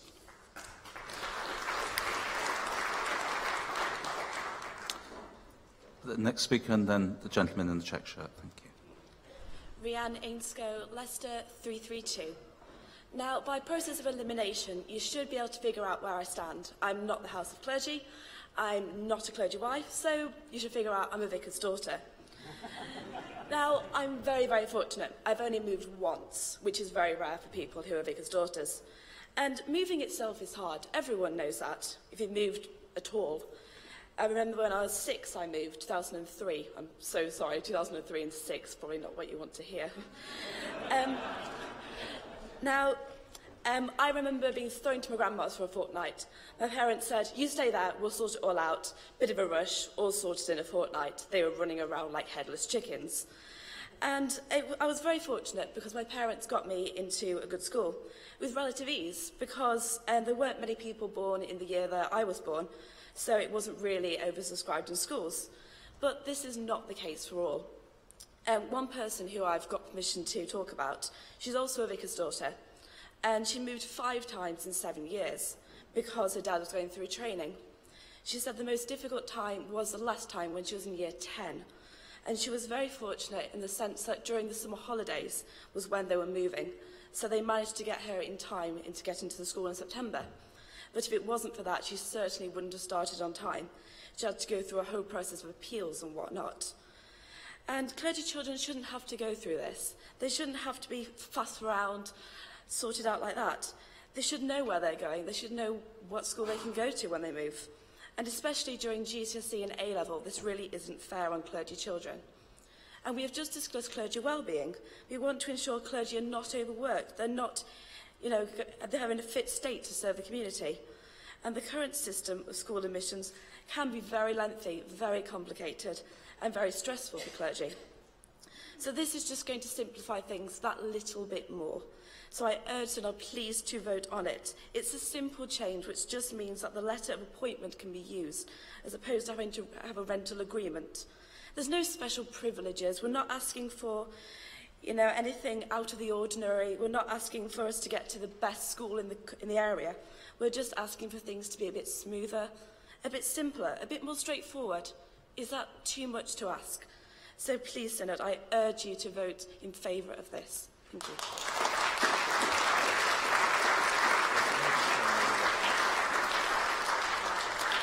Gentleman, then the Reverend Peter Kay.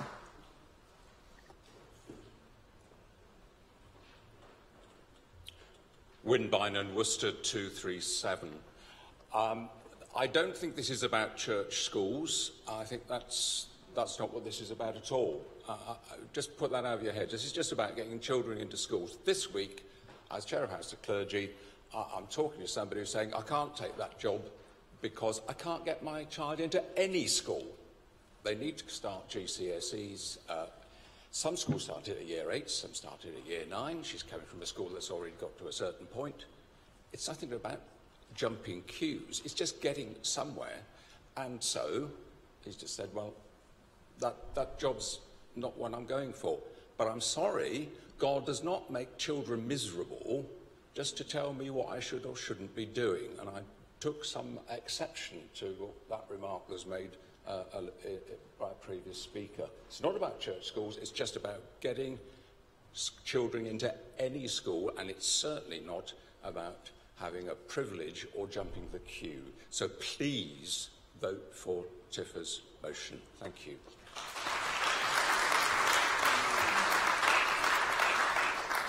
Reverend Peter Kay, and then the lady over there. Thank you. Peter Kay, St Albans 206. Mr Chair, I would like to very much support this motion. I would like to challenge the idea that it seeks to advantage clergy children by jumping the queue. Rather, it seeks fairness. However, I would like to draw attention particularly to the missionary and missional aspects of this as well. One of the most important missional places in any community is the school gate. Relationship building is key to evangelism. And how better to do that than by having a clergy person being a part of the school community as a parent. Think about how brilliant children are at making friends and helping them to form relationships, bring other children and families into life in the vicarage. And think as well how disheartening it must be for clergy and for churches for years and years and years for them the clergy to have to get up at, let's say, 7:45 in the morning, and every day, 200 times a year, forward and back, having to drive past your local school thinking, if only my kids were there. There is a huge missional aspect to this.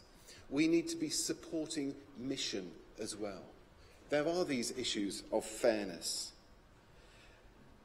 And I know that this particular motion will not solve every problem, but it will make a difference to clergy families and also to the churches that they serve. I fully support this motion, and I hope you will too. After the next speech, Canon Jenkins. Fenella Canningsjerd, Salisbury 401. I speak to you, Synod, from my personal experience. I'm not a clergy child, nor am I a clergy person, and I've never lived in tied accommodation. Yet throughout my childhood, I moved multiple times, eventually changing schools a total of 10 times. Yet precisely because I always lived in private homes rather than tied accommodation, I always got a school place.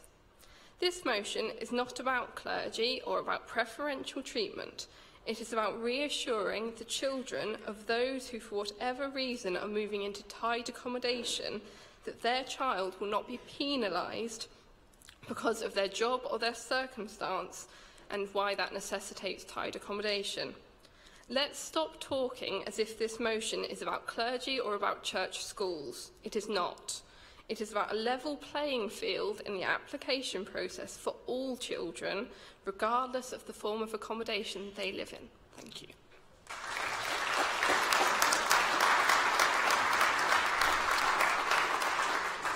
After Canon Jenkins, the Archbishop of York, and then I would be really looking around, yes, for one of those. Thank you very much. Gary Jenkins, Southwark 223. I hope that I'm fully supportive of this motion, and I hope that even if the Secretary of State doesn't take full notice of it, that Darson Boards of Education will, and they will encourage the governing bodies of voluntary aided schools, which are admissions authorities, to think very carefully about this matter.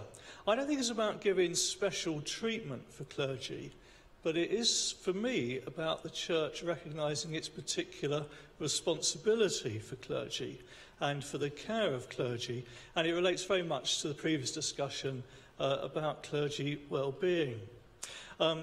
One previous speaker spoke about the sacrifice that clergy children make, and I think we shouldn't underestimate that.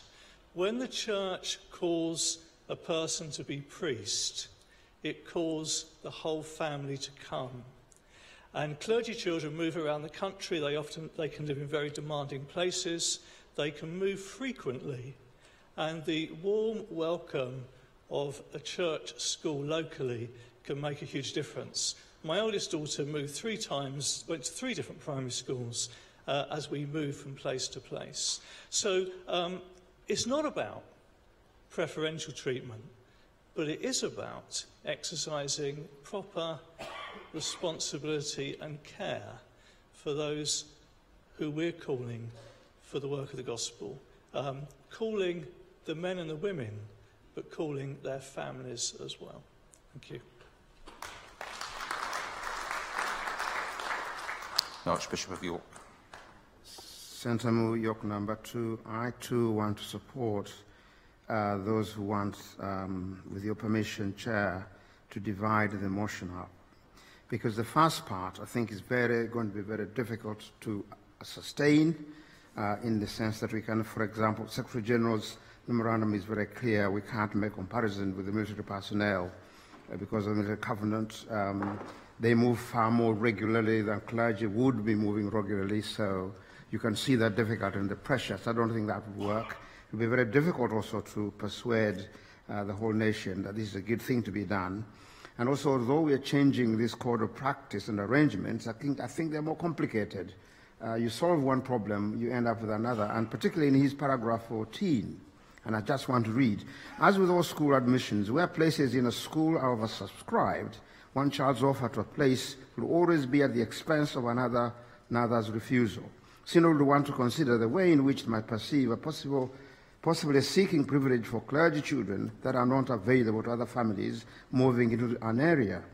It also want to consider the possible issue that could arise if a child of a family who had lived in a community for many years were refused a place because of a child of a family due to be moving into tied accommodation in a few months' time were given priority. I think that's a real pastoral nightmare. I moved 7 times in different places. In one place, our child couldn't get a school, so we went to the most nearest, and it took us 3 years before actually our daughter moved into the school where I was the vicar. The arrangements then, of course, were not as complicated as they are now. That's why I want to support the second part of the motion. This is really the problem. This authority is refusing to actually consider an admission because the person hasn't moved. Recently, we've ordained deacons in York, and 2 families, they wanted to get their children before term ends. Oh, no, they haven't moved. So do you know what we did? The curate's houses were arranged, and the family moved from Durham 2 months before, so that actually the children could get into school. Now, that's the nonsense. And so I want to support B of the motion, but not A, because that has got more complications, more difficulties, and I actually think as a pastor, I also want to consider where I'm going to be pastoring, that I'm not actually disadvantaging anybody who's lived there much longer than me. Point of order.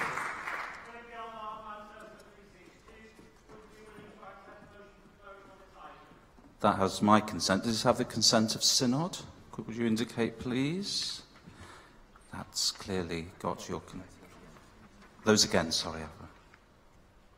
That's clearly carried. Tifa, you have up to 5 minutes to respond to the debate. Thank you.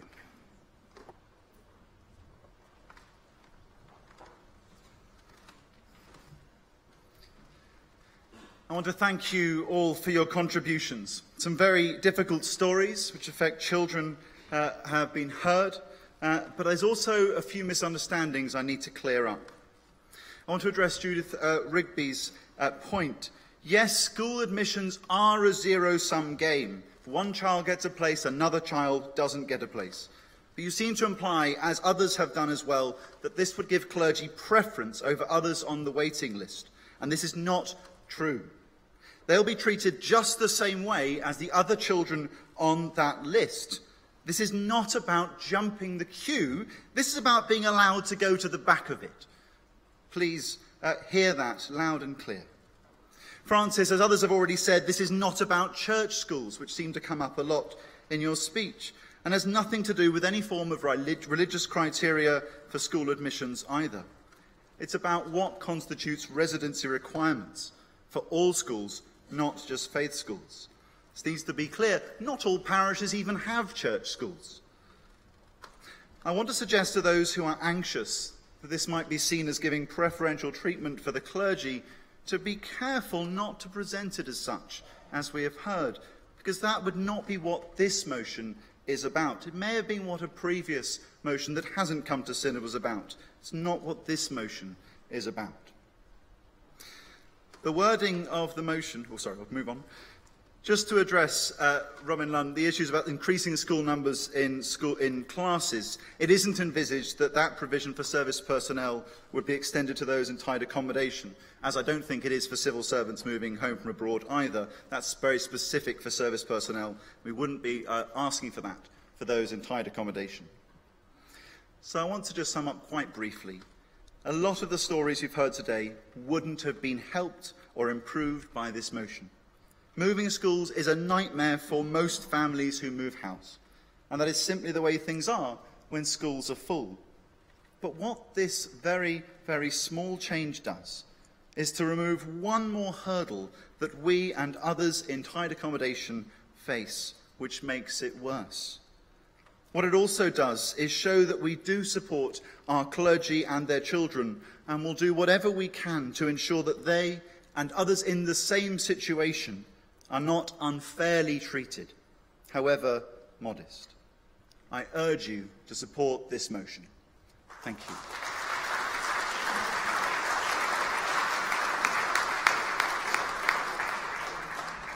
The question has been put to me about splitting this motion. And as it's been mentioned 3 times, I just need to hear from Tifa what your response to that would be, please, just to help me. And make it quick, please. I can understand the concern behind the first half of this motion, but I do resist this desire to split the motion. The main issue that this motion addresses is the postcode lottery that currently exists, where some authorities and schools understand our situation, which is allowed in the School Admissions Code. There's nothing unfair going on when that already happens, and some others don't. If it isn't written into the Admissions Code, then admissions authorities can simply ignore requests for understanding, which sometimes is very understandable in areas with high levels of admissions fraud. If this were just about local authorities, that would be different. But as every academy is now its own admissions authority, the number that would have to be convinced is going up exponentially all the time. The situation on the ground is changing and has been for quite some time. I'd also like to say that if we are to really help long-term, then there needs to be universal understanding for those in tied accommodation, not just clergy, not the hit-and-miss situation that we have at the moment. I oppose splitting this motion. Thank you. I am minded to take the motion as it has been presented to us, given what Tifa has just said, and taking it into consideration the 3 requests that have been made. So therefore, I put item... Point of order?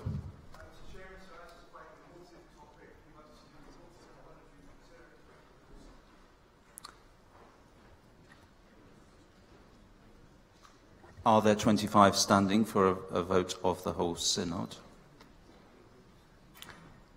There are not. Therefore, I put item 16 as on the order paper to the vote of the synod. Would those in favour please indicate?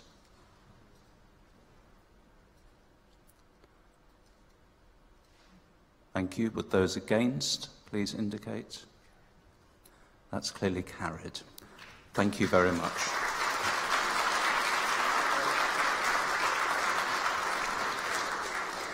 Synod, that concludes that item of business. We now move into worship, so please don't all run away. And the worship is going to be led by Mr. Tim Hind. Thank you.